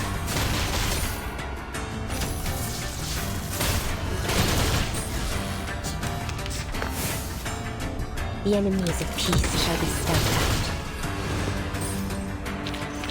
A worthy victory, but the fight is far from over.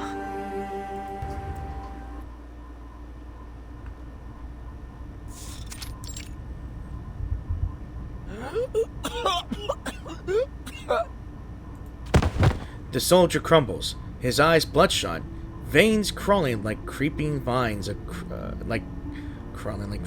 across his temple. Where's Biros? Where did he take the girl? She seizes him by his bloody collar. That house. That station. Lots of them. He coughs, words slurred, gurgling. Did he do this to you? Yes. He gasps, then smiles strangely.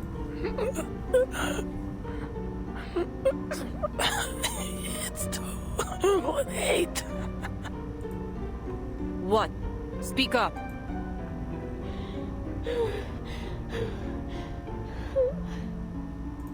A cry rises in the distance. It is long, ecstatic, weary, like a bird into its nest, a ship finding shore. It's Robuska. That sound, is she? It's too late. Soon, your friend will be a vampire. You have to give some of these every voice actor that does this game an extreme kudos. They've done a great job, no matter what. He laughs until bloody tears streak his face. In his throat, he releases a stream of broken whispers. Another voice takes over. Caution! Seething at war and dread. We, the cattle, a plague we spread. We are the spawn the vampires hate. To turn this earth a crimson shade. The storm forms as it did before. No wars, no conflict, never more. A gunshot. Blood sprays. Corvus lowers her weapon, her stitched face grave. He's even turned his own army. It's no wonder these infected are crawling all over the place. The storm forms. She crouches, inspecting the corpse with an investigator's eye. Something's been off since the beginning. The symptoms have taken hold too rapidly. There has never been a recorded instance of the infection spreading so fast. Look here. Burst veins. Pupils so dilated they almost cover the entire iris. The infection's been accelerated. In other words, these are no regular infected. They're the failed product of a different kind of transformation. One task at a time. Come, we need to find Robuska.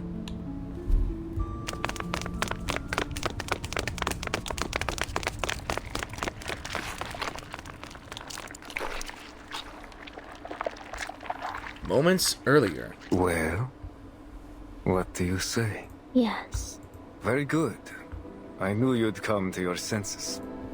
Satisfied with the answer, he offers a sharp, beastly smile. Come, child. It's time to leave the ugly trappings of mortality behind you. Once we have the same blood pulsing through our veins, we will build a new world, united in death. This is the bloodline she has longed for. Mama. Taco. Kolyo. An echo of her childhood, I'll protect you. tugging at the shreds of her surviving faith. Till the end of time. The next second, shadows surge like a black tide. Huh? A shadow? Ooh! She got his ass! Why? The stake! I want to be a vampire more than anything I've ever wanted. To have the power to save the people I love from death. She kept the stake from before. To be the one to protect and provide. It's a good call. But I never want to be like you. I may have red eyes and fangs, but I don't want to lie and manipulate to get what I want.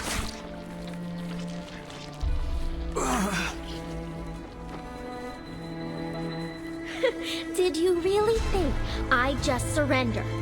That I'd take the easy way out? My family wants me to live. So I'll live, damn it. Live until the smoke clears and the sky turns blue again. Till the rain puts out the fires and the primroses bloom in the forests of Stranja. I'll live till my friends grow old and gray and wrinkly, till my family comes back. There. I'll live. We'll all live. And you will rot in your grave. Damn, girl. You wretched bastard. Something tells me it's not as easy as it gets. The true vampire convulses on the floor, his chest heaving like an old bellows. I did it. I killed him. It's over. Robuska settles on the floor, feeling her heart pounding louder and louder. Have to get back to the train. Have to tell them. She scrambles back up and staggers toward the door. She knows her friends are still waiting. Before she can cry out, her body is flung through the air and slams to the ground. Remember the old saying, never celebrate early? Well, she did.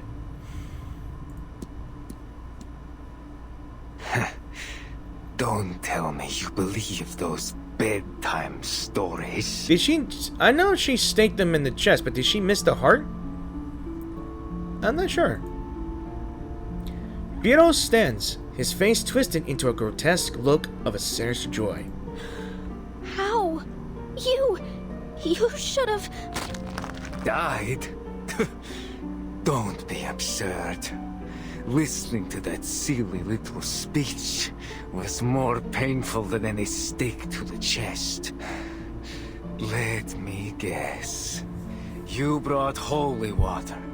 And garlic too?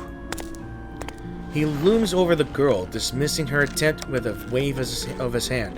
An unseen shadow coils around her throat, tightening, then tightening again. Those legends were merely that. Naught but childish forgeries.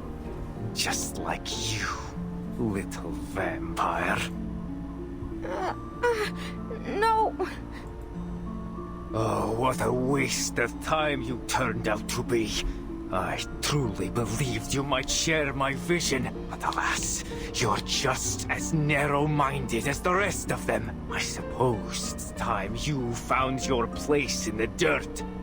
If you're lucky, someone might bring you back someday. Then you can act out your little noble-hearted vampire charade once more. Her vision blurs.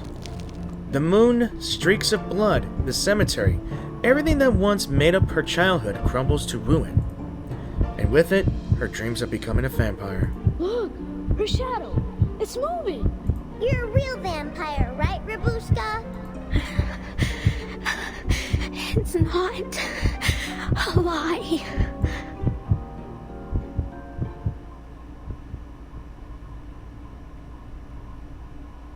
She closes her eyes, arms slack at her sides, blood like tears trailing down her face. The door bursts open from a weighty kick. Footsteps ring out, steady, strong, then faster, faster. A hail of bullets tears through the vampire's shoulder. Piros releases her before melting into the shadow. Air floods back into her lungs. A familiar tall figure comes into focus. Robuska. She crouches to reach the girl. Glimpses of relief and concern pass over her patchwork face. Finally, we found you. Good. Good. Now, I must fix this.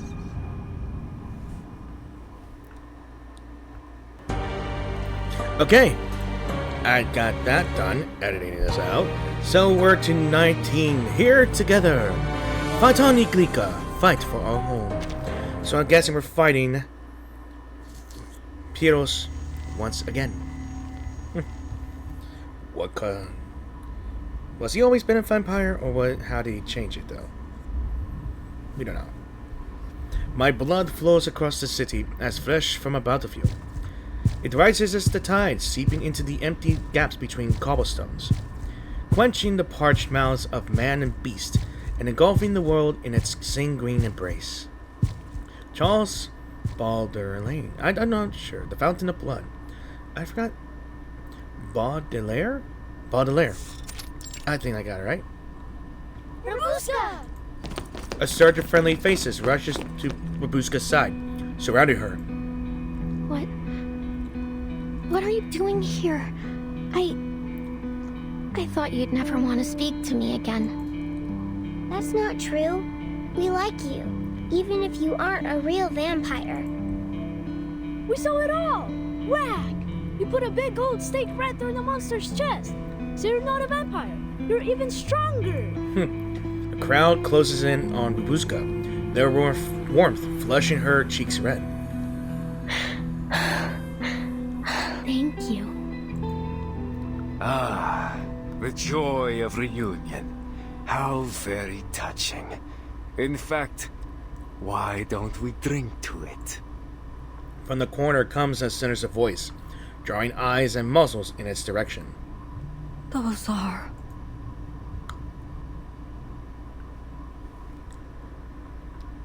Corpses by the dozens piled high into a nauseating hill of flesh.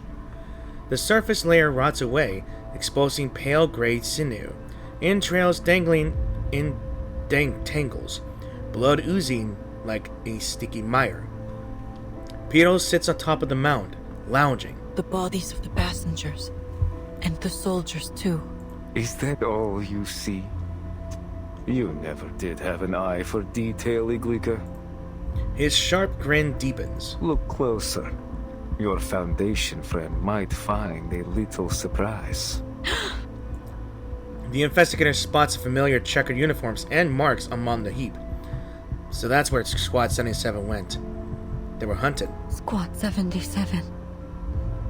All of them. Indeed. I worried they'd prove irksome if not dealt with, so I handled them before they even boarded the train. Dark red eyes seep past her with casual indifference, which kind of explains why he notices that Semmelweis was Foundation. Though it seems one managed to slip her way on board. Why, Piros? I need a reason. If you must ask, Iglika, it's because I've run out of patience. People and their endless games, wars, one after another, and following it, exile and despair. And do you know where it all began? He hoists a limp arm. Blood streams down like a red river. Blood. Too many bloodlines are bound to this land, each serving their own desires. For centuries, they have nipped and snapped at each other, unable to cooperate, unwilling to unite, never satisfied with peace. I tried to break them free from this cycle. Did everything I could, including joining the Liberation Front. You could have told me this. We could have talked about it. Oh, I could have, Iglika. But why use words when it is already clear to see? Don't you hear it? When you close your eyes at night, don't you feel the distant tremors of their cries? After you left the Liberation Front, after all others had forgotten how to even speak of our cause, a voice came to me. A voice from the heavens.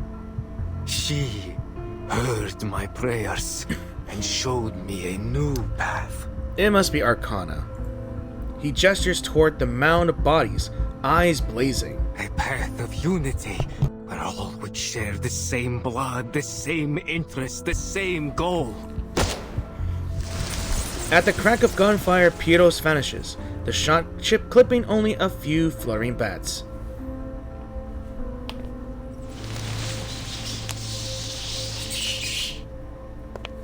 In only a heartbeat, he reappears soundlessly behind Corvus.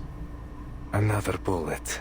You wound me in more ways than one, Iglika. You've lost your way, Piros. Do you truly think blood is to blame for all of this? It's one cause of conflict, yes. But so are misunderstanding, fear, even love. To blame everything on bloodlines means choosing a simple lie over a complicated truth.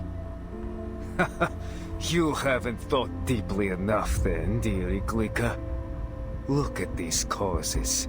Examine them at the root. And what do you find, Human nature. And our nature, old friend, is set by our blood. The vampire spreads his arms before the hill of flesh, his maddened eyes ablaze with baleful violence. Listen to me. Imagine a world with no bloodshed, where everyone is free of mortal weakness and given infinite time to enjoy the pleasures of this earth. Our shared bloodline serving as a bond, not a line of division, so that all our hearts might beat as one. Race, color, creed, all would melt away in the face of this great family we will create. Was that not your vision once, Iglika? You want the world without bloodshed. Huh. Ironic. Your methods tell a different story. A total hypocrite he is. Look around you, Piros. You're starting a war, not ending one. Unity, really? Things didn't go your way, so now you'll drag us all to hell along with you. Moonlight strips away all pretense, casting a pallid veil across his face. You always did know how to use those words like a scalpel. I was a fool to think you'd stand with me again. He sighs, turning his eyes with a strange softness toward the stewardess. Aima, come. This battle will be fierce, and I won't allow my blood to come to harm. His blood? She's... Semmelweis darts her eyes from face to face, loose threads knitting in her mind. Aima steps forward as every eye turns to her. Uncle Piros. Aima. A voice calls out from behind, and she halts. She looks back, the woolly red scarf brushing her cheek. She grips it tight, slowly and firmly locking with her uncle's eyes. Forgive me, Uncle. I love you dearly, and I'm grateful for all you've done. But I can't. You know how much the Danube Dawn means to me. Please, stop. I don't want anyone else to get hurt. She steps back to stand proud and defiant among her people. Blood of my blood. Of all people, you choose to stand against me. And you... Men, women, the old, the young, each stands ready from a measured distance, brimming with fear, disgust, and scorn. They build a silent wall, cutting them off. Beneath it yawns a chasm no words could ever cross. You look at me like I'm some kind of monster. He laughs with a twitch, then inhales deeply and resumes his malevolent composure. Well, I tried, but I always knew preaching would only get me so far. Violence, religion, politics, marriage. Our predecessors sought every means to unite us, but greed has always been stronger. Still, I was naive enough to hope we'd finally put aside our differences. Ruins, battlefields, countless headstones, and beneath every one, a blood debt unpaid.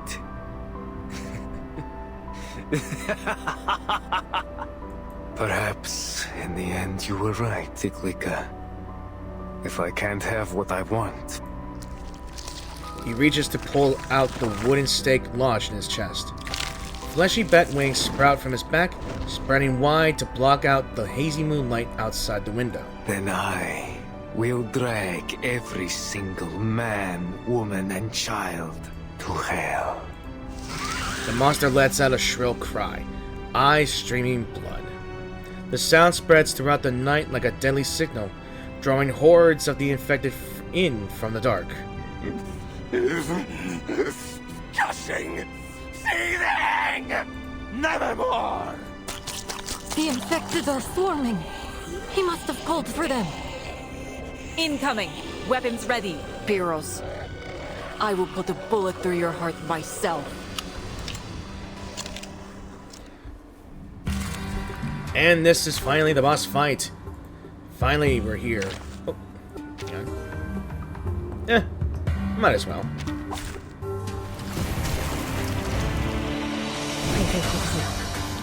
Wow. I know that look. Determined, resolute. Never thought it would be trained on me, along with the barrel of a gun. And you are as reckless as ever, Pyros. The most passionate among us. Yet the moment things don't go your way, the first to cry betrayal. You're a vampire. You have more time than anyone to achieve your goals. Betrayal, you say? Then tell me, what can I trust after all these failures? Blood or your dead body? I mean, let's take a look at you. Crimson Howl Pyros. Look at that. His vampire form just takes his old body and just embraces him like he's holding him close, I think. Judge and seething. Hear my misery and see my anger. Okay. Let's see what we can do for now. Let's see. Target locked down. Targets were confirmed. 9 different songs. Let's try this. This is now. Enemy piece overloaded. Sailors, get ready. Expedite.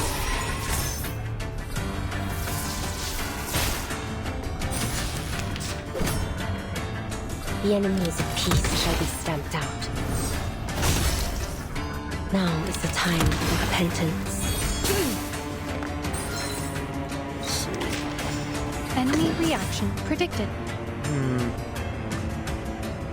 Schedule confirmed. Recycle and build a hidden. Of course. Follow the plan. The enemies of peace shall be stamped out. Hear my whispers. Feel my pain. And we will pave the path to the future. Let our blood become one. Take my blood as my gift to you. Be careful. Ancient. Not allow him to Good infect enough, you. hero. Now is the time for repentance. The enemies of peace shall be stamped out. Let's see.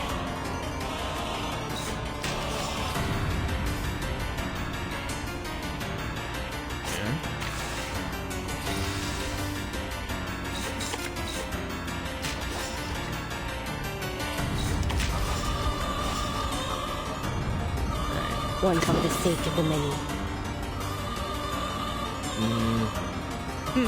It stings. Those four Let's go with this. sins. Now is the time for repentance. Gotcha, son bitch.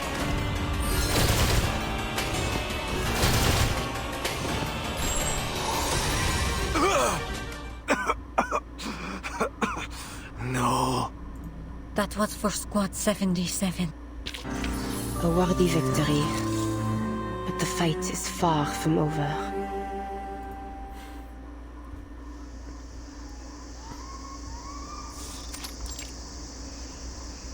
Is the beast still breathing? Hey, you! Devil take him. He's still twitching. Even after we staked him and left him under the sun for a week. He ought to be dust by now. The last one didn't last but 3 days. This one must be of purer blood. They say those are stronger. Why? I never hurt any of you. Racial. Racism, plain and simple. What's that? Why? 'Cause you're a vampire. A monster. What?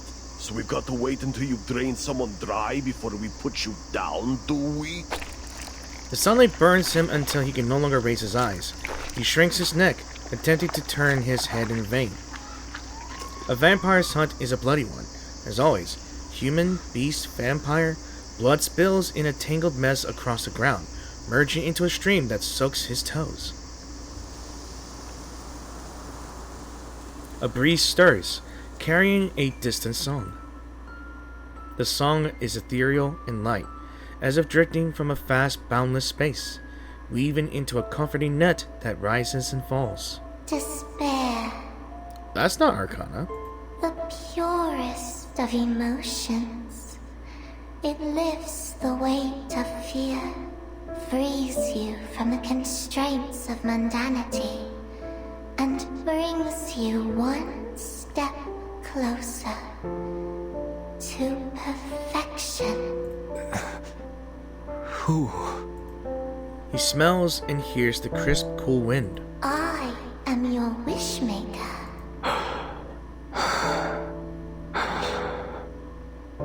Wish. My wish. You need not speak it. The wind has whispered it to me. I shall help you achieve greatness, and you will be surrounded by family and friends, never to be alone again. And all this will bring you ever closer to perfection, for you will be awoken to your emotions, to perfect passion. Family. Yes. I want them with me evermore.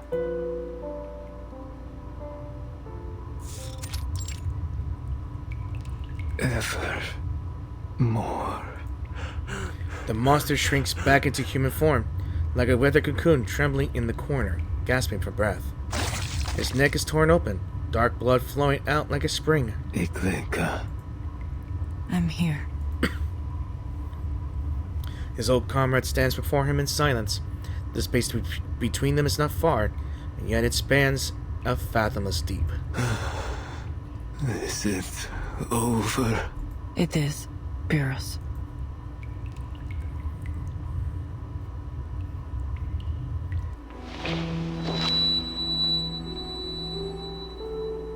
Do you remember our old rallying cry? In hope we stand as one. Yet, here we are. Do you still believe in it? I've never doubted it. I still feel the power of those words. And tonight, I feel its presence stronger than ever. Not on the battlefield, nor in the field of slaughter, nor in hollow declarations. I try to read. Of us. Try to read here.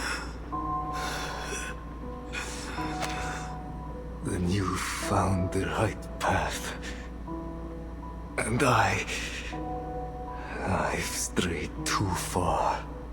Go on, Eglika. Do it. I hope you live to see that dream come true.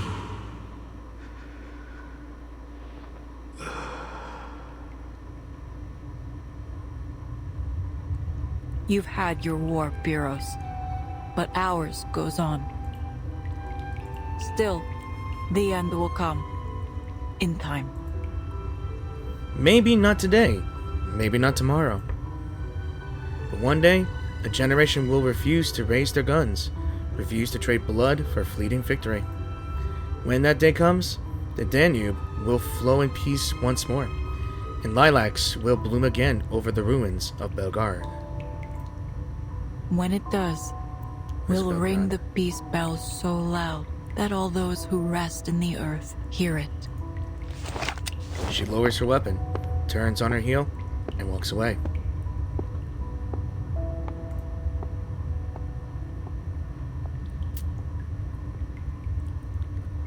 Farewell, Pyrrhus.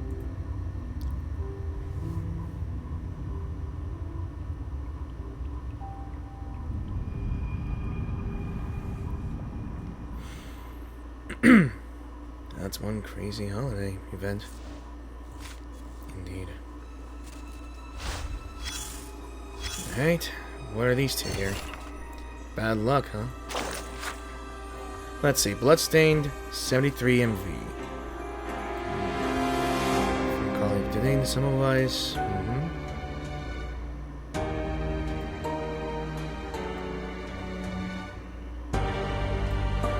Again, pause if you want to read this.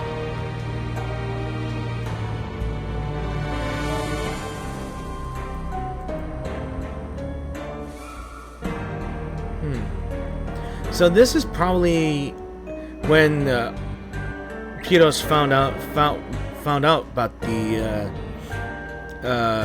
Foundation, I guess. And this is to know before the member's demise. The infected transformation experiment record. Let's see. To study the effects of specific environmental stimuli. Method summary for samples. Paired blood samples. Introduce the song as the primary stimulus. The song. What is that?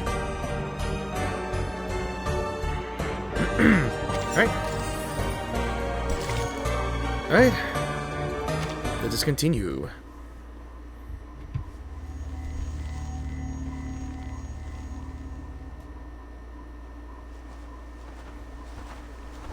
Uncle Pyrrhus, how much farther do we need to go? I'm feeling a little dizzy. Not long now. The border's just on the other side of the mountain. We'll be there soon. Then, we'll cross the lake to Miss Valentina's castle, and she'll cure you. She'll make things right.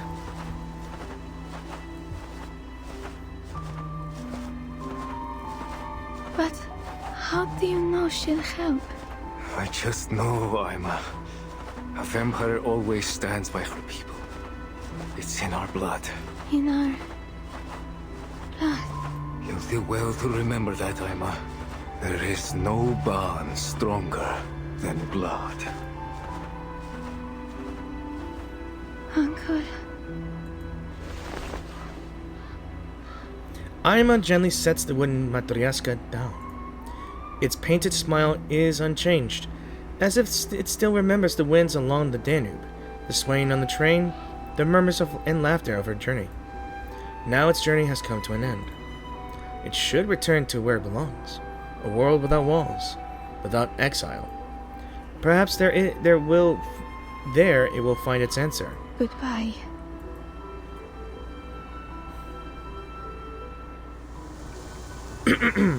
Assuming that the voice that Piros heard was Miss Helatina.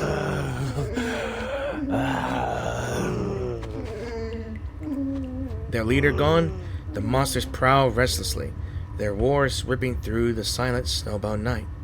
Inside the warehouse, the survivors gather to plan their next move. Signal's back. I've contacted the Foundation. They're sending reinforcements immediately, but by the looks of it, the infected will get to us before the backup arrives. It seems Piros's death hasn't had any effect on them. They're still coming. Perhaps, if anything, they seem more dangerous. Yeah, an out-of-control vampire is still a dangerous one. Like, without a leader, they're not organized and they're just becoming feral. Semmelweis holds a glance on the shuttering doors of the warehouse, letting out an audible sigh. After this, mark my words. This is the last time I take on a mission with vampires. Watching the situation unfold, Yakov looks down at the weapon in his hands, frowning. We're running out of bullets. What do we do? We have to take them down. All at once. All at once? How? Draw them into a room and leave the rest to those.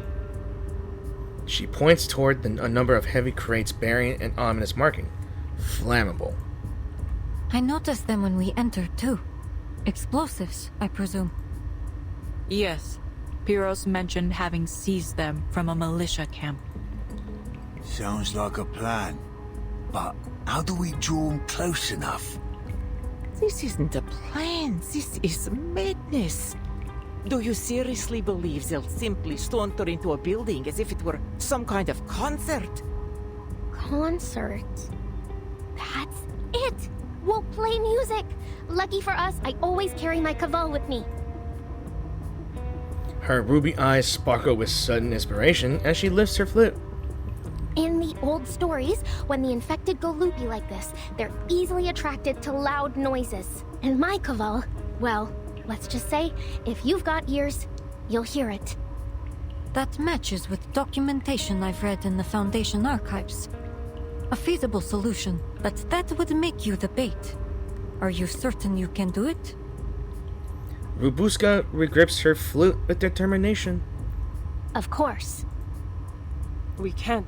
She's just a child. Don't go, Rabuska. We nearly lost you once already. She squeezes her doll. Don't worry. I can handle it. I run fast. Those infected won't get close. Besides, me and my caval can control shadows. I'll make a whole bunch of them as a distraction. See? Tell me, who else could pull that off? One by one, the others shake their heads. Worry and refusal are written across every face, save one. You're not afraid? I'd be lying if I said no. But I'm Robuska, the all-powerful, the deathless. And you're all counting on me. Corvus nods, offering her a knowing smile. Then go. I believe in you, old pal. See you when this is all over. She straightens her back and salutes clumsily. Corvus pretends not to see, merely turning away and waving to the others. The rest of you, come with me. Time to set the trap. There is no room for failure.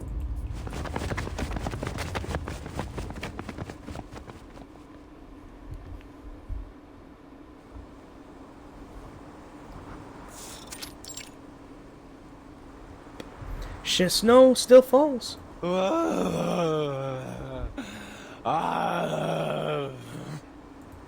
infected trudged through the whipping snow, moving step by heavy step. You got this. The girl stands alone, her only companion the wooden flute in her hands. Faces rise from the darkness, pale skin clinging to bone veins etched across them like dry riverbeds. And in them, she sees another face.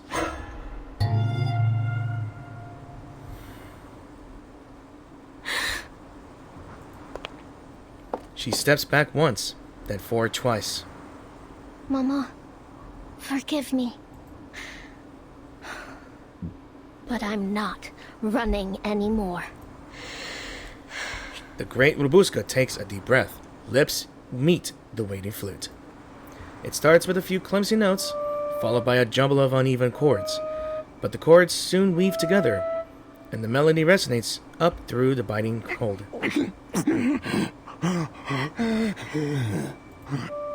It is a soft, lonesome tune, one that once carried her through battlefields that had gone quiet, graveyards, and mountains. We're gonna see a music video. Through the long years, she was the melody's only listener. Back then, all she saw was silence stretching to the horizon and futures. So she recited the tale of vampires. Before you stands the forefather of young Rubuska, Dracula the Impaler. I tried my best. I love this. I, her noble grandfather, the glorious first Duke of Arjesh. And I.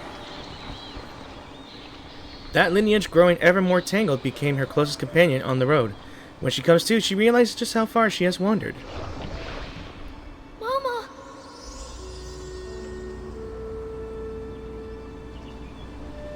Aww. You've come so far, my Buska. Yeah. Yes, I have. I crossed the Rila Mountains, waded through the Struma River, and traveled along the Danube.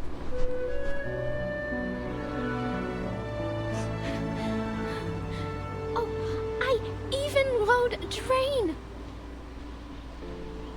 You sound happy, my dear girl. Happy?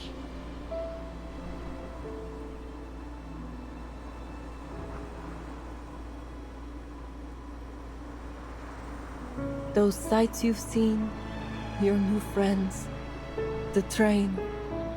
I can feel your joy.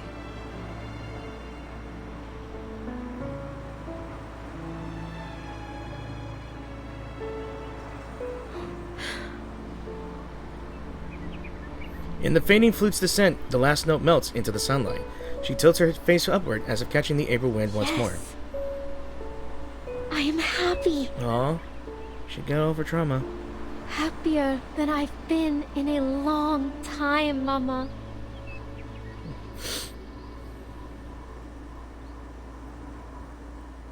She's done it. The infected are swarming together. Explosives are in place. On my mark. Corvus waves toward Rubuska. She instantly understands, slipping out from the shadows until she is free of the infected's encirclement. By the way, in that little segment here, I think she uses her shadow as some sort of shadow play to tell her tales when she does storytelling. That's kind of neat. All is ready. The conductress narrows her gaze and gives the final order. 3, 2, 1. Kaboom.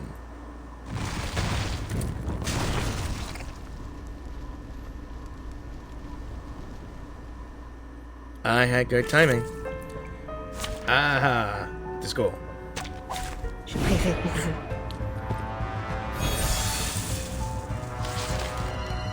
Nicely done. Looks like the explosion took out most of them, and stunned the rest too. This is no time to get sloppy. There's one batch more. We need to take care of them. Fast. I'll go right to force them into the center. Then you leave the south corner to us. We ain't letting them escape. Good. Take up your weapons, soldiers. Prepare to engage. Target locked. Schedule. My sight shall unveil the hidden. This is well. All is planned. Keep up the pace. A shot hit. That's it. It's over. Instantly. We did it! My goodness, it was like a dream. Well fought, soldiers. A minor incident. Let's continue the journey. Oh. Please form a line and await registration. The train will leave at dawn, so please make good use of your time. Order is at last restored. The conductress remains behind, watching the snowy way station, and the wreckage left by the blast. Blood, organs, and fragments carpet the snow, like scarlet flowers blooming in an instant. Pienos' corpse is brought forth, laid at the center of the bloom. His hollow eyes stare into the void. This chill in the air. The last time I felt the cold like this was in Stranja. I thought it would be the end of me. We were hiding out in the mountains. Every gust of wind felt like icy teeth biting into us. Snowflakes laid in her palm, soon they will melt away like breath into the cold air. Ima will continue to work on the Danube Dawn. Who would ever suspect a gentle girl like her of being a vampire? She'll be able to live a quiet life. She'll need blood from time to time. And I will provide it. She mutters to herself, then frowns, glancing to the side. I see you over there. Come out. Eyes as sharp as ever, I see. Nothing escapes you. Do I know you? Do you know me? We were partners, that is, until you were lost to us in that accident. I think you have me confused, madam. She sighs deeply. Indeed. How unfortunate that the similarities only go skin deep. Still, who's to say it wasn't a cruel twist of fate that I boarded your train? Because, in a way, we both lost someone today. She takes the torch from the conductress's hand, lights it, and casts it on the scattered flesh before them. Flames rise with a low and crisp murmur. The two stand together, speechless for a time, until the last light of dawn spills across the ground.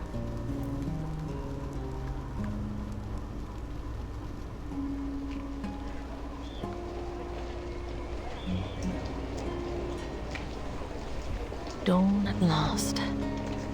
It's been a long night. Time to go. She turns toward the train, still halted, waiting like a slumbering iron giant. The Danube Dawn is ready to set off once again.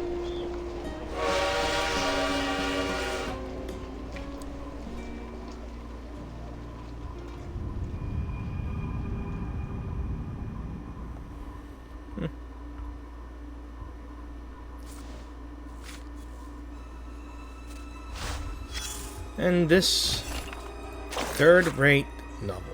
An ordinary yet ordinary story. Unordinary. Let's see. Today's tale does it start with a once upon a time? Alright. A little girl whose father is a vampire, but unlike him, she didn't live apart from humans. She felt a natural fondness toward both humans and Arcanus. Perhaps because she was a hybrid. An impure half-vampire? In any case, for a long while, the girl lived peacefully with her parents, until a shell fell. Yes, war again. War brings death, and death spreads. Her family didn't escape it. One by one, they died. Only she and her uncle survived, wandering endlessly. But shells don't discriminate. Human, Arcanist, vampire, or half-breed, none are spared. The girl was wounded. How badly? No one knows. severe enough that she nearly died. Her uncle wanted to save her, his only remaining family. Even if it meant making a deal with the devil, he would. He carried her to an old castle. Its mistress, as all stories go, was powerful and mysterious. She healed a dying hybrid girl. The price, if it could even be called that, was an overreactive regenerative power that let her recover from any wound with ease. Since then, the girl's body has always been wrapped in bandages. Weird. Hopefully this is the last one. Thank you for journeying with us.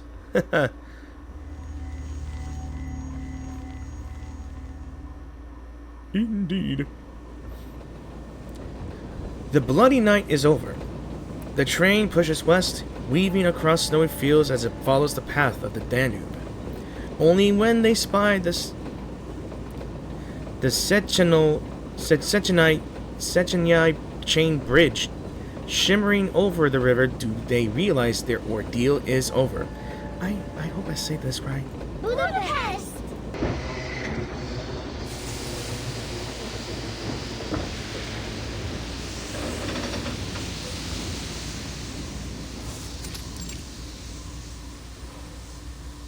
We are now arriving at Budapest Keleti Station.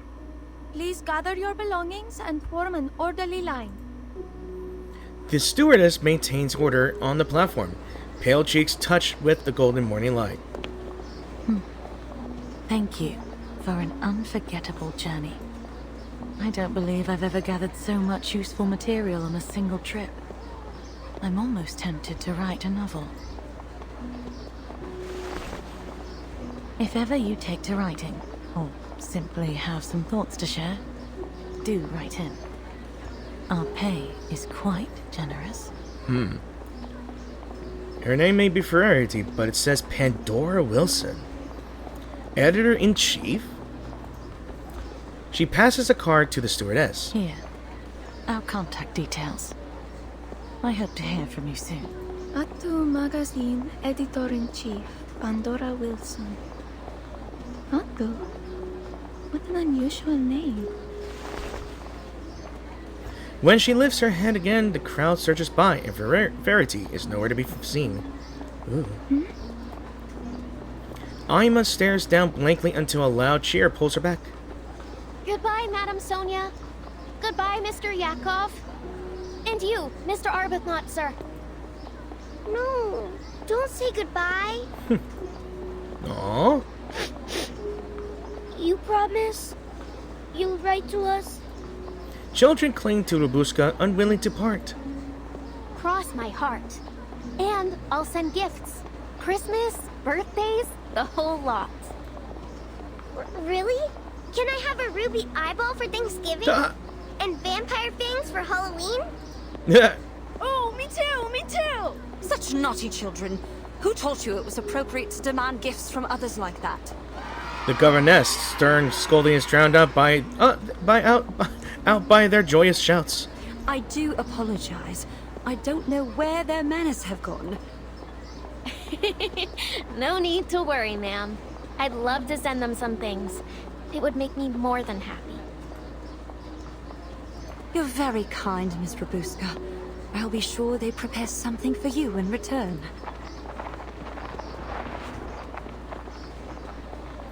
Bidding farewell to the chattering children, Rubuska lets out a long-held breath. Right. Now I really need to work hard. Ruby eyes and fangs don't pay for themselves. I may have some errands from the Foundation that would suit you, if you're willing. I won't say they'll be easy, but they pay well. You mean it? Of course. Now that the three of you are registered with the Foundation, you're free to lead your lives as you wish. That includes deciding who you'll work for. Is that all? Your procedures were quicker than I expected. For a moment, I thought you'd take us away to the Foundation and lock us up. I admit I did toss the idea around. Huh? Yeah. But after a thorough investigation, I regret to say... She blinks with the flash of a secret smile. ...that our intelligence was faulty. There are no vampires aboard the Danube Dawn. It's safe to dismiss the reports as no more than a rumor. Oh, real funny, boss. You nearly gave me a heart attack. The girl's laughter drifts up, then scatters into the tide of people. Right then. It looks like my mission ends here. Where are you headed next? To the city, Istanbul. Really? Heading back so soon? Corvus pauses, amusement softening her battle-scarred face. But our next stop is Vienna. We have some passengers who need to get off there. Any plans to head east again from Budapest? Huh? Vienna. Passengers they need to get there. Could it be? As long as these wars rage on, there will be people who need our help. I wish you all the best, Conductress. With your secret operation, and with the dream you're chasing. Thank you. I intend to see it happen, and we're making progress. Especially now that I can count on not just one, but 2 vampires to assist me. She points toward the 2 vampires at her side. Indeed. I can only conclude that things will improve from here. Perhaps we'll meet again, if we're lucky. She smiles, waves to the crowd, and turns away. Phew. I honestly thought she meant it when she said she'd lock us up. Vampires aren't meant to be locked up in a cell. I'm curious, Ruby. If you were given another chance to become a vampire, would you take it? Ruby eyes dance around and find their rest when they meet Aima's face. Given a chance? I don't need a chance. I am a vampire. Haven't you heard of me? The nightmare haunting the Danube Dawn. The terrifying monster, Robuska the vampire. She prowls the train, looking for anyone who might cause trouble. And if they do, she'll see them punished. Investigators, arcanists, the conductress herself. She can take them all single-handedly. And her shadow friends will gobble up anyone who dares stand in her way. Aha!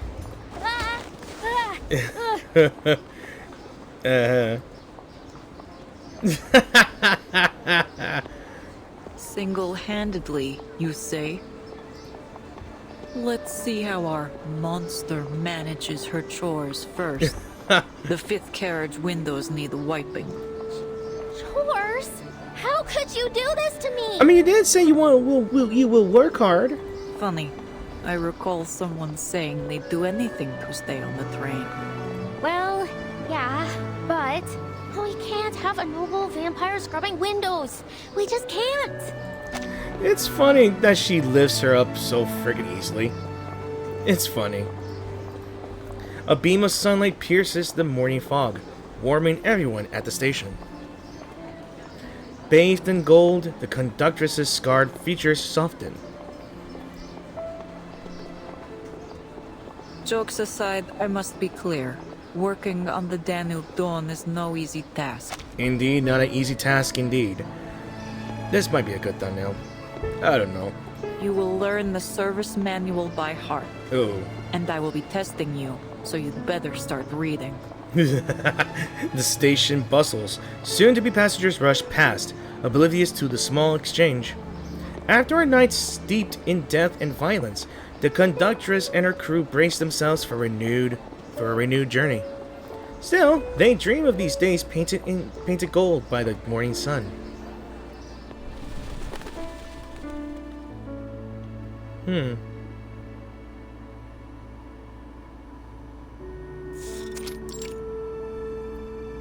On November 30th, 1912, I boarded the Danube Dawn and encountered a young arcanist named Robuska, and the conductress of the train, Corvus, among others. At the Nika checkpoint, we stopped Pyros, a vampire and army officer affiliated with Menes Vindictae, and foiled his scheme to infect the greater population, after which the train successfully entered the territory of Austria-Hungary. Vampire. She stops writing, staring at the report before her. Half-truths have become a specialty of hers. It hardly counts as forging reports if I simply leave out a few details. All that I've written is true. It just didn't occur to me to include some minor details. Miss Semmelweis. No need to worry. I'll turn in the report by the end of the day. Oh, I'm not here for the report. Hmm? Our office in Vienna received a gift. They were asked to pass it along to you. The young clerk leaves a small gift box by the door and slips away. A gift? Could it be... She slices the letter open with her fingernail. Babushka. The scroll is uneven, the corners stained with 2 thick drops of blood like a wax seal. Dear Miss Semmelweis of the St. Pavlov Foundation. Then her eyes fall on the illustrations over a long and entirely playful signature. The youngest descendant of Arnold V, Voivoda of Wallachia, true heir of Savonovich, first Duke of Argesh, rightful lady of Castle Argesh, daughter of Arnold VI. And the bravest vampire of the century, Robuska, sends her regards.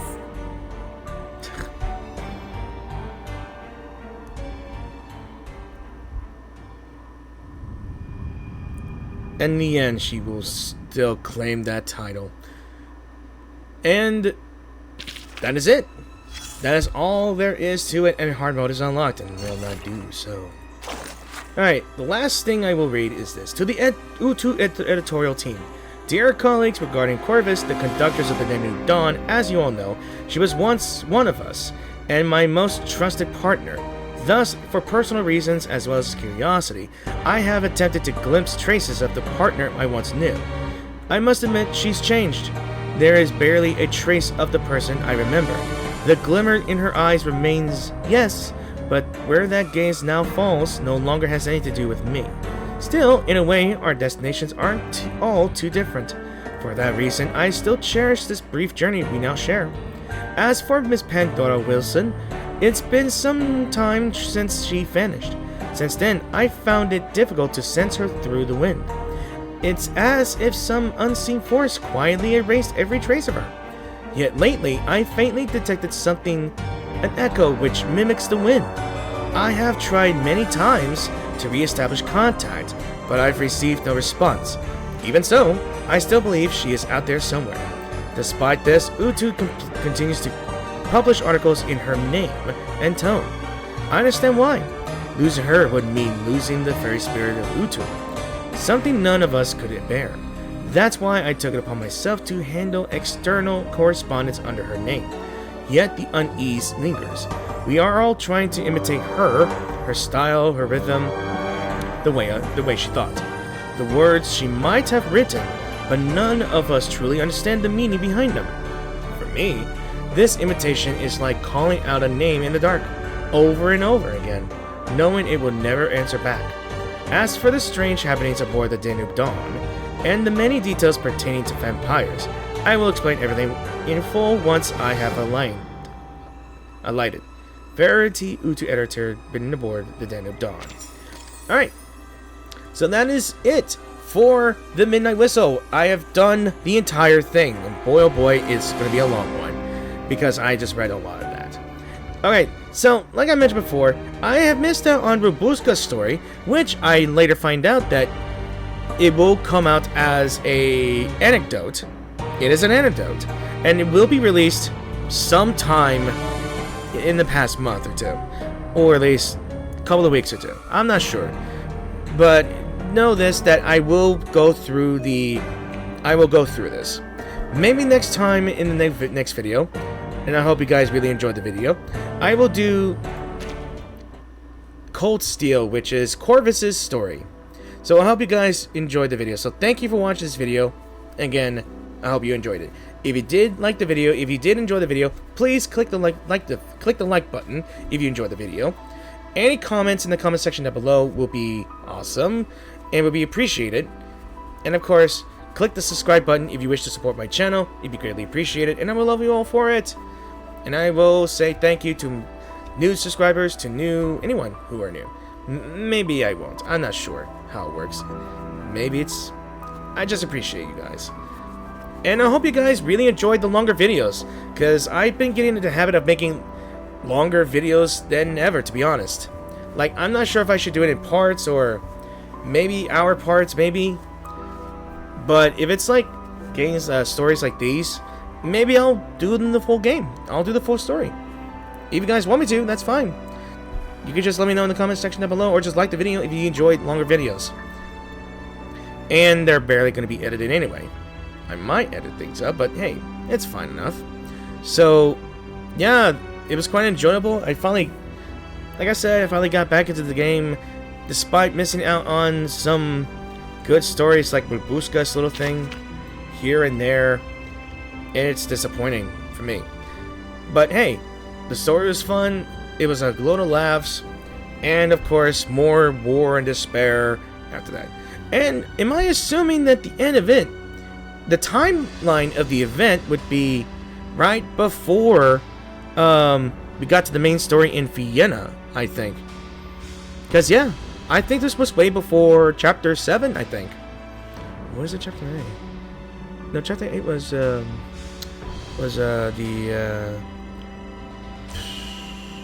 Nala, I think. And 9 was the prison. 7 was the... Yes, 7 was the, I don't know, I just forgot. My memory's this bad when it comes to remembering things a bit. So I assume it might be Chapter 6 or 7. I think 7. It's 7. It's gotta be 7. Alright. So, with that in mind, I hope you guys had a good weekend, had a good day, and I hope you guys enjoyed your new year. Especially if this is being the 3rd or 4th day. The 4th day. Alright, so as always, thanks for watching, and I will see you guys in the new one. So peace out, have an awesome weekend, and I hope you enjoy the rest of your week. Or the rest of your week. Bye!